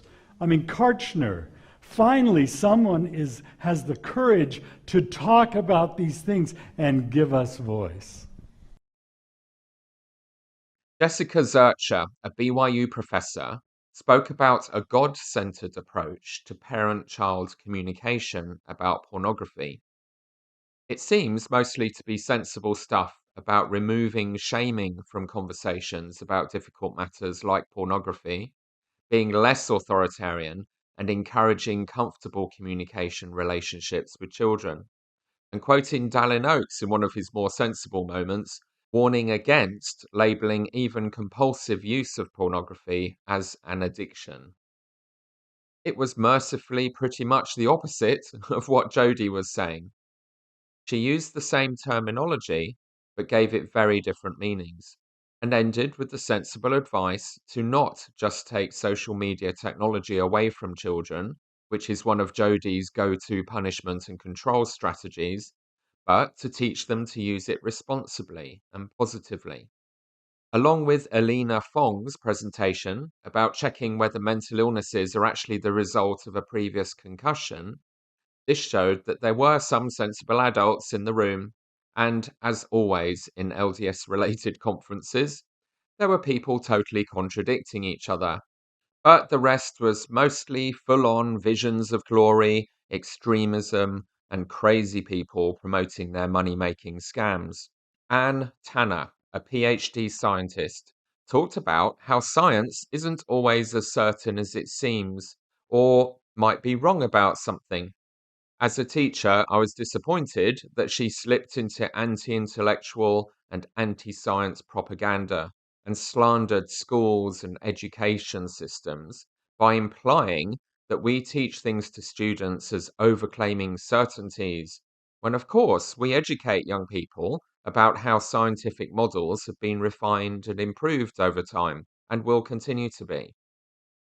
If I've learnt anything in this podcast and Mormon watching journey, it is that the shameful, underfunded education systems in Utah and Idaho seem to be shockingly bad and ineffective. So maybe it is that bad there, but really she should know better.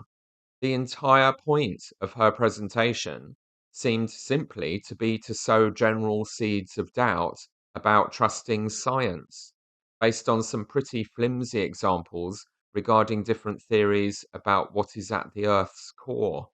I was hoping when she started down that path that we would be treated to the delightful idea knocking around in Mormondom while I was growing up that the lost tribes are living in secret lands under the Arctic ice cap, but it never got that exciting, I'm afraid.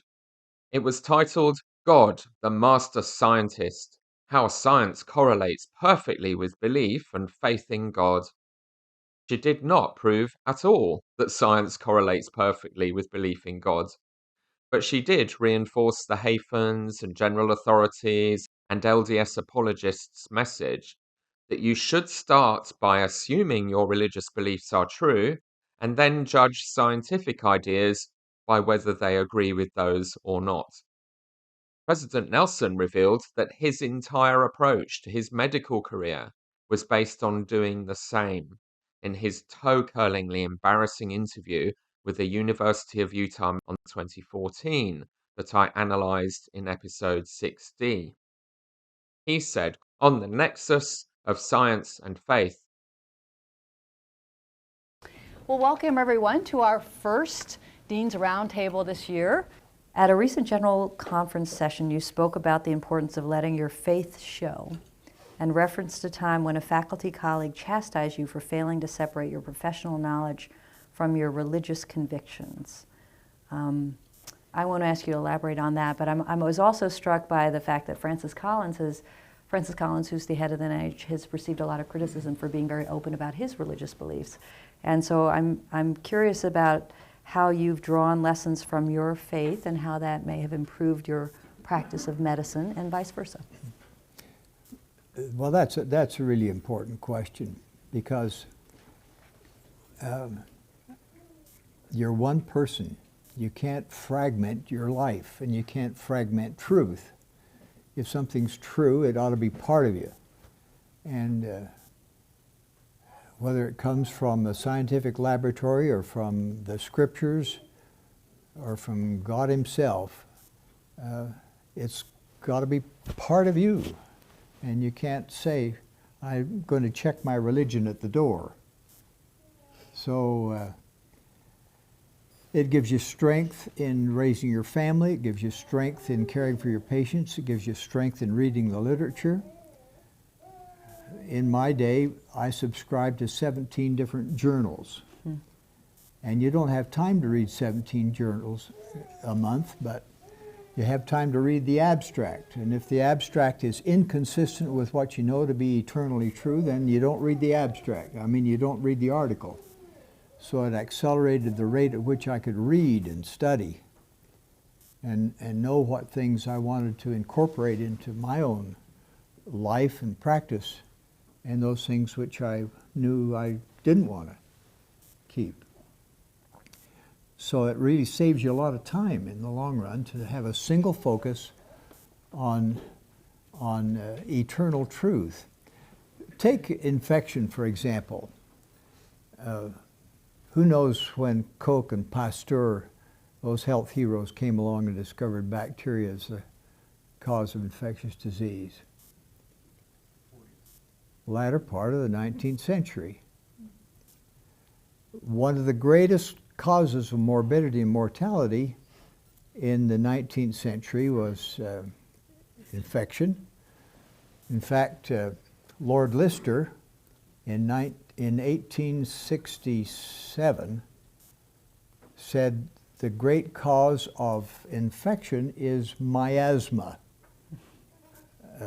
contamination of the air with something rotten, something bad.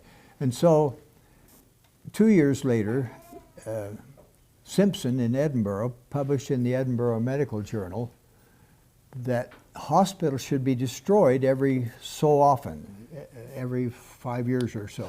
Destroyed? Taken down, bulldozed, get rid of them because they harbored infection.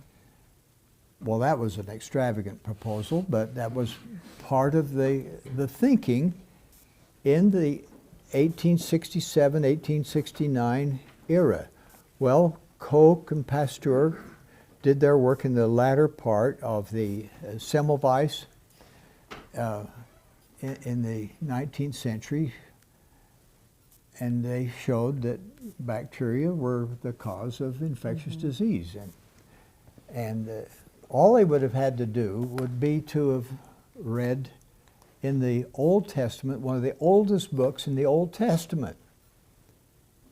Pardon me for a minute while I get out my scriptures.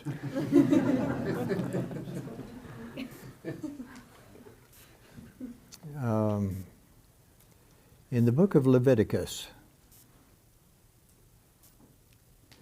chapter 15, if you equate infectious drainage of pus to what the scriptures called a running issue, or you've got a furuncle and it's draining. The Lord spake unto Moses and to Aaron, saying, Speak unto the children of Israel, say unto them, When any man hath a running issue out of his flesh, because of his issue he is unclean. And this shall be his uncleanness in his issue. In other words, the guy's okay, but the issue makes him unclean. Okay, every bed whereon he lieth that hath the issue is unclean, and everything whereon he sitteth shall be unclean. Whosoever toucheth this bed shall wash his clothes, bathe himself in water, and be unclean until the even. And so on. It just goes on and on about contamination. And then it comes to this conclusion. When he that hath an issue is cleansed of his issue, he shall number to himself 7 days for his cleansing, wash his clothes, bathe his flesh in running water, and shall be clean. That was 3,000 years before the 19th century.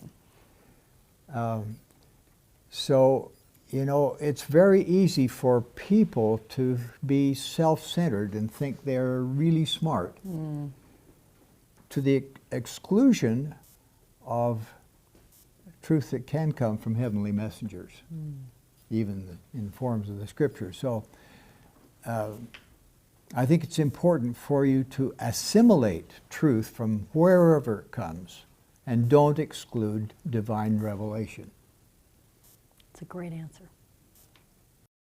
As I said then, surely that meets some kind of criteria for professional misconduct and medical negligence, along with his other statements that evolution isn't real and dogs have always been dogs.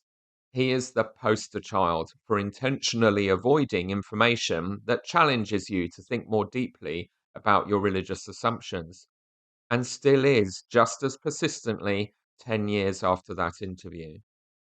The point, once again, is that these anti-intellectual, anti-science, anti-reason, anti-compassion loony buckets are not eccentric extremists who do not represent mainstream thought in the LDS Church. They teach and reinforce exactly what President Nelson is teaching in General Conference, and mainstream LDS leaders and apologists interact with them and present alongside them in conferences without seeing any problem with this or what they are all up to and teaching. My topic today is God, the Master Scientist. And what I wanted to talk about today, I wanted to start talking about the question that we often hear. So this is a really common question that we hear in society, right? Is there a God? And we'll talk about this. Books have been written on it. Yes, there is. No, there isn't, right? This is a very common question that we think about. And the reason why I want to start with this is because it's really important for mental health. If we are constantly questioning if there's a God, we're in a sense taking ourselves away from, potentially, the one thing that can connect us with truth and the one thing that can help us to have real healing. There's many aspects of healing, but taking God out of our healing is not going to be good for us. So, is there a God? We question this all the time, but how often do we question scientific theories? When was the last time that anyone in here questioned a scientific theory? Anything that you'd read coming out of any university? I know Rod and Ken have. I've talked to these guys a lot about certain theories. But it's not something that we do as much, right? So let's talk about, where does science come from? Science is almost given this free pass. Science almost becomes like this entity of its own, right? It's created from who? Science comes from scientists, okay? So I'm a scientist. I create science. But once it's been created, it somehow kind of becomes this entity, science, that we don't argue with, we don't question. It must be right because it comes out of Harvard or Stanford, or, oh, this really smart person came up with it, therefore it's true, right? So these are ways that we're deciding what's true and what's not true. These are not good ways to figure out what the truth is. We need to go to the source of truth to find this out. We're talking a lot about the heart-brain connection with eternal core. There's also a gut-brain connection that we talk a lot about in microbiology that affects things, and there's lots of good research showing that when you make changes to your diet, stress, different medicines, that's going to change your gut microbiota, which can cause anxiety, depression, autism. These are all factors in those things. I have a friend who's actually doing really interesting research on autism, showing that the lack of a certain protein can cause autism, and that protein comes from a bacteria, right? So what we knew before, bacteria are bad for us, doesn't seem to be holding up. So again, we have these issues, and there's tons of these in science, right? Where we think we know one thing, and we're full speed ahead. This is fact and truth. And then, oh, wait, maybe it's not. So this is our conclusion, right? The scientists in charge of these things must be stupid, right? How could they not know? There's this huge field. It's one of the biggest fields right now in microbiology, with your gut and your brain, and this connection, and how important the bacteria are in your gut. How could we have missed this, right? They must be stupid. No, they're not stupid, right? Just because we're wrong about something doesn't mean that we're dumb or we're bad. It just means we're wrong. And we don't like to admit we're wrong. No one does. But it's something that we all need to work on. This is kind of a thing that I've talked to a lot of people about. Being open-minded has kind of gotten hijacked a little bit, where the lower definition, right, like simply having a belief or opinion on something, if it's, it doesn't matter if it's popular or unpopular, or progressive or conservative. Nowadays, it seems like if you have a certain opinion, then people say, oh, I'm open-minded because I believe X, Y, or Z, right? And that's not open-mindedness. This is getting ruined. We're ruining the definition. So the actual definition is willing to consider different ideas or opinions. That's it.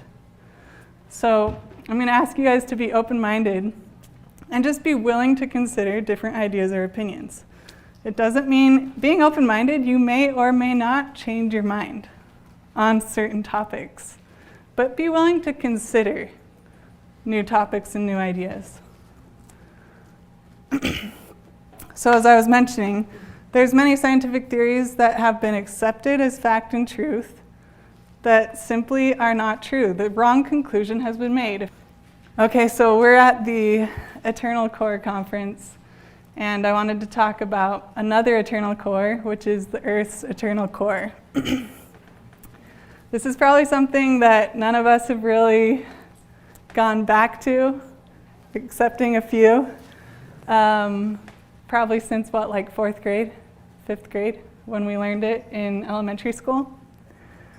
So in the beginning, according to science, this is a picture that I pulled off of Wikipedia for the beginning of the Earth. You know, it's a big molten ball. This is the theory that science would teach us. And we have here the traditional, this is the accepted current kind of state of what the Earth is, right? So you have the crust, which is very thin, and then you have the inner core, which is a solid inner core. You have the outer core, which is a liquid, and then you have the other levels in between. And so that's a huge assumption being made, right? That it must be iron. So then going back to this, what do you think they did these experiments using? Iron, right? So they're using iron in here. They're getting the melting temperature of iron to extrapolate the temperature at the center of the Earth. They're seeing what iron does under these extreme temperatures or pressures. And all of it is based off of the assumption that it actually is iron because iron is dense. This is a problem because there can be other things that are dense, and we'll go into that in a minute. So, do we really know enough about this to be making a firm conclusion? I have a picture of a mother and a baby up here. Can anyone guess why? Because we defend this theory of iron, molten core, Earth, as though it is our firstborn child. And I don't know why this happens, but we all do it, and it's crazy. Like, this is another crazy thing, right? Where we get taught something in school, and our teachers have been taught it by their teachers, and their teachers by their teachers. And so over the passage of time, it just kind of gets canonized in society as, this is the way it is. This is fact, right? When in reality, we don't have enough scientific evidence to back it up as fact. It's a theory. And there are other theories that are also good that we need to, again, be open-minded about and consider.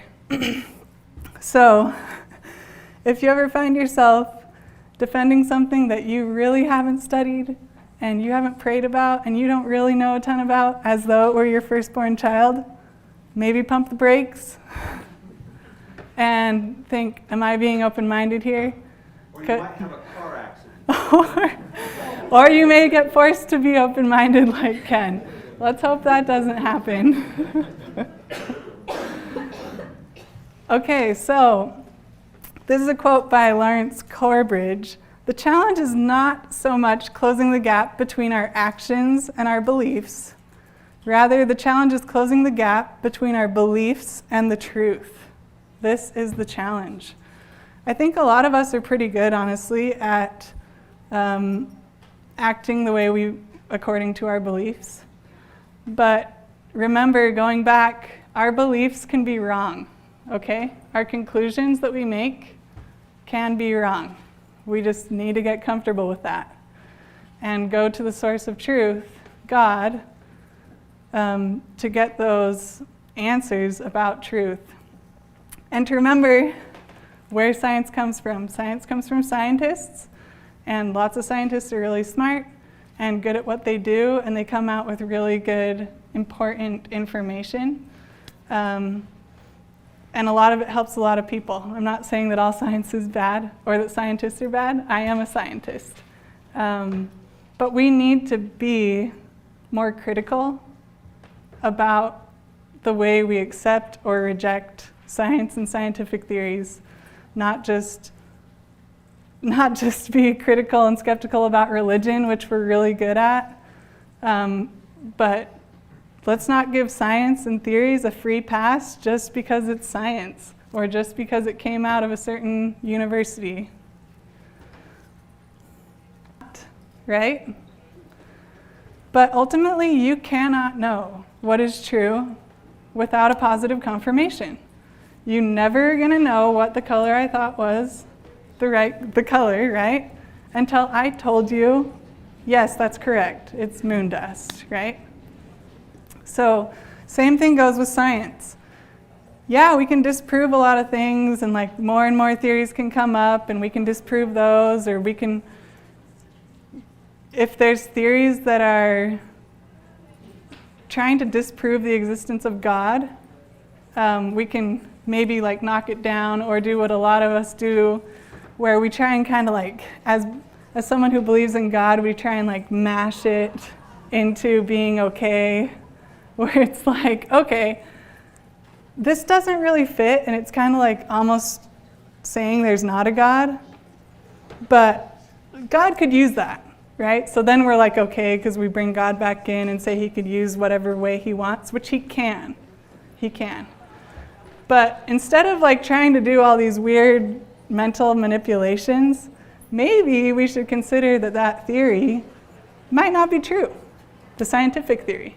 If it's trying to disprove the existence of God, I don't think God does that. I don't think he's trying to trick us and point us away from him. He's our Father, he loves us, and he wants us to know him. Okay? So we talked about in the beginning with that molten ball earlier, in the beginning with science. In the beginning, according to Scripture, this is in Genesis chapter 1, talking about the creation, the King James Version. In the beginning, God created the heaven and the earth was without form and void. Okay? Void. There's nothing in there. Darkness was upon the face of the deep. What does deep generally refer to? I just want you guys to think about this. Makes me think of water. The Spirit of God moved upon the face of the waters. This is verse 2 of Genesis 1. The Spirit of God moved upon the face of the waters. And God said, "Let there be light," and there was light. This is before he even created light.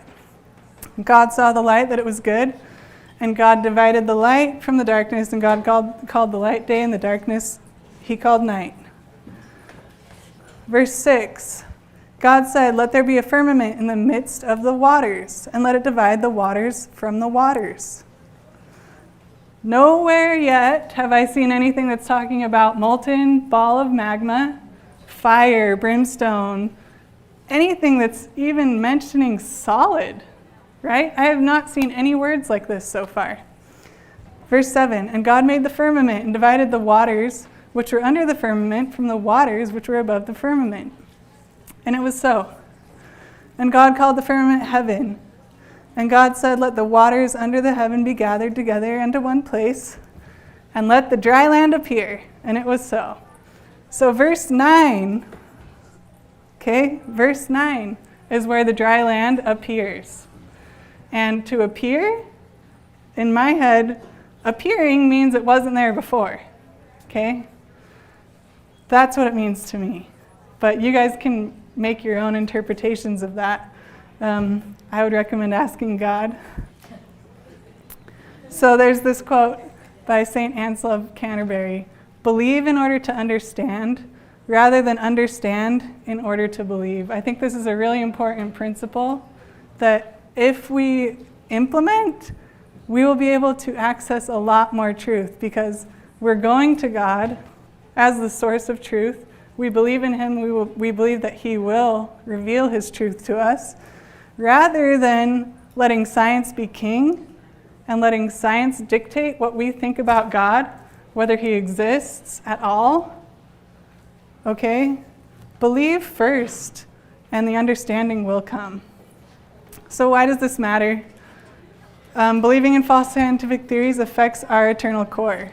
If we build our eternal core based on things that point us away from God, then we're not acknowledging the most powerful source of wisdom and healing that we can have in our mental health and in every aspect of our lives.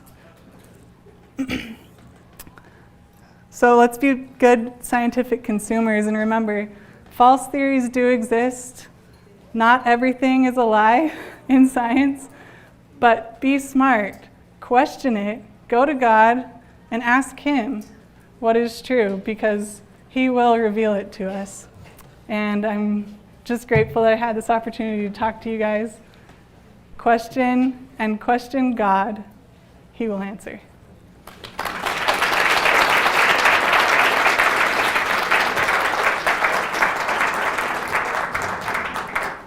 Science is based on observation of consistent real-life phenomena that can be replicated and ruthlessly challenged by peer reviewers.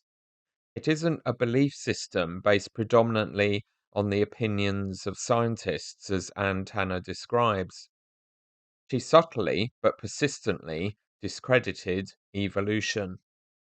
In passive-aggressive, vague American Mormon speak, but if you know the language, as all experienced Latter-day Saints do, her message was clear. She mocked the idea that there is a ball of iron at the center of the earth, saying there isn't credible scientific evidence to support that, and it is mostly believed because generations of teachers have taught that idea to each other, which simply isn't true. She may be a biologist focused on studying bacteria, but you don't have to be a physics PhD to do a bit of Googling and check the evidence and rationale for the consensus among physicists regarding the formation and constitution of our planet, based on evidence. She doesn't seem to have bothered, but she doesn't leave it at that. It seemed like a weird thing to focus on as proof positive Exhibit A that scientists are wrong about some things, but it all makes sense when we get to her concluding comments. And you couldn't make this up when she actually reads the creation account in Genesis. Might as well go for the big one, which she seems to take literally as a true scientific rather than metaphorical or visionary account of creation. Because there is no mention of anything specifically solid in that account until land emerges from the oceans, and Tanner, the bacteriologist, has concluded that there cannot be a solid center to the Earth, and uses that to tell everyone that the way to check whether scientific claims are true is to take it to God in prayer, and He will tell you what the truth about these sorts of things is. This approach to determining truth is obviously highly likely to just confirm your existing comfort zone of beliefs. Notice that Anne Tanner, despite being the token scientist, is not modeling rational faith. Rational faith is the harmony of rational analysis of professional, academic, scientific, evidence-based and peer-reviewed working theories or truth claims, and working it out in your own mind before seeking a confirming or opposing or clarifying revelation. She begins by completely misrepresenting science, the scientific process, and the evidence supporting the ideas she is dismissing from an extremely uninformed point of view. The rational analysis and research bit hasn't actually occurred in what she is modeling, even though she puts on a show of seeming to have done that. This scientist is engaging in just as much flim-flam and magical thinking as the rest of the speakers. Even when she seems to be talking about having an open mind and not letting your biases and assumptions shut you off from learning new things, the context makes it a strong message to distrust the scientists and evidence in favor of religious beliefs as equally or more valid, rather than being willing to adjust your religious beliefs because of the scientific evidence challenging them. The message I got from all that was how panicked the fundamentalists are by the weight of scientific, historical, and research evidence contradicting their entire worldview, that they are now this desperate to discredit the whole idea of such evidence any way they can, however silly. The frankly really confusing and confused approach by speaker after speaker, which we often see modelled by general authorities, is to oversimplify complex things, wildly misrepresent the rationale, evidence, motivations, and credibility of the schools of thought that contradict their religious truth claims, and keep telling your audience that if they just pray about anything they still don't understand, or the solutions and claims they are offering, God will tell them what is really true. But then, if you have paid attention to the Apostles' face to face broadcasts with teenagers and the films about finding truth in the seminary curriculum, you will already know that they have told you that if the answers to those prayers in any way contradict what the living prophets, seers, and revelators are teaching, that is a sure sign that those answers to your prayers were satanic deceptions, and you should ignore them immediately. At no point did Antenna say, if you want to know about the creation of the Earth, research what the scientists are saying and why they are confident that there is an iron core at the centre of our planet, if you are really bothered by that, and alternative theories. Use your own mind to judge which seem most credible, how to assess and judge the credibility of experts in each field, or even to approach scripture with an understanding of context, literary traditions, and metaphors in Bronze Age storytelling and religious texts. The Church's own correlated curriculum and the scriptorians it employs talk about these things being important to factor in when deciding how literally to take the several contradictory creation accounts in Genesis. What we get here at this conference is a young airhead from BYU who really doesn't know what she is talking about in most of what she presented, making sweeping, faith-promoting generalizations to discredit the theory of evolution and the idea that maybe God uses evolution as a creative tool, clearly aligning herself with the Bible literalist, anti-evolution, young earth creationist fundamentalism that is typical of this general faction among Latter-day Saints. The old school Joseph Fielding Smith, Kimball, Benson, McConkie Mormons, who believe the entire scientific establishment is an anti-religion and anti-faith conspiracy, lying to everyone that Genesis is not literally true, that people are born LGBTQ, that our mental health is not predominantly about a lifelong struggle with hordes of invisible demon spirits trying to control you and possess your body. Whether she realizes this or not, she was totally contradicting the science faculty at Brigham Young University, who are clear that evolution is real and the Earth is very old. I suspect she does realize this, because her language is very carefully crafted to speak directly to those kinds of conflicts and intellectual battlegrounds, while being very careful not to be too specific about her meaning. However, her choice of language and examples indicate that she knows exactly which biases and assumptions she is pandering to and reaffirming. It was yet another tour de force of the incredibly frustrating fundamentalist Mormon speak that drives rational people crazy trying to engage with it and takes a lot more time to deconstruct than TBMs usually have the patience for. If you are trying to discuss a specific matter of history or science with a fundamentalist, but have to begin by first trying to convince them that evolution is real and that scientists aren't anti-Mormons with exactly the same biases discrediting their opinions as a politician or a pesticide salesman, it's going to be a long uphill struggle that very rarely resolves much because it gets lost along the way in swamps of stupidity. Most of us in the nuanced and post-Mormon space understand exactly what we are facing because we have been there as totally trusting TBMs.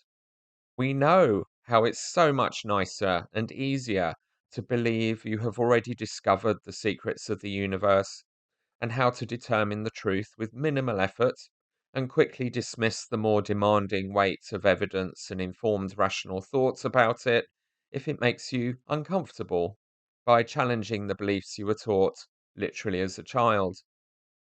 Speaker after speaker at these kinds of conferences and presentations, whether fundamentalist apologists or general authorities, offer as their testimony punchline recommending dealing with the painful cognitive dissonance by just praying about whether your infantile beliefs in sweeping generalizations are still true. Get on your knees, feel emotionally reassured that your comfort zone is still safe. And that's how you know what is true, folks. And with that reassurance, they then get stuck into talking and podcasting about how the church's university, the church's newsroom, the gospel topics essays writers, and even the writers of the church's own accounts of its history have all gone astray, corrupted by anti-Mormon science and scholarship, or, if you are the Midnight Mormons of Ward Radio, corrupted by Mitt Romney and the Democrats. Seriously. To change the highly inaccurate McConkie Mormon script of yesteryear. And thus we have this entire movement of amateur anti-intellectual fundamentalists buying into the Christian nationalist culture war paranoid conspiracy theory world we see everywhere now, from Ward Radio to Firm Foundation to the Joseph Smith wasn't a polygamist movement and so on. They get constant reassurance from the general authorities, irresponsibly declaring still that our doctrines and truths and values are timeless and never change with the wicked modern world, even while constantly changing them as new evidence and epiphanies play out in ways they can no longer avoid. They just never have the integrity to be honest about this with these fundamentalists and tell the faithful which ideas they need to abandon and improve upon now. So it is no surprise that these backward looking bigots, horrified by recent baby steps of progress by the church to adjust to reality and the 21st century, then bombard Apostle Jeffrey Holland with letters complaining that BYU professors are teaching evolution and compassion to the suicidal LGBTQ students. So he then uses his ecclesiastical authority to channel them and quote their letters in his musket fire speech to the entire faculty of BYU that has turned the church's university into an even more disappointingly culty thought control and secret police operation. Rainbow flags or any other signs of empathy with LGBTQ people and their rights now incur the threat of discipline by the campus thought police, the Honor Code office. Faculty have to sign contracts now agreeing they can be fired if even in their private conversations with their bishops they express empathy for LGBTQ people or any other opinions or concerns that seem to question the leaders as infallible. And thus we see how all these things are highly interconnected in reality. How what is reinforced at pseudo-scientific conferences ends up being taught by people claiming to be the prophets, seers, and revelators of the mind and will of God. As many of us are experiencing in our local wards, decades of pandering to fundamentalists and putting all the policing hypervigilance into challenging and silencing the more informed and genuinely open-minded people, instead of challenging the fundamentalists to get more educated and more nuanced in their beliefs, has backfired spectacularly on the church as a whole, as well as in rapidly shrinking local congregations. The educated are leaving in droves, and the ignorant are the tail wagging the dog more than ever. They are getting organized and relentlessly dismantling the credibility of the whole religion with their embarrassing, ignorant prejudices, scaring the more aware leadership into conformity with the similarly ignorant, irrational, and fundamentalist First Presidency. And not surprisingly, this has crashed the church into the buffers of reality. One of the net results and manifestations of this madness is that while fighting hard in the courts of Arizona and Idaho to insist that clergy penitent privilege and privacy is so sacrosanct they cannot even stop a church member from raping his children, on the basis that this is part of our religion's doctrines, which it isn't and never has been regarding covering up abuse, in the church's own university, they now enforce the complete opposite with their own employees.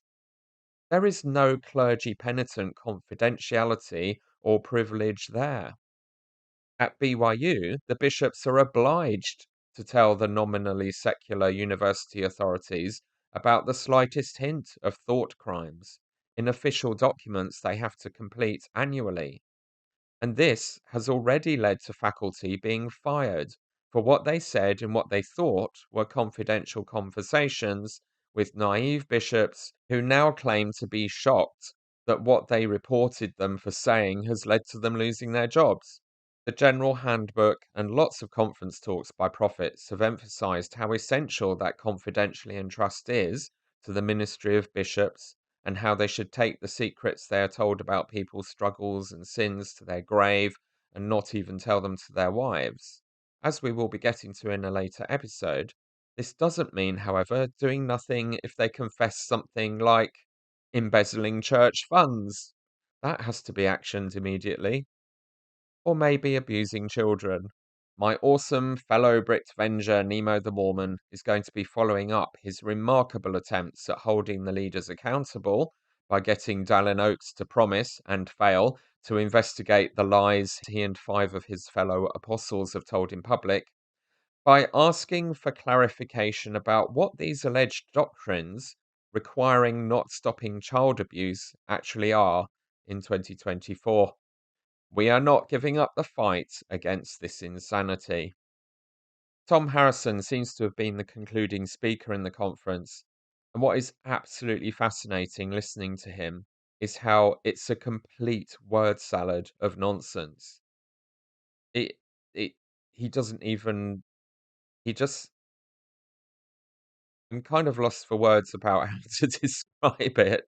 It's just like random, bizarre, somewhat semi-profound sounding statements that when you actually listen to them either individually or in a sequence, literally make no sense whatsoever. Everyone nods along and gives him a big round of applause at the end. These people really are loony buckets, and it's not that difficult to notice they're talking nonsense if you just pay attention. See what you think. It's been incredible. Thank you so much for coming. There have been a few topics which have been left out and which individuals have approached me with and asked, why didn't you talk about schizophrenia? Why didn't you talk about same-sex attraction? All of our journeys are unique. A very wise man said to me once when we were talking about these very difficult process, he said, the plan of salvation and the plan of the gospel moves from simplicity to complexity. And for some individuals, the complexity of their life on this planet is profoundly different. But all of us are unique. All of our plans, all of our paths, I think we look at the plan of salvation as it's this way for everyone. It is unique for every person in this room, in this town, on this planet. And we have to adjust ourselves in realizing my plan is unique and difficult and painful. But as I move forward, I can rise above that with the help of community, the help of further understanding, and the help of longevity.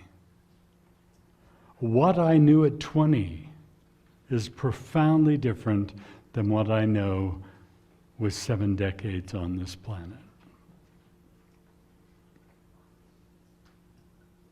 I'm glad I didn't give up in my teenage years.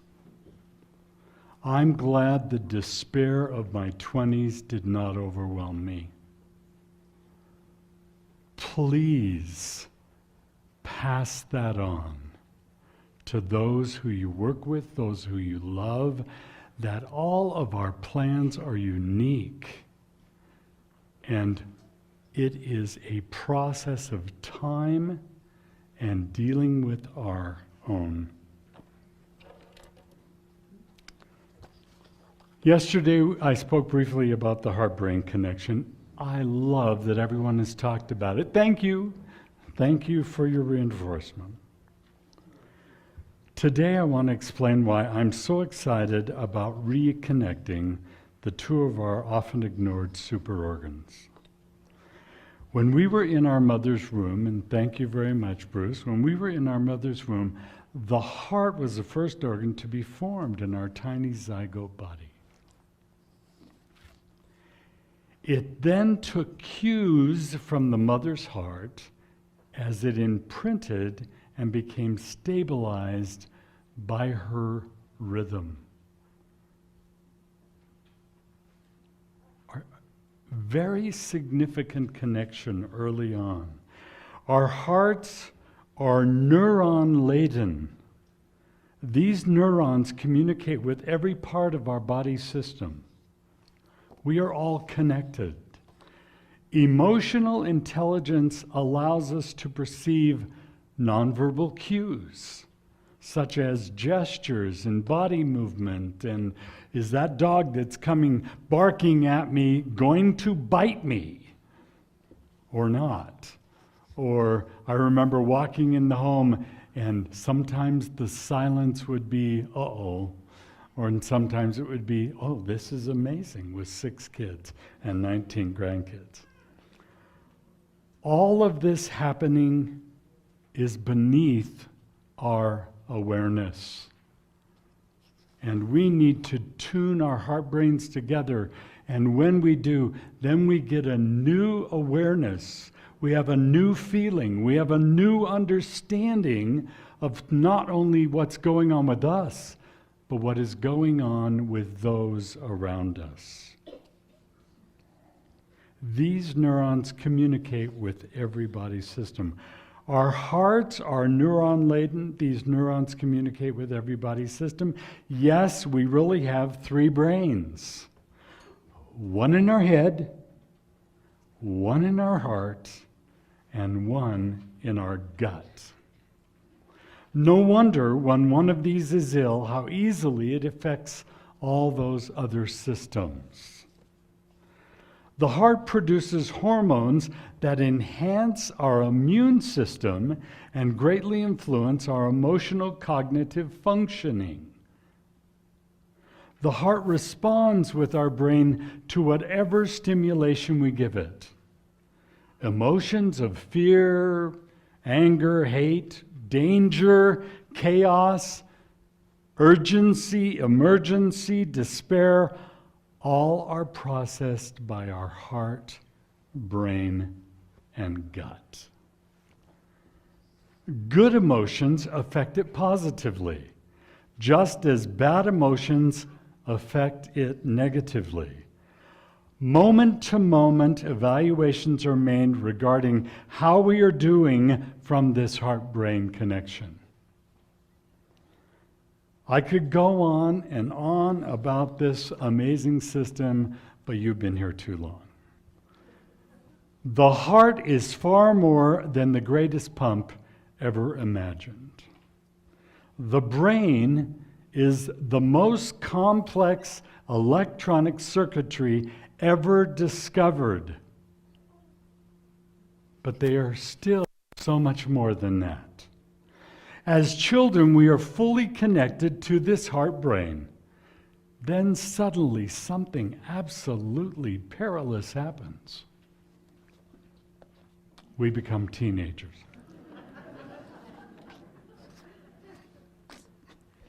Shut up, right? We move into adolescence and become teenagers. This is when our brains tell our hearts to take a hike. We tragically start to rely entirely on our brains, and not the best part of our brains either. At this stage, we demand our brains and bodies to just keep going no matter what we feed them or how we misuse them. That reminds me of my son Rob. Now you see, our brains lie to us 50% of the time. They lie to us 50% of the time, if we're lucky. If we're not on drugs or alcohol or pain pills, then they even lie to us more. Their job is just to try to keep us breathing and upright most of the time.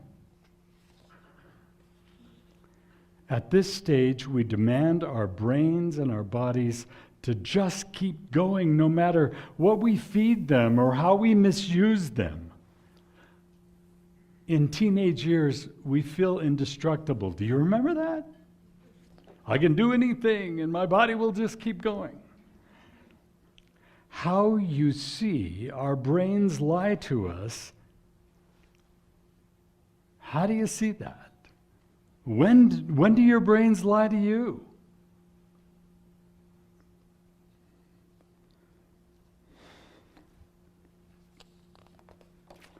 The problem is the brain doesn't always care about what we are thinking. Isn't that amazing? That which does the thinking doesn't care about what we're thinking. It doesn't concern itself with what we are doing to maintain those catecholamines, endorphins, dopamines, adrenaline, calories, blood sugar levels that it needs as long as it is getting what it wants. How it is getting them is far too often not its concern either. It just wants us to think we are happy, fitting in and moving, not concerned about if we are moving forward or backwards. Remember Karcher's talk today? It doesn't care. And it just keeps going back, even if what we're getting from Instagram is negative, or Facebook. Oh yeah, kids don't do Facebook anymore. Snapchat. It doesn't care that people are bullying us or that we feel horrible when we spend 5 hours looking at it. It just wants us to keep doing it. This illusionary reality can lead us into great peril and dangerous behaviors with food, drugs, sex, depression, anxiety, and impulsive activity. You see, sorry to inform you, our brains are not always our friends. Luckily, most of us move out of the teenage years. Some with far more damage than others, but we move out all the same. The rub is, far too many of us never recover that very important heart-brain connection we once enjoyed. At about age 14, our brains and hearts are hardwired to seek after the divine, outside of us and inside of us. At 14, we want to find the divine. It is a hardwired process, yet our society is so guilty of providing such poor role models and mentors for this hardwired belonging. In these teenage brains, if these teenage brains don't meet the standard requirement for the task, they are not led back to that heart-brain connection. When this happens, we become discouraged, disappointed, and far more apt to experience depression, hopelessness, and increased anxiety. And as Dan Gray said, then we go searching for something else. I think I'll drink a lot of alcohol because then that will provide me with what I want. Or I think I'll smoke a lot of marijuana. Or I think I'll do dangerous behaviors. Then, sadly, the teenage brain stops searching and believing in the possibility of the divine and begins to doubt that it even exists. Sports figures, rock stars, movie stars, and TV celebrities just don't make the cut either. These role models don't provide the stimulus needed to believe there really is something great, wise, and divinely connected in us, both internally and externally. This divine, the teenage brain seeks, must be something greater than self and far exceeds what the world has to offer them. With all this struggle and scarcity, still, tragically, some never find it. They go their whole lives without it. When found, the early learned heart-brain connection restores the circuitry and belief that the divine does exist and can be emulated. Not the greatness of ego, but the greatness of unselfish service and love. A connection with humanity awakens within us, and others begin to be seen as family and kinsmen and friends and community. Heart-brain connectedness is how we were created in the beginning. Thus, this same capacity and renewed connection is how we function at our best and obtain our highest levels of satisfaction and peace. Remember, God don't make junk. He makes us, and he makes us with this profound connection. The divine in us and outside of us allows us to function in whatever lower levels of activity and function we choose. This agency is operable because we have to seek after and fight for the growth and enlightenment of these higher levels of functioning. Yeah, it's hard work. If we really want them, they unfold unto us by 7 principles that govern them. Before we leave, let me remind you of 7 more principles that are critical for restoring this heart-brain connection. The first is belief. We must first believe these are true principles and are operable in our life. Without belief, nothing is possible. Belief drives intention. The second is to extend the belief. Once we believe and apply what we have learned, then we need to take the leap to extend that which we now believe to other people. We learn so much by teaching what we have just learned to someone else. So go home and teach the principles you've learned, and they will connect, and your heart-brain will love you for it. The third is vulnerability. Without vulnerability, there is no creation. We must remain vulnerable to create. The more we try to control the outcomes and variables of what we think we want, the less likely it is that we get what we want. I had an opportunity for working for a number of years at a fertility clinic at the University of Utah. The more we tried to control the fetus, the more we tried to control the variable, woman after woman left not pregnant. But it's amazing when women adopt children something happens physiologically and neurologically, and so many women then just magically get pregnant. Well, it ain't magic.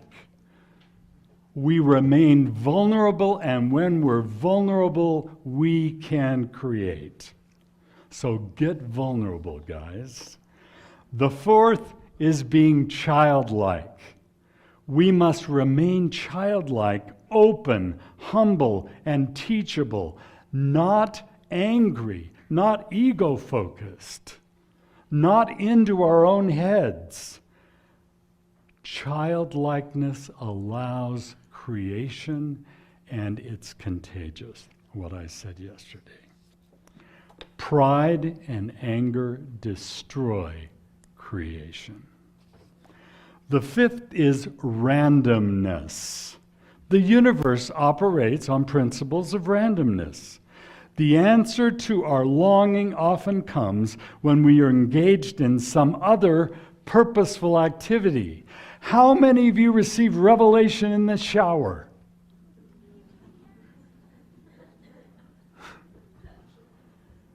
I think the Lord loves water.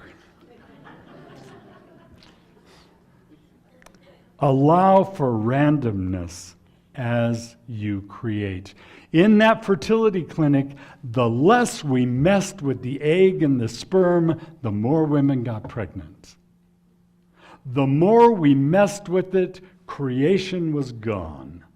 We should have just gone home. The sixth is a fascinating process. It's called the space in between. And that's what Michael's been telling me all day. Stay in the space in between, okay? Because he doesn't like the words on my forehead, you know?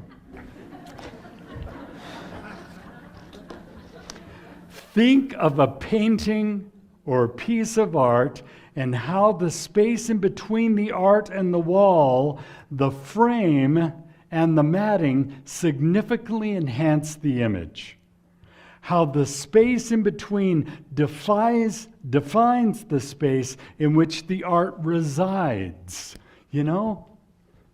You see much more here than you see with all this clutter.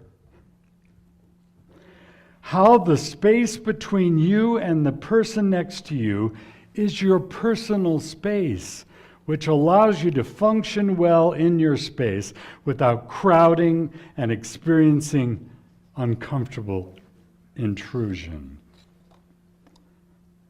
The seventh and last is get yourself out of the way. We must allow the creative process to flourish on its own, to be given wings to fly, discover, become, fall and get up, fail and then succeed. To have a life of its own, creation has to be accompanied by trust and belief in the entire process. We control each other too much. We control our children. We control our wives. We control people at work. We get angry. We scream at them. All of that destroys creation. Get out of the way. Allow wings to fly. These principles do not come easy. They must be learned, earned, obtained. How many of us felt like that when we were a teenager? You're 18, get out of the house. Pursued and gained step by step, here a little and there a little. Heart-brain connection is the disruption that enhances. Heart-brain connection is the disruption that enhances. Our brains are very malleable, able to adapt and change. Our heart brains are very malleable, able to adapt and change. Well, most of them. They are able to take in new information until the day we die. They are able to take in new information until the day we die. Don't limit your brain before it's time, and it won't limit you, unless your name's Homer Simpson. The brain and heart are not machines that cannot be healed. What is good for the heart is good for the brain. The standard American diet is killing us and killing our heart-brain connection. We must start to believe what we see and stop seeing what we believe. We must start being concerned about what we consume, not consuming until we drop dead. Find out what is good for the heart and good for the brain and change your diets. Our bodies and our brains are capable of acting as a single connected system. Everything affects everything else. Problems in our gut create major problems in our brain. We must heal our guts if we want to heal our brains and gain this connection. The heart-brain demands a transcendence from the animal reptilian part of our brain to the greater access to the advanced frontal cortex. This process is a result of successful heart-brain connectivity. Spending our days in front of electronics, games, thank you, Mr. Karchner, games, sports, or the numbing power of binge TV or movie watching, or consuming pornography will not achieve this goal. These above activities feed the limbic animal part of our brains and actually shrink the part of our brains which allow the formation of the heart-brain connection. Serving others, reading books, playing or listening to inspired music, coming to Eternal Core conferences, mutual face-to-face relationships, meditation, good intention, problem solving, all of these enhance that heart-brain connection. Being honest, doing honest labor, all of these enhance that heart-brain connection. The heart-brain mirrors its environment. When operable, it produces far better outcomes and reactions. It is not impulsive or quick to anger. It is full of faith, belief, and joy. It resides in the brain where happiness and contentment reside. It is not quick to judge or jump to conclusion. It is not led about by our vicious tongues that too often betray and condemn us for speaking too hastily in anger or in condemnation. The heart-brain is not divisive. It brings together. It is patient. It unites us. The heart-brain seeks correction. Every day of your life, after you choose your spouse, I want you to say, give me correction today and welcome it in. Then you're not going to die of Alzheimer's. Seek after correction. It is submissive, it is true, and it is kind. These concepts are real. These concepts are eternal. You are real. You are eternal. I am thrilled to introduce to you these profound concepts. So heart-brain, meet Shane, and meet Barbara, and meet Sue, and meet Sandy, and meet Ken, meet Phyllis. You'll now become the best of friends, and this relationship is profoundly contagious. It has the power to heal and restore us to what we really are and what we really will become. Thank you for allowing us to be here. Thank you for this wonderful opportunity.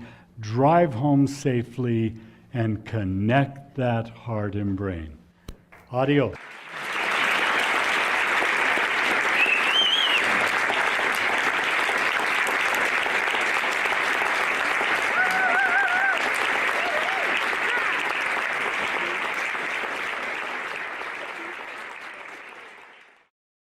Did anything he said there actually make any kind of sense? He's managed to convince an emeritus general authority to turn up at his conference and endorse and repeat the same language about some kind of reconstruction of a connection between head and heart, by which he seems to actually mean literally your heart is thinking. It's not just a metaphor. Apparently based on some of the ideas from Chinese energy medicine we heard earlier. And notice again also the same tropes of massively oversimplifying complex things, but particularly an absolutely insulting persecution of the young. This narrative that all teenagers rebel against religion and lose something profound, which is why we're losing all of our teenagers. You know, it becomes the big excuse, and only a few of them will hold on to the religious thread and get back into it later. What utter nonsense! Teenagers are profoundly spiritual and religious and deep thinking. We send them out as missionaries, for goodness sake. When you demonize a whole category of people or an age group, it becomes far easier to persecute them and to torture them and not see them as real living beings who deserve a rational faith, who deserve a religion that helps them rather than harms them, who deserve a religion that actually practices what it preaches. That's why they're being switched off from this religion and many others. It's the hypocrisy, it's the boredom, it's the irrational nonsense they can see being taught. It's not because they severed their brains from their hearts, like some kind of ritual from the Golden Compass books, where young people lose their animal soul avatars. All pseudo-scientific word salad nonsense that you can't actually explain to another rational person. It uses the jargon of psychiatry and spirituality and religion, but has none of its substance. Ironically, I found wading through this parade of self-important confusion and waffle quite faith-promoting. Real religions, for all their many faults, have substantial concepts in them that have survived a lot of scrutiny and the tests of time and philosophical credibility.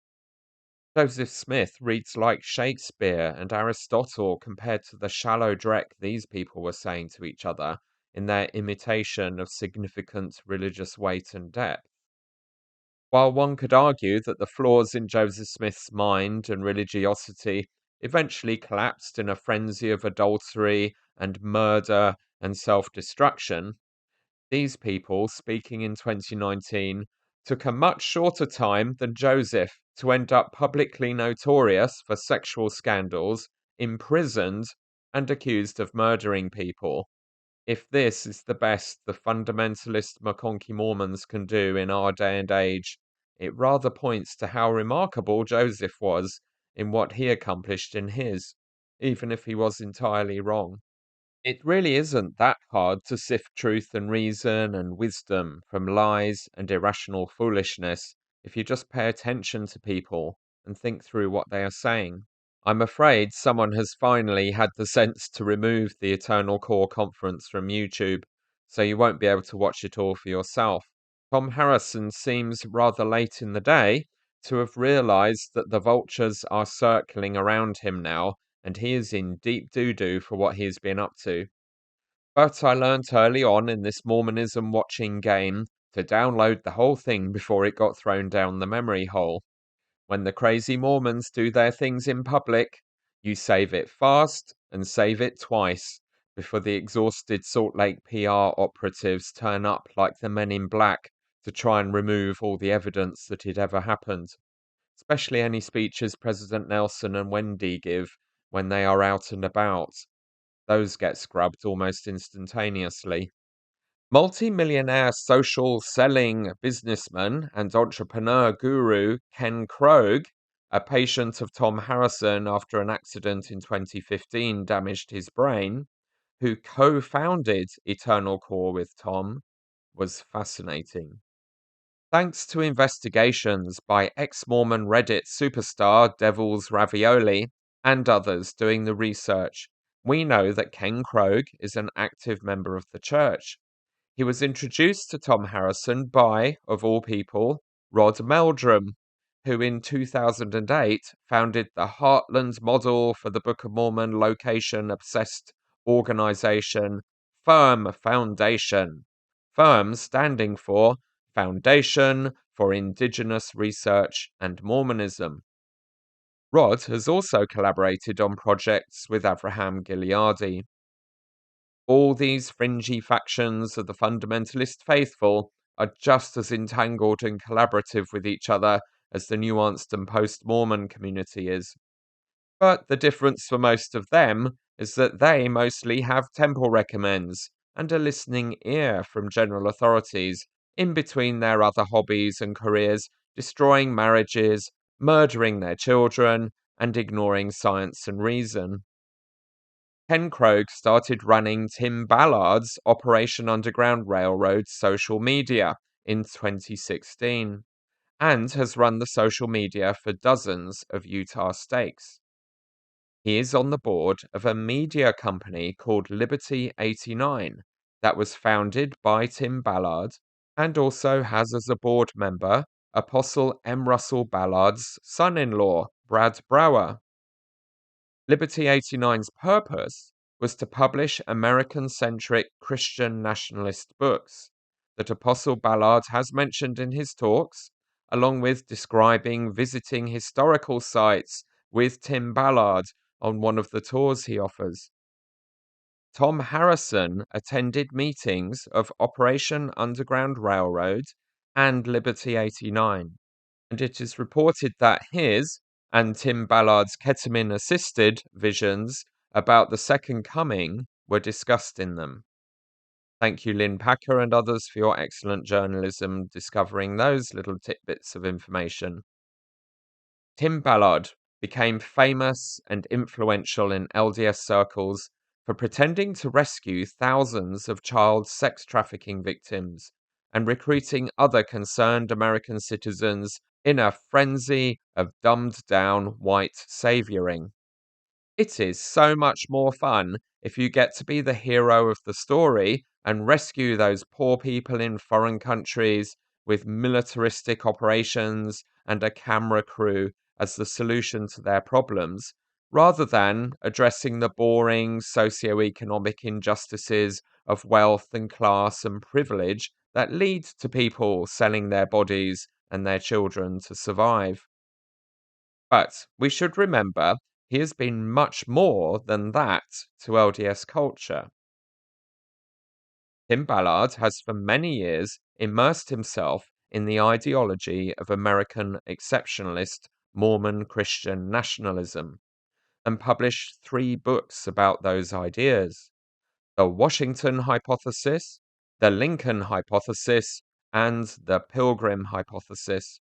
The Washington Hypothesis and the Lincoln Hypothesis were published by the church's own publisher, Deseret Book, and the Pilgrim Hypothesis was printed by Covenant Communications, a division of Deseret Book.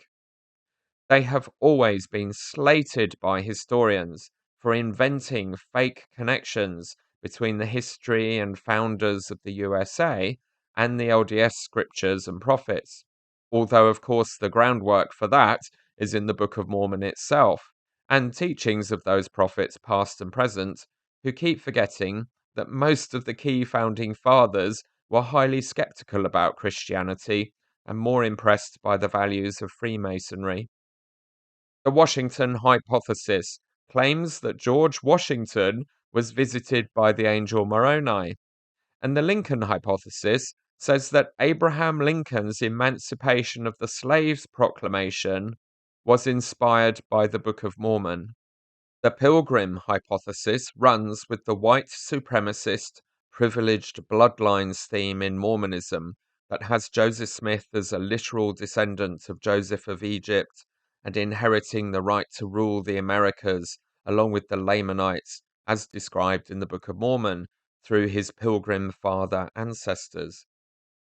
When Deseret Book recently removed these books it had spent years promoting and making a lot of money from its shelves, the Salt Lake Tribune interviewed two of the leading contemporary Mormon historians for their thoughts, which in my opinion were spot on and go straight to the point of the church leaders' responsibility for not just tolerating, but actively promoting anti-intellectual, superstitious fantasies that will obviously end up causing the church huge problems as they spread like wildfire through an extraordinarily gullible population of Latter-day Saints.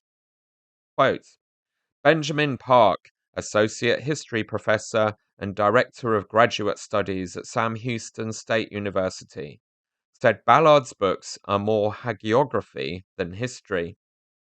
For his part, Park is pleased the church appears to be removing Ballard's books, but he and others wonder why Deseret Book promoted and sold the books in the first place.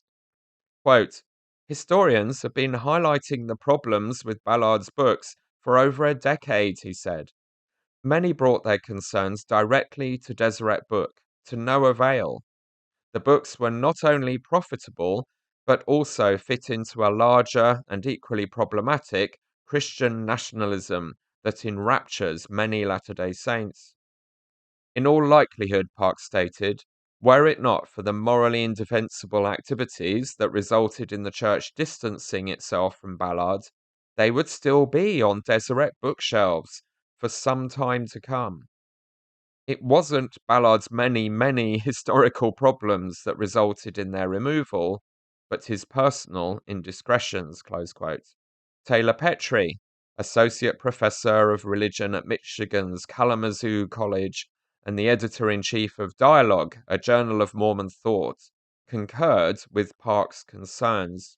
Quote, Ballard's books, he wrote in an email, have long been a lightning rod. By any standard of historical credibility, the books should have never been published by a mainstream press.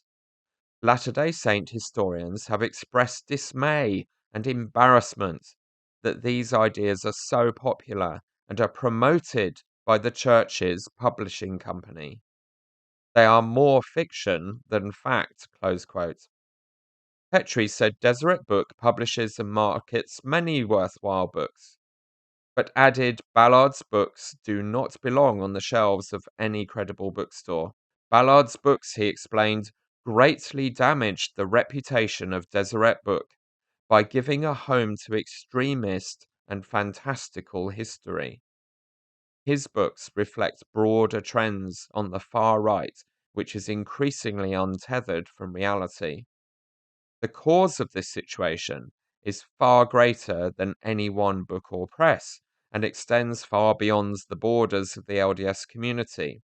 However, by promoting Ballard, Deseret Books bears some responsibility for creating an environment where many Latter-day Saints prefer ideology over evidence, close quote. For Deseret Book to carry and promote Ballard's histories, both Park and Petrie maintain, can be construed by some inside and outside the faith as a tacit endorsement of the author's ideas. It's a tacit. It's an understatement. They're selling his books in the church bookshop. Anyway, back to the article.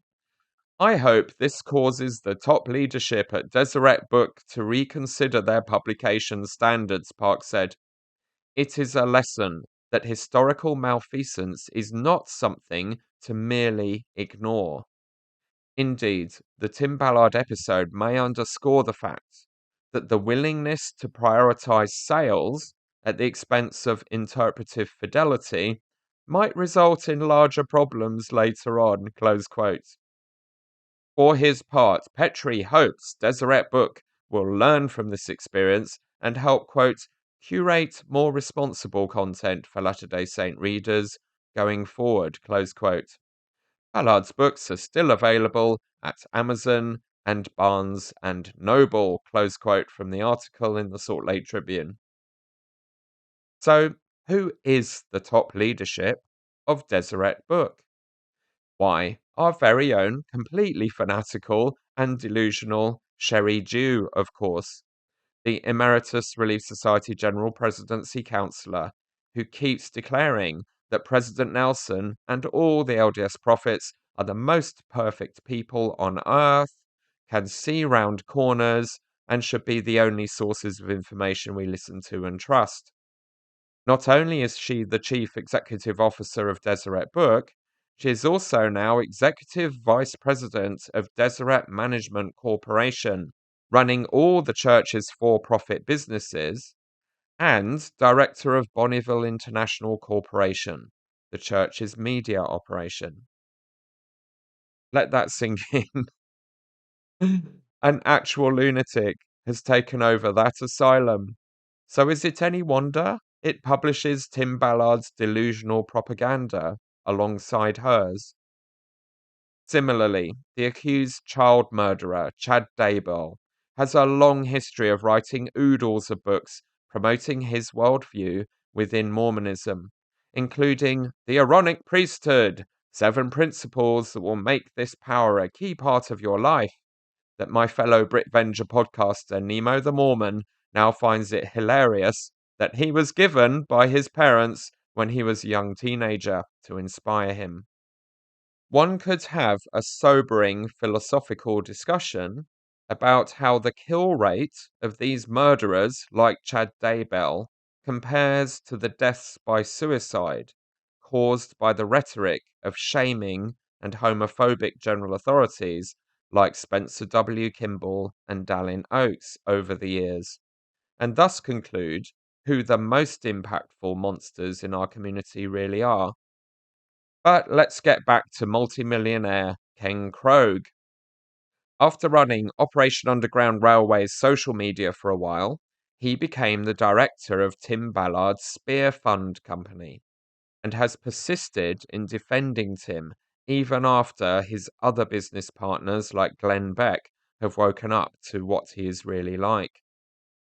At the Eternal Core conference, Ken Krogh spoke about how rich and famous self-help guru Tony Robbins was caught up in Tim Ballard's web to become a major celebrity fundraiser.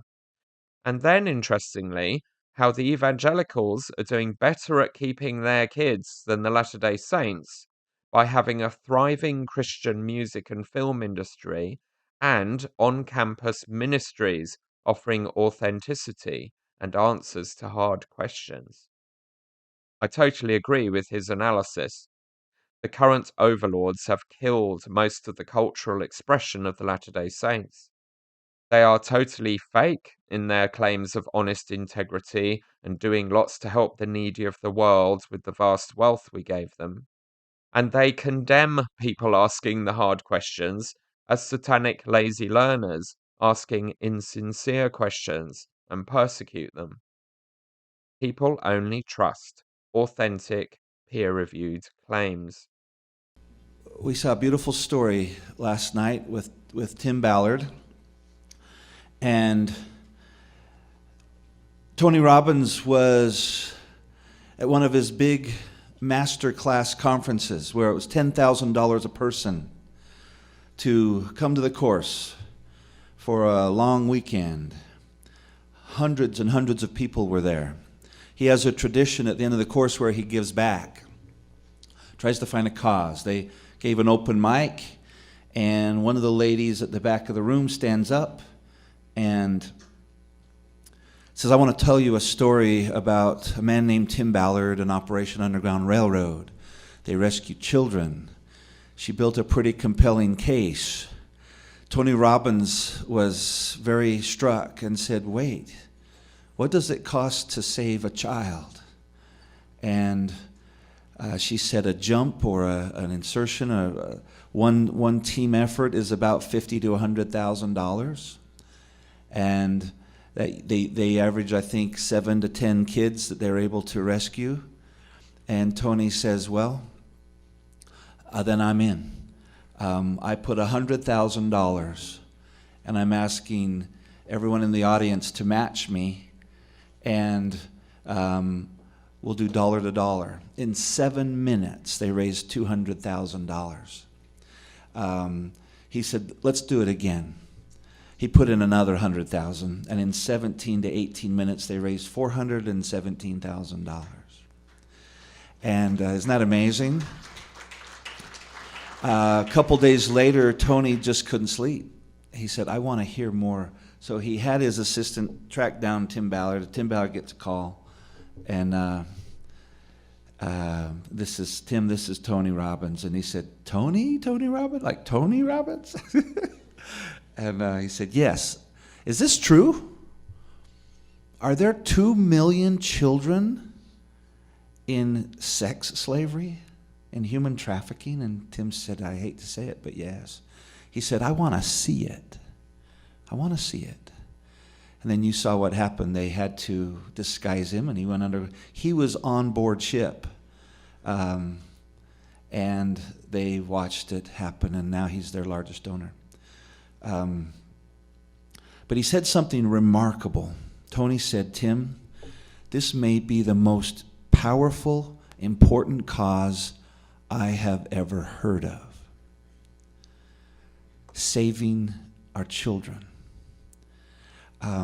There's a book called Crucial Conversations. What you say and do when stakes are high. And what Tony basically said was, this is a cause we all have. Whatever background you share, whatever problems you face, children trump it all. And when our dear founder, Thom Harrison, was made aware, and when we put together his background, we decided to invite him to leave his private practice and become one of the chief consultants assisting Operation Underground Railroads. That's what he's been doing for the last year and a half. And I believe strongly that the Lord is starting by going after the children. We're seeing some trends towards some challenging times ahead. And it's comforting to me that the Lord is reaching out across all aisles and aiming for the children first. 57.8% of the millennial generation have left the church they grew up in. In the Church of Jesus Christ of Latter-day Saints, it's actually slightly higher. I decided to do a research project personally and see, are there any organizations that are doing better than that? And I found that our friends, the Christian Evangelicals and Assembly of God, has learned some beautiful things. I wanted to share just a moment, and then I want to tell you the most asked question we had yesterday was, Ken, what is a core story? But I decided to analyze what's going on. Why is there one group of people who've got a much lower loss of their young people? And I could only find 3 correlating factors. One, the Christian music industry. I have fallen in love with the Newsboys and with Amy Grant and with and what the Christian music industry has done is find a beautiful, spirit-filled alternative to the world's version of rock music. The Christian movie industry. There's some amazing, beautiful movies. There's a alternative to Netflix called PureFlix that is life-changing. There's some amazing movies coming out. God's Not Dead. God's Not Dead Part 2. And then the third factor that I thought was absolutely incredible. On-campus youth ministries going face-to-face with the young people with answers to questions that are being asked. Now, the millennial generation is the generation with the lowest level of trust towards established organizations.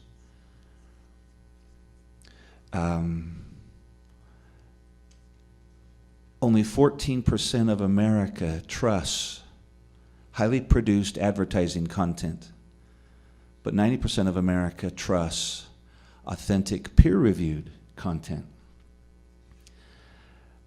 You don't see a lot of billboards on the freeway or advertisements on television for broccoli. And the millennial generation is asking for authenticity and answers to hard questions. And what you talked about, Rwanda, the conflict between the Tutsis and the Hutu, and I see conflict in all directions. The hardest challenges we face were either from the right or from the left, or our political ideologies trump our belief systems, and this last election was nuts. It was so contentious. And if we let that continue, then it's a downward spiral. We know that contention is a spirit that's not of light. So I was asked to consult with the LDS Church about 5 years ago, again about 4 years ago. And I asked them, I said, what's your single biggest challenge? I was there for over 2.5 hours. And they said, oh, without question, addiction. I said, I've never heard that. Where does that come from? And they said, oh, and then I remembered, oh my gosh, he did those 12 addiction videos. Okay, I get it. And addiction's a subset of mental health. So that's a challenge across all lines, amongst all people. And if God made us, he can fix us. And here's the challenging thing. The use of medications is going up. The prescriptions are increasing. The types of medications are increasing. There's billions of dollars that go into launching medication. And there's definitely a place for medication. A lot of good is being done. But the biggest need in mental health is addiction. Alemma Harrington yesterday talked about his opioid addiction. As you're going down the I-15 corridor, that's the main billboard that you see. That crosses all lines. And so it seems ironic to me. Now, I have no qualifications to be in this audience speaking today. I'm an entrepreneur. I did get a bachelor's degree in psychology. I'm qualified to push a broom at midnight in a psych ward somewhere. You can't do anything with a bachelor's degree in psychology. So I went down a different path and became an entrepreneur. My only qualifications to be here today is I got in a car accident 3 years ago. I was asked in August of 2015 to work closely with 54,000 young single adults and in Utah County to teach them how to use social media as a tool, not a toy. And I had just begun moving down that pathway when within 2.5 weeks I got in a car accident that about took me out. I was driving home on my lunch hour as the founder of InsideSales.com. At the time it was valued at $2 billion. I was the second largest shareholder, with 4 batteries for my mobile home to go replace. I'm turning off State Street at 55 miles an hour in my big Chevy Silverado, slowing down in the turn lane with a big Ford truck and trailer coming down the hill. And a young lady in a Honda pulls out in front of the Ford without looking. And moments later, he tried to swerve to miss her, kicked me into my oncoming lane, and threw my truck clear across the freeway into the steel barrier. Threw her the other direction. She had to be life flighted. And in a moment, my life changed. Now, I'd been going down the path where if I'd have stayed on it, I would have been worth $300 or $400 million. I had learned to manipulate the honors of men on behalf of my clients. I billed $20,000 a day to come in and consult and teach them how to become famous, how to become thought leaders, how to make their companies worth a lot of money using social and digital media. I had done that for myself. I was ranked #1 in the world at what I did. And the Lord picked me up mercifully and pulled me right out of that. I got up to speak a few weeks later in San Francisco at the large trade show down there for Salesforce.com. I'd been the keynote speaker in many conferences all over the world. I'm on stage. Took me 5 times longer to write my talk, and I started saying inappropriate things. And most of the people in the industry knew Ken Krogh, a Mormon kid out of Utah, he doesn't usually talk that way. I knew I was in trouble. And I came home and talked to my dear wife, and shortly after that, I went on some business trips, and started realizing I was having temptations. I gained like 35 pounds. I started having uncontrollable temptations around pornography. And it was weird temptations, things you'd have as a teenager. I couldn't even slow it down. I knew I was in trouble. I tried to get some help. No one knew what was going on. And I said some heartfelt prayers, and I knew and then I heard a recording of a man in a sort of a seminar with another man, and that man's voice was very familiar to me, but I didn't know his name. And the next day I went to meet with a dear friend of mine, Rod Meldrum, about a seminar we were supposed to be having together. I have a nano silver technology company. It's really fun. And I was going to be at his trade show. That's all I knew about Rod Meldrum. I said, I'm having some real, and I showed up in my sling from my broken arm, and my hand had gone through the glass, and I wasn't speaking very clearly, and I was hurting like crazy. When your vertebrae accelerates to a net 70 miles an hour in a fraction of a second, you're destined for years of challenges. And I said, I need to meet a man who I think can help me. And Rod says, oh, well, that man's name's Thom Harrison. And here's his phone number. That was the next day. So I called him up, and I asked my dear wife, I said, Crystal, will you come to meet with me with this man? And he said, well, I'm not even free, Ken, for about a week and a half. He was booked out, and we went up there, and shortly after conversing, he said, oh, well, Ken, let me guess, the airbag slightly right of center, you got hit in the back of the head. He said, okay, that's called a contra coup concussion. It's been sort of nicknamed a brain slap. Your cognitive controls, your emotional controls have both been damaged or bruised. He said, you're not able to stop what you say, right? Yep, yeah, that's my problem. It's almost Tourette syndrome, but not quite. It's a little bit more refined. But when you're up on stage saying things and cracking jokes that no one laughs at, and people, what's wrong with Ken? In an industry I almost invented. And he said, it'll come back. But you have to go redo the things you did to put those filters in place. He said, let me put it this way, Ken. Somehow, God has blessed you with an open mind.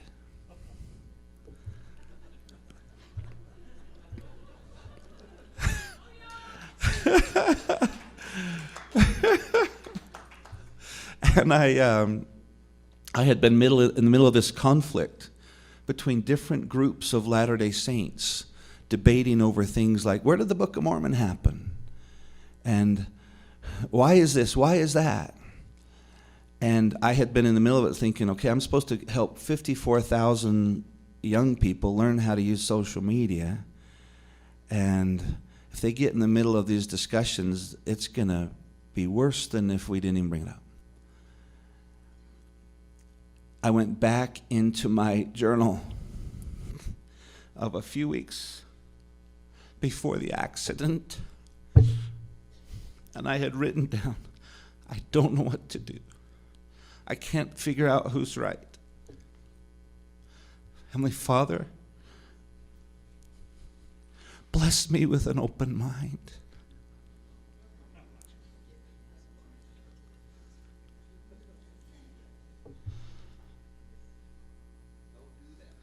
Be really careful what you ask for. I was meeting with Thom. I said, Thom, why do I, and before I could say, he said, Ken, why do I feel like I know you? I said, Thom, why do I know your voice? Thom's got a pretty distinctive voice. He said, I don't know, but let's talk about it next week. And I said, and why am I having these crazy urges and temptations and appetites? I can't even slow them down. He says, well, let's talk next week. By the way, Thom excuses himself and goes to the restroom quite often. What I've learned is he's really going to turn to Father and ask, how do I help this person? Linda, you've got an amazing husband. So I came back, and he said, Ken, I need to ask you, what's your calling in the LDS church? I'm like, why are you asking me that? What does that have to do with anything? No, just humor me. I said, well, 2.5 weeks before this accident, I was asked to be the head of social media ministering for the young single adults in Utah County, 30 stakes, 54,000 of them. And he said, what's their greatest challenge? I said, without question, it's pornography. I said, oh. He said, Ken, you can't help what you don't know.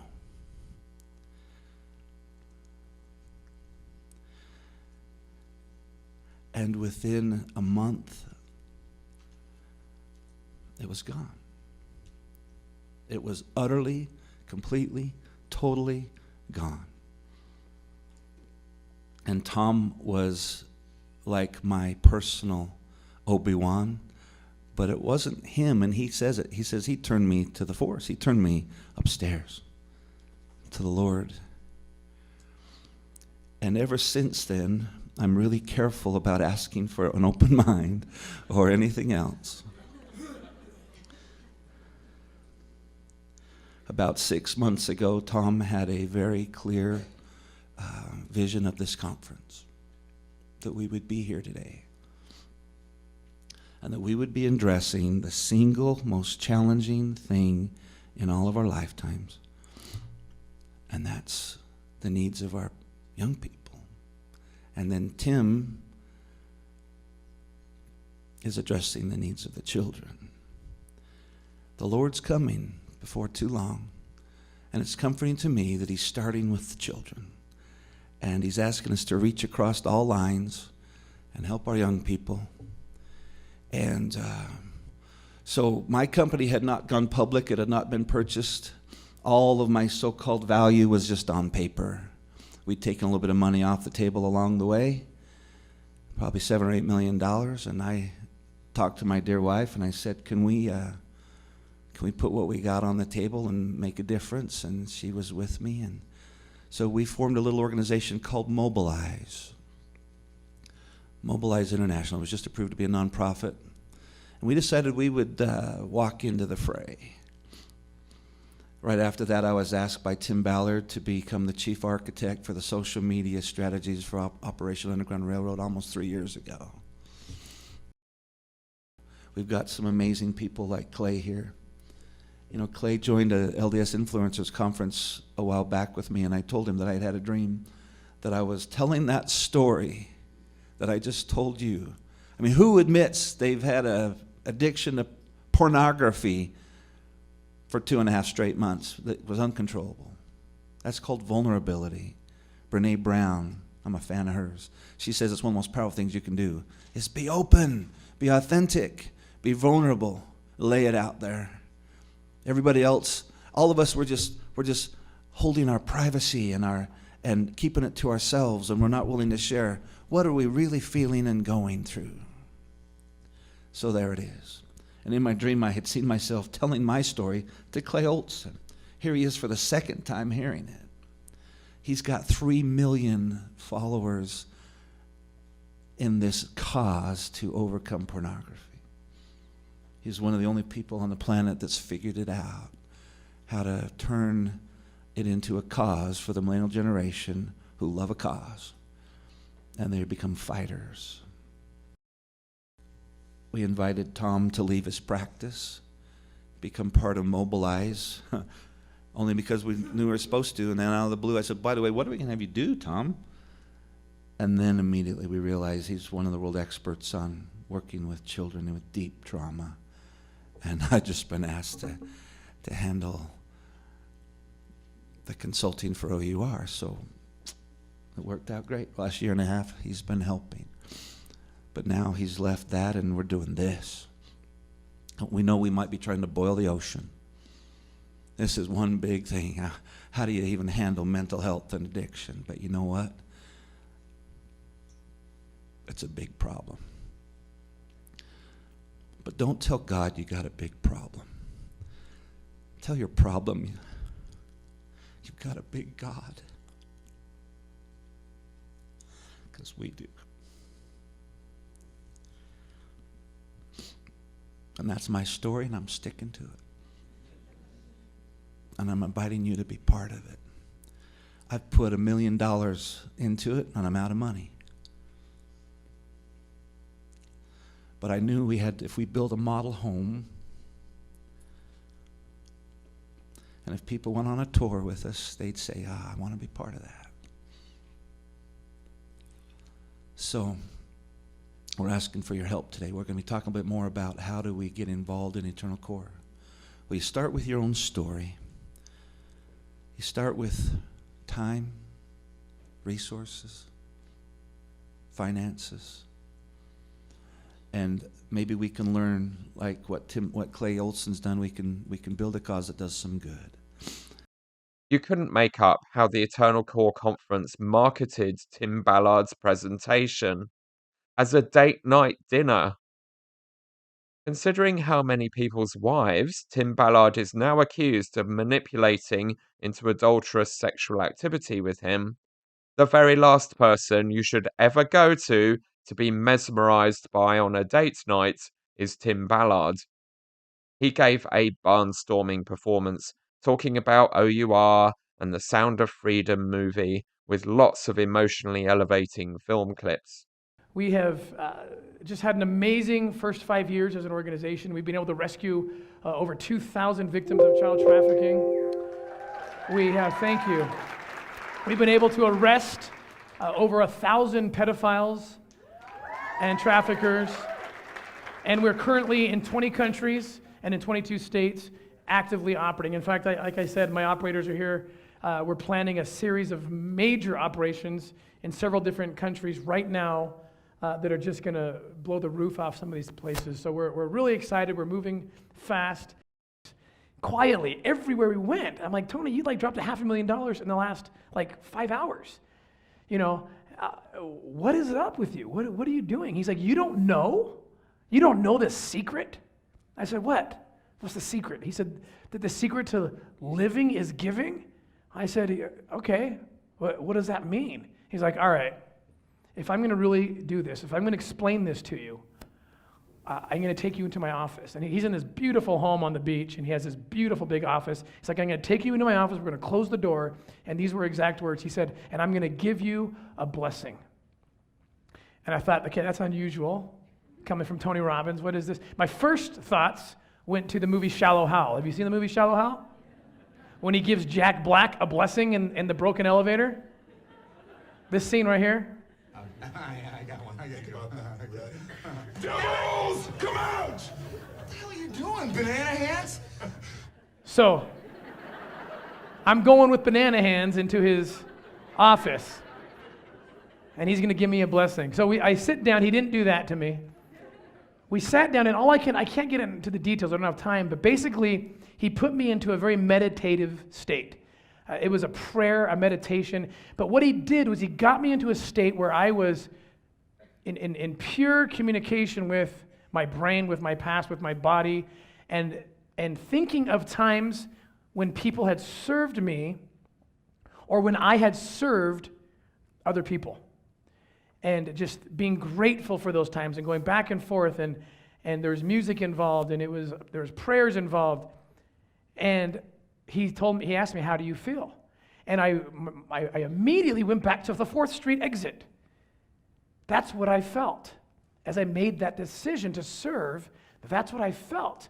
I felt optimism, creativity. I felt light, energy, optimism, courage, all those things. In fact, he said to me, who do you hate right now? Because we all hate somebody at any given time, right? Who's that person? Do you have them in your head? I'm like, yeah, it's an easy one.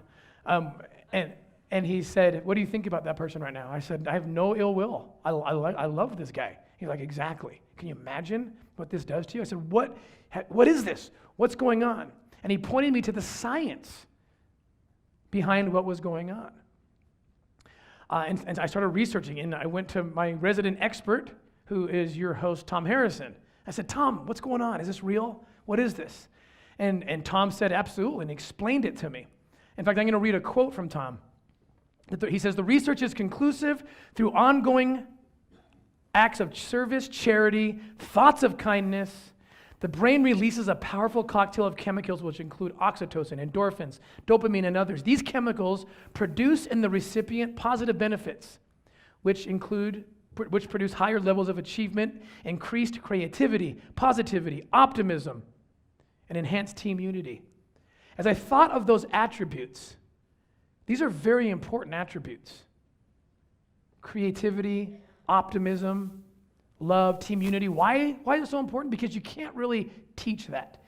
If you're a mother, a father, a husband, a wife, an employer, you want your children, your employees, your family members, you want them to have these attributes. You want them for yourself, but you can't give them a textbook and say, here, learn creativity. Learn team unity, but just read this chapter and learn team unity. Learn courage. I don't know how you do that. These are attributes that are beyond the ability to just sit down and read and really get it and receive it. But this is how you do it. Through service, through acts of service, you get these amazing gifts. You get downloads. I want to propose something. I want to propose that we right now are proving this principle. Because I've done this presentation and I'm looking out here and I know something that's going on right now. I know that there's a lot of you who are having very irrational thoughts. Beautiful irrational thoughts. And you're thinking, you have zero law enforcement experience. You've never done anything like this. But you are right now willing. If I told you, go undercover right now into a dangerous part of the world, you would go right now. And you know who you are, you know what I'm talking about. I know you're feeling it. You're feeling a super amount of optimism and courage and creativity, and all sorts of things are going through your mind. Your bodies are changing right now. This is the principle. And this is just from watching these heroic stories of people like Gesno Marty and little Colleen, and seeing these acts of service, just witnessing and thinking about it, you are getting that chemical reaction. You're feeling these things. And the heavens are opening, and you're having ideas. This is a true principle, and you can apply it to anything and all things that you are doing. It's amazing, and it's beautiful. And I'm going to come back a little later. We can talk more details, turn the cameras off, and talk about things that otherwise we probably wouldn't.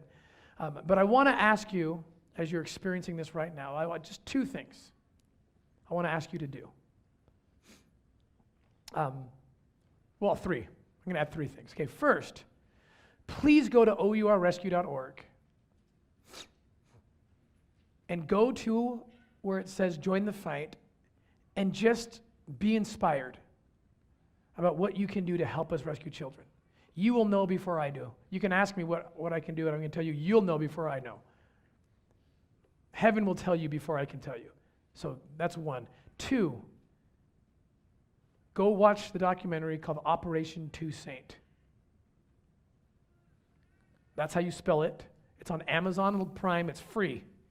Go to Amazon Prime, watch Operation 2 Saint, and ask yourself the same question as you're watching the documentary: what can I do to fight this cause? And three, and maybe the most important thing, we're not the only cause out there. There's so many people in need of service. Take what you've learned today and how you feel today, and just go serve. Make service part of your personal culture, your family culture, your community culture, your professional culture, and you watch what happens. If the world would all do this, can you imagine what a great place it would be? So I'm really excited to come back in about 40 minutes or so, and think of some questions, and we can talk more. In the meantime, I think they're going to serve you up dinner. So thank you so much. Thanks for listening. Thanks for being part of this. Thank you so much.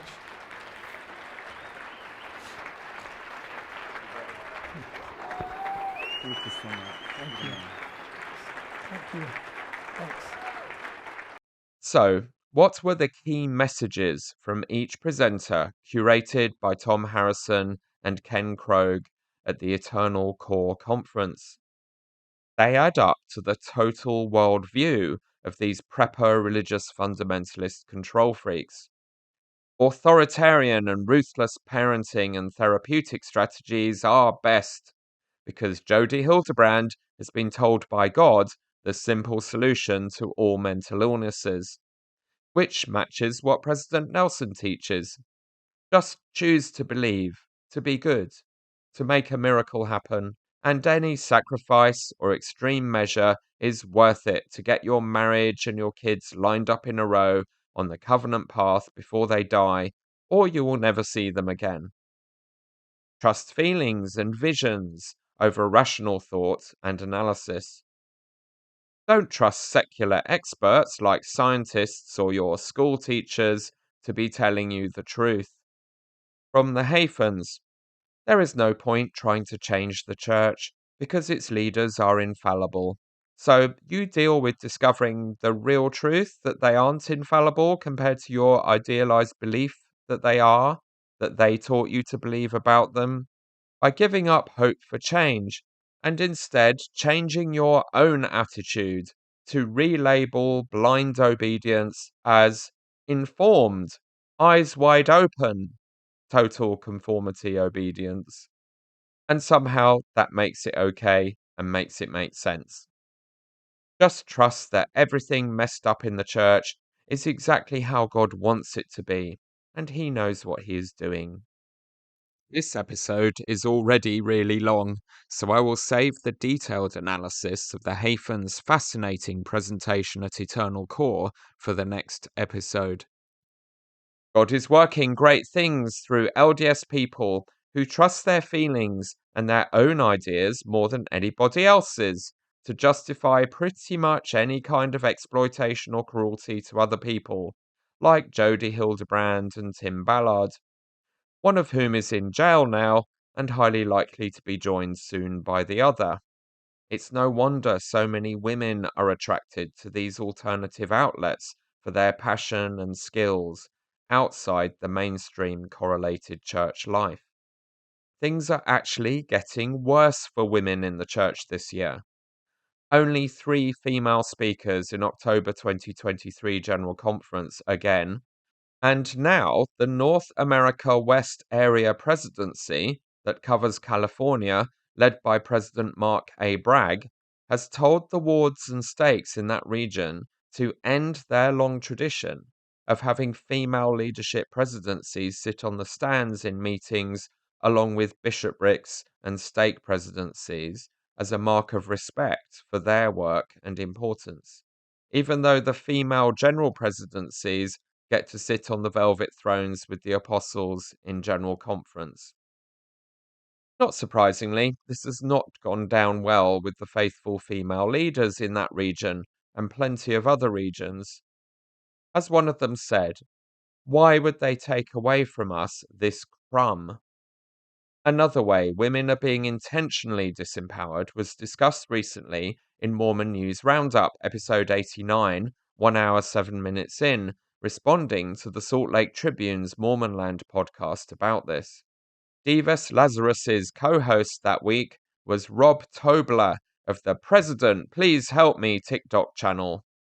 He made the points that I and many others have, that the LDS Church is the last place left where young women in the developed world are experiencing blatant relegation of women to second-class citizen status. They also pointed out that originally the Relief Society chose its own leadership, and its presidents served for life, like the apostles do, enabling them to become experienced and respected authority figures and steer long-term projects and innovations. These days, the female general leaders are constantly replaced by men on a fast rotation, so cannot embed or challenge the male leaders who can release them at any moment, like all the other female leaders in the church. As you know, Rob, there's this is from Mormonland. The apostle vacancy has spurred some questions about men who run the church for life. The system for picking leaders in this hierarchy has been regularized, but the advancing ages have some asking whether it's time for more changes. What are your thoughts about the latest shakeup in the Quorum of the 15, Rob?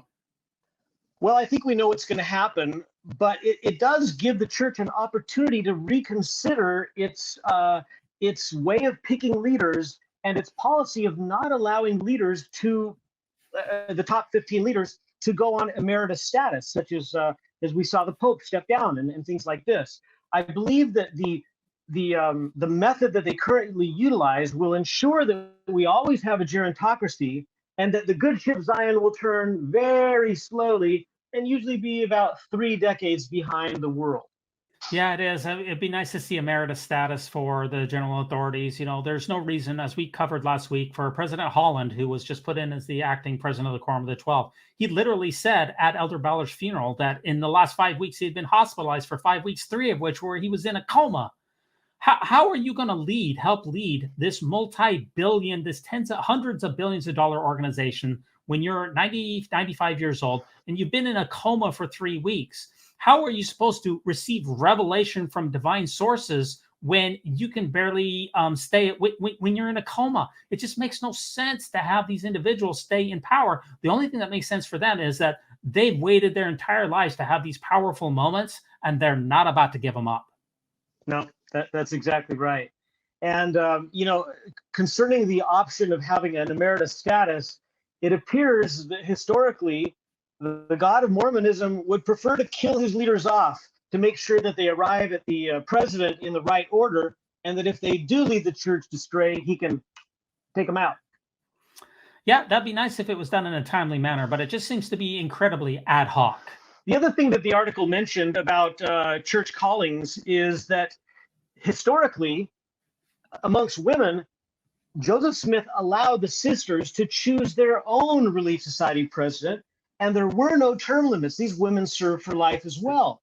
Why are women being treated so differently? Why can't they pick their own president? And why are they limited to 5-year terms? Yeah, I mean, the Relief Society presidents used to be long-serving, and it was, I think, back in about the 1990s that the 5-year term limit started getting put on the Relief Society presidencies. And that was from the Mormonland podcast with Dr. Bowman. He talked about the history of that and the fact that most likely his reasoning behind why women don't serve for long periods of time in the church now is to diminish their influence and diminish their power. If you have a rotating cast at the top of the Young Women's and the primary and the Relief Society, if they're always rotating, if they only have a 5-year term limit, you don't get to know them, and their influence then is diminished. I think he nailed it. The Handmaid's Tale Mormon Gilead is gathering its strength as the feminists, intellectuals, LGBTQ allies, and liberals leave or are excommunicated, and the patriarchal Pharisees rule the roost increasingly unquestioned and unopposed. As the Church of Jesus Christ of Latter-day Saints contracts to a hardcore of very rich end times fundamentalists, we can already see what their Amish-like remnant curiosity in a corner of Utah jostling shoulders with the polygamous fundies is going to look like. What is the solution for the clear and present danger posed to our church and its members by the mental health, parenting, community norms, and living of a religious lifestyle embodied in the Eternal Core Conference and all the other conferences, firesides, therapy, and counseling services and businesses promoting the same ideas? The solution is the same as the solution for the same extremist dysfunctions and decision making playing out among the general authorities, destroying the Church of Jesus Christ of Latter-day Saints from their positions of power and influence. Rational scrutiny and accountability. No effort was made from within the ranks of bishops and more senior leaders directing the church's affairs, who refer thousands of their ward members to these monsters for counselling or promote and publish their ideas and their books, to scrutinise and check what they are actually doing and saying in their books and websites and training resources and counselling interviews with vulnerable people. It is enough that they are church members with a temple recommend to be afforded total trust. We have made this mistake of trusting too much all of my life in the church. It can have wonderful community benefits that we can move to anywhere in the world with an LDS congregation and immediately be afforded trust, leadership roles, support, and huge reservoirs of patience and goodwill simply because we are church members who seem to be living the righteous lifestyle, dressing the right way, using the right language, declaring the correct testimonies.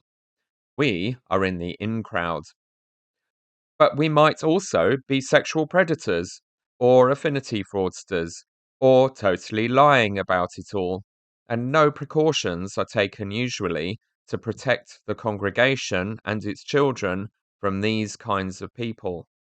In fact, the usual response to people raising the alarm about such predatory wolves in sheep's clothing is to not believe them, to minimize their suffering and the threat the bad people pose, bending over backwards to forgive them and tell their victims to forgive and forget, and not warn other people about the danger they pose.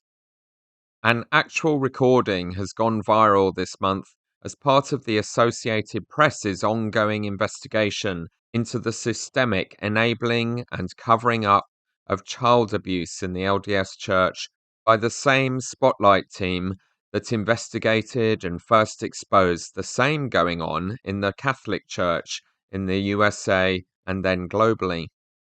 It is an example of the church's lawyers offering one of their many hundreds, probably thousands, of payoffs to victims of sexual abuse in the church in return for legally binding commitments to stay publicly silent about the abuse so others are not warned of the danger the abuser poses to them, or the threat posed by the church's systems of enabling and covering up that abuse that continues to endanger everyone else's children. The recording was made 6 years ago in 2017. 31-year-old Chelsea Goodrich, whose father was a bishop and regularly abused her for years as a girl, accompanied by her mother Lorraine, was having a series of meetings with attorney Paul Writing, head of the church's risk management division. Who knew they had that? Chelsea's father, John Goodrich, had confessed to his bishop that he had committed the abuse a little before he was arrested and charged for it. And Chelsea wanted the church to authorize that bishop to testify about the confession in court. She also gave the police recordings of her father confessing to the abuse to family members, and Paul Writing in his conversations with her acknowledged the abuse was real. The General Handbook strongly discourages LDS clergy from testifying in court cases in any way, and this is one of the several components of how the Church proactively obstructs justice and prosecuting child abusers and other LDS criminals. Because the bishop was told not to testify, the prosecutor dropped the charges against John Goodrich, feeling that without that witness of a confession, the jury would be less likely to just believe Chelsea because the abuse happened years earlier and her mother Lorraine was divorcing John, and the taped confessions were not considered to be enough. John was, however, excommunicated from the church. So the church accepted he was guilty of abuse and administered its own trial and punishment for it, but would not cooperate with the criminal justice system punishing him and protecting other potential victims too. The church's risk management director, Paul Writing, offered Chelsea $300,000 to never use the situation as the basis of a lawsuit against the church, to never acknowledge the existence of the non-disclosure agreement, and to destroy their recordings of their meetings. She was still allowed to talk about the abuse.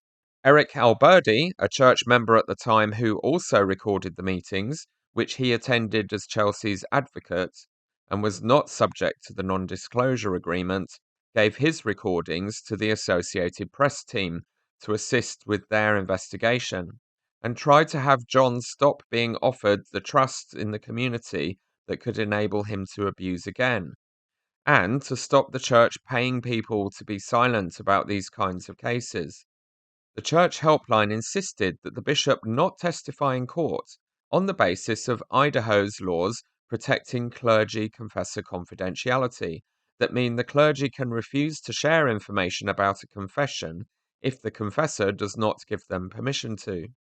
The LDS Church has continued this year to team up with the Catholics and Jehovah's Witnesses, who also have appalling track records of facilitating and covering up child abuse by their clergy, to oppose repeated attempts by campaigners to change the laws in states allowing that clergy penitent confidentiality and instead make clergy mandatory reporters. However, in response to the revelations of the Associated Press's journalism, the Catholic Church decided 21 years ago, in its Charter for the Protection of Children and Young People, to stop using non-disclosure agreements, or NDAs, as a tool for silencing victims of abuse, unless they request anonymity, recognizing what a dangerous and powerful tool it was in the arsenal of abuse cover-up operations. The LDS Church still uses them as its number one preferred response to potential prosecution by its abuse victims. Millions of tithing dollars have been paid out to silence victims and allow abusers to continue their normal lives and access to more victims, rather than risk further embarrassment to its public reputation, or just do what is right and let the consequence follow, as they teach LDS children to sing, but do not actually believe or practice themselves as an institution. After dragging out the Arizona case of the girls repeatedly raped by their father with the full knowledge of the two succeeding bishops he confessed to over many years, and the lawyers on the helpline insisting that those bishops not inform the police and stop the abuse happening to those girls, the Arizona courts finally ruled recently that the church was protected by those laws and could not be sued for justice and compensation by those victims. The response to that verdict by the LDS Church was, quote, "We are pleased with the Arizona Superior Court's decision granting summary judgment for the church and its clergy and dismissing the plaintiff's claims," close quote. Pleased that the victims of his abuse, facilitated by the LDS Church, will never get justice, and that the church can continue doing the same again and again when abuse is reported to their clergy in Arizona and a lot of other states with the same laws. This is not compulsory, remember. It is the Church's choice to claim that immunity from responsibility using these laws. They can at any time instead allow their clergy to report abuse to the police. Chelsea's father, John Goodrich, is still a practicing dentist with access to children, and was recently convicted of using his dentistry drugs to dope a woman he was having an affair with. So, please, as we continue to learn about the mindset and crimes of these headline-grabbing individuals engaging in cruelty, hypocrisy, lies, and abuse of the innocent, do not for a moment kid yourself that these are rogue individuals acting independently of the LDS Church, or functioning on a completely different psychological and ethical basis to the mainstream Church. The same general authorities the faithful vote to sustain and declare to be the mouthpieces of God, and never leading the Church astray, and telling their children to trust more than any other people in the world, are constantly spending huge amounts of tithing money to fund its lawyers and the risk management department to prioritize a false public reputation as a respectable religious organization that does not tolerate abuse of any kind, to not just tolerate abuse, but proactively perpetuate it, and protect church members or even members it has excommunicated, who are just as monstrous and dangerous and evil as these characters, and in many cases much more so. I sent you a letter indicating that the church was prepared to assist up to $90,000. I've been back and I explained a little bit more detail to those who make these decisions and indicated that one of the best ways we can help you to, and is it your mother? Yes, Is my to try to 85-year-old figure mother. a way to, one of the things that you pleaded for is just, can we have this little stability? And so I have authorization up to $300,000. Michael Resendez of the Spotlight team at Associated Press has not finished yet. He has already done sterling work to get the ball rolling, shining public scrutiny on the church's abuse operation. But one thing continues to lead to another, and he concluded his reporting about this case by noting in another case, this same man, Paul Writing, who has led the risk management department for 15 years, stated officially that the church has its abuse helpline operatives and lawyers destroy their records of what is being reported to them every day, so there is no paper trail. But in these recorded meetings with Chelsea and Lorraine, he said that he could check their archives to see if their father had confessed to abusing her previously, and whether that had been reported by his bishop at the time to the helpline, and later said there is no record of that, which indicates that these documents are not destroyed and could therefore be subpoenaed in the future. This opens a huge can of worms for the church that taught me all about how once you tell one lie, you have to keep telling more and more lies to maintain the first one until it all becomes too much to keep up and the truth eventually gets revealed. As I keep saying, if the church actually practiced what it teaches us in primary and the seminary scripture mastery lists, it wouldn't have most of the problems destroying it now. And as other awesome podcasts like Latter-day Struggles and At Last She Said It keep saying, why doesn't the church seem to believe or practice its own stuff? Why is it so hard for it to just believe and practice what it preaches? The church members are scrupulous about trying to get that exactly right with integrity. But somehow, no one higher up the ranks of priesthood leadership is being anything like as careful. It is no wonder their interconnected webs of lies are unraveling so horrifically now in the full glare of publicity and the world's press. by failing to take that responsibility or act with integrity, by refusing to listen to its critics screaming warnings towards the church for years. The Church of Jesus Christ of Latter-day Saints has been directly responsible for inflicting appalling cruelty on an ever-growing list of children. The babies and children being raped by their parents when their bishops know all about it and are doing nothing to stop it. The young LGBTQ people having their hope and self-worth ripped from them by what apostles teach in general conference and ending their lives. The children being brutally tormented by paranoid parents turned into monsters by beliefs the church has taught them and counselors and guides it has recommended to them.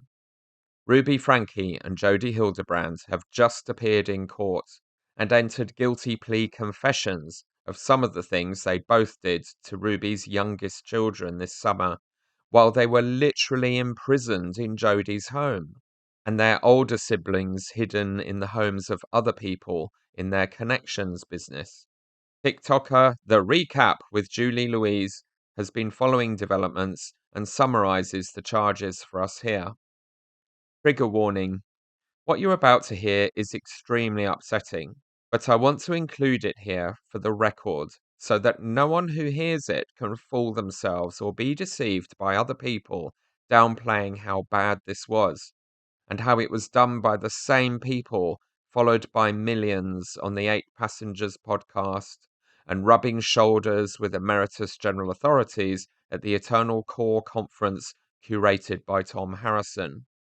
How these people were trusted temple recommend holders, integrated into the normal life of their LDS congregations and culture.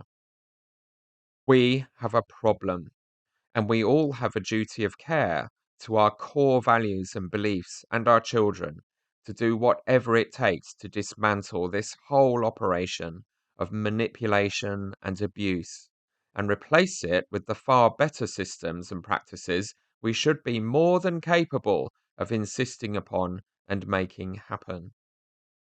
We now know the details of what Ruby Frankie and Jodi Hildebrand had been doing to Ruby's 2 youngest children. Trigger warning right now, guys, because this is way worse than I thought.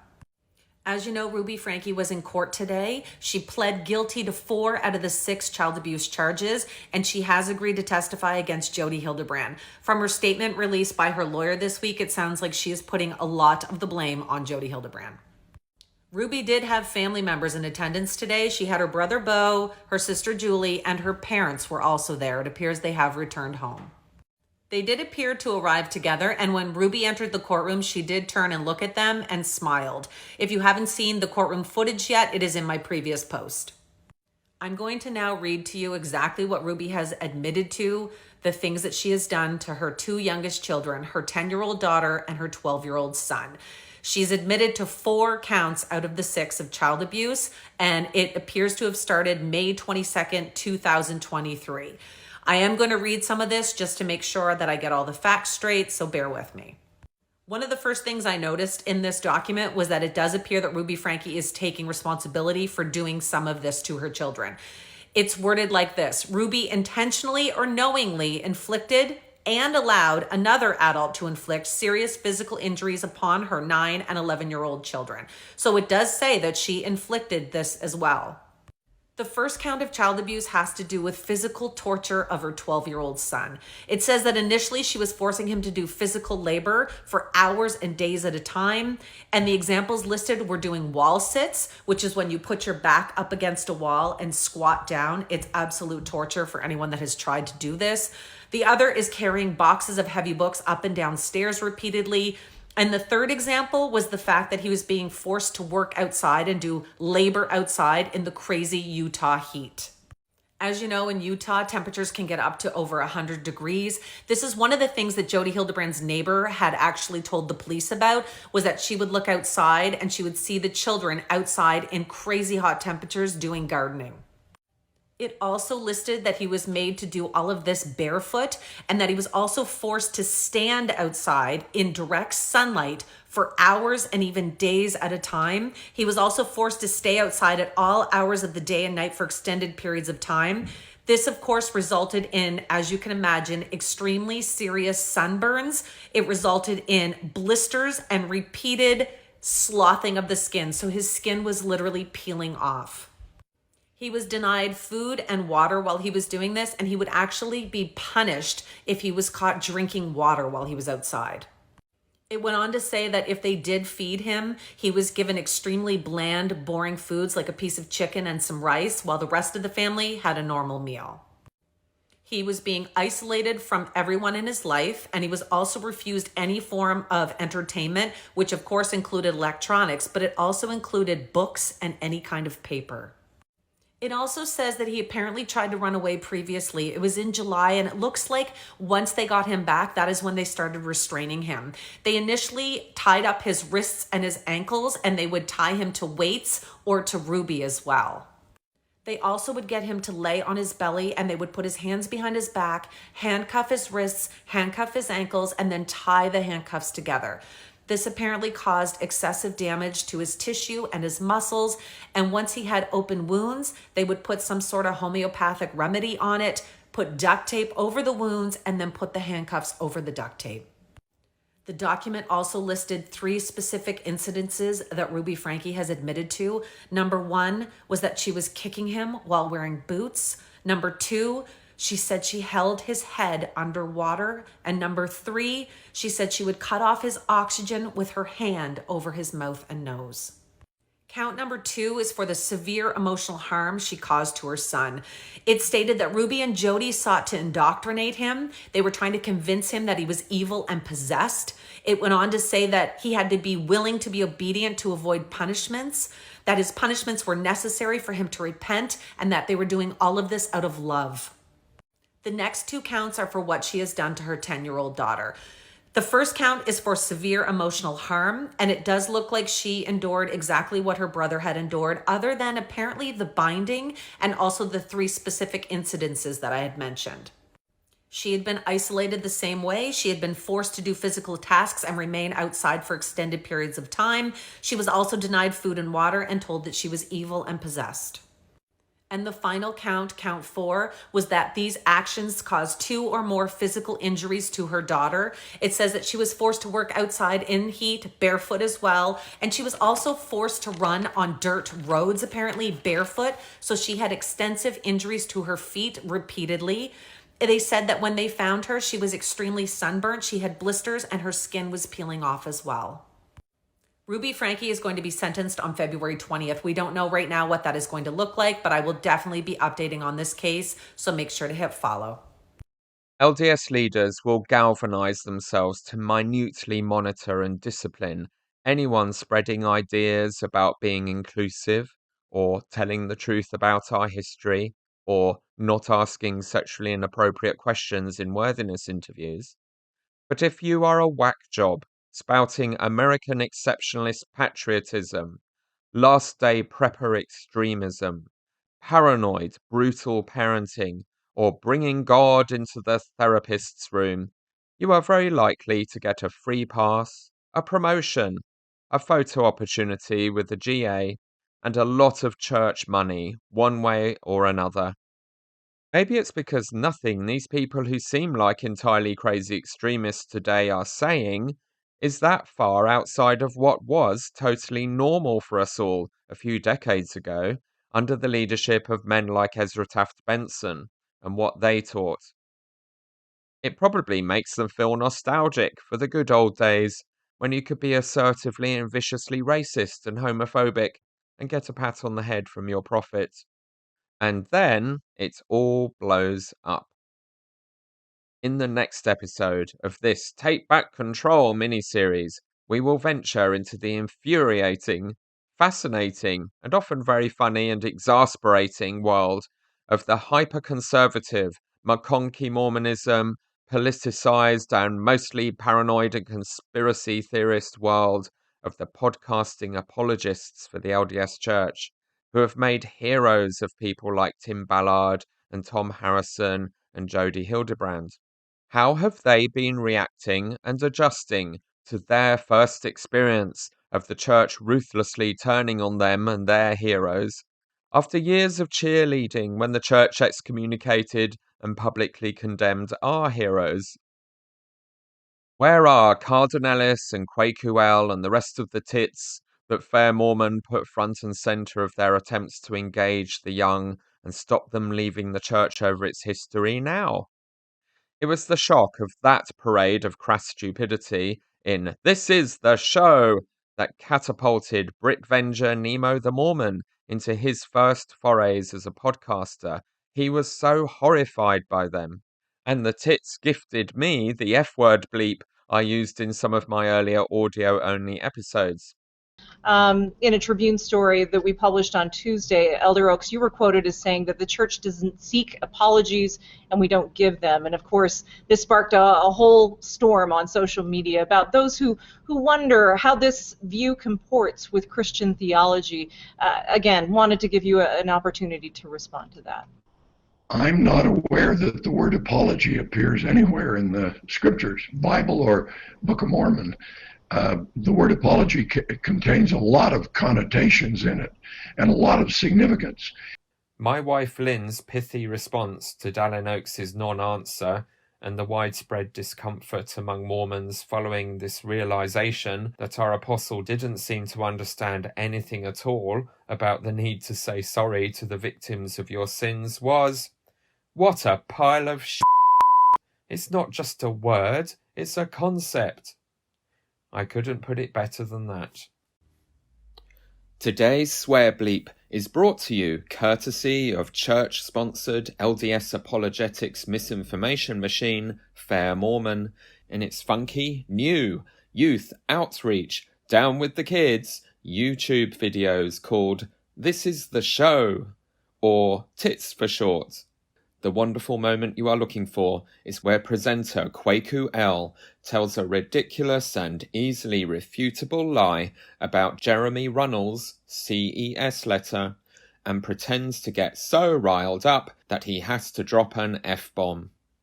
The episode to look for is called The CES Letter, lol, lol, lol. Seer stones are awesome! 2 exclamation marks. In the CES letter, Runnels criticizes Joseph Smith for using a Ouija board to translate the Book of Mormon. The only problem is that the Ouija board wasn't created until 1894, and Joseph Smith translated the Book of Mormon in 1829. Also, no, Joseph didn't use a Ouija board to translate the Book of Mormon. If you believe a bogus lie like that, you probably believe Jussie Smollett, or that you're gonna win a cruise on an Instagram giveaway. You're not. Okay, so Ouija board is in inverted commas in the CS letter, which can often be used as scare quotes. Scare quotes denote irony or the phrase so-called. That said, if Jeremy sincerely believed that Joseph was using the Ouija board, then of course he's incorrect. You can make up your own mind on that one. The rest of this section of the CS letter, however, contains no further mention of a Ouija board. Catch them while you can. Someone with a bit of common sense in the bureaucracy will eventually actually check out what's in them, and have them removed from YouTube pronto and quickly thrown into the Mormon memory hole, along with Brigham Young's Adam God doctrine and that time President Joseph Fielding Smith insisted that man would never walk on the moon.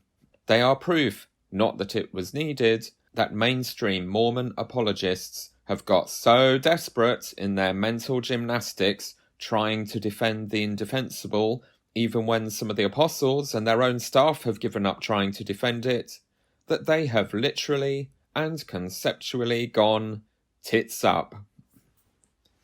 We now return you to your normal programming. This Is the Show, or TITS, was scrubbed from the internet in a deluge of terrible reactions from normal church members, and they rebooted as the Midnight Mormons, and then Ward Radio. Other similarly minded people have joined them in the podcasting firmament, and I have taken the hit of listening to them for more than 2 minutes at a time in order to discover that they are starting to agree with the critics of the church, that it is alienating the young people and the older young people that are their age, and that the root cause is the gerontocracy system for appointing the church's prophet presidents. They know that it is essential now that we somehow take back enough control to break that system, but they don't seem to have any idea about how. So they need to join you, wise and intrepid listeners, and keep listening to this podcast as I map out the game plan for replacing them and that system. We will also hear from some of their like-minded podcasting friends, and as a special treat, also listen to Tim Ballard's Utah psychic, Janet Russin, who ran his operation for years and told Operation Underground Railroad operatives where to look for the sex-trafficked children they continued to not find, despite her best efforts, asking a long-dead Nephi for help, and the controversies around which dead Nephi she was consulting. All that fun will be in episode 11D. Even the apologists know that all is not well in Zion, followed by 11E, church and state discipline for apostles who lie and steal. And then we will dance along the final stretch of this journey by paying close attention again to what the general authorities are actually saying to try and stop the exodus, and realize that it isn't that much less ineffectual or crazy than what the end-time preppers and fraudsters have been saying. Just much less exciting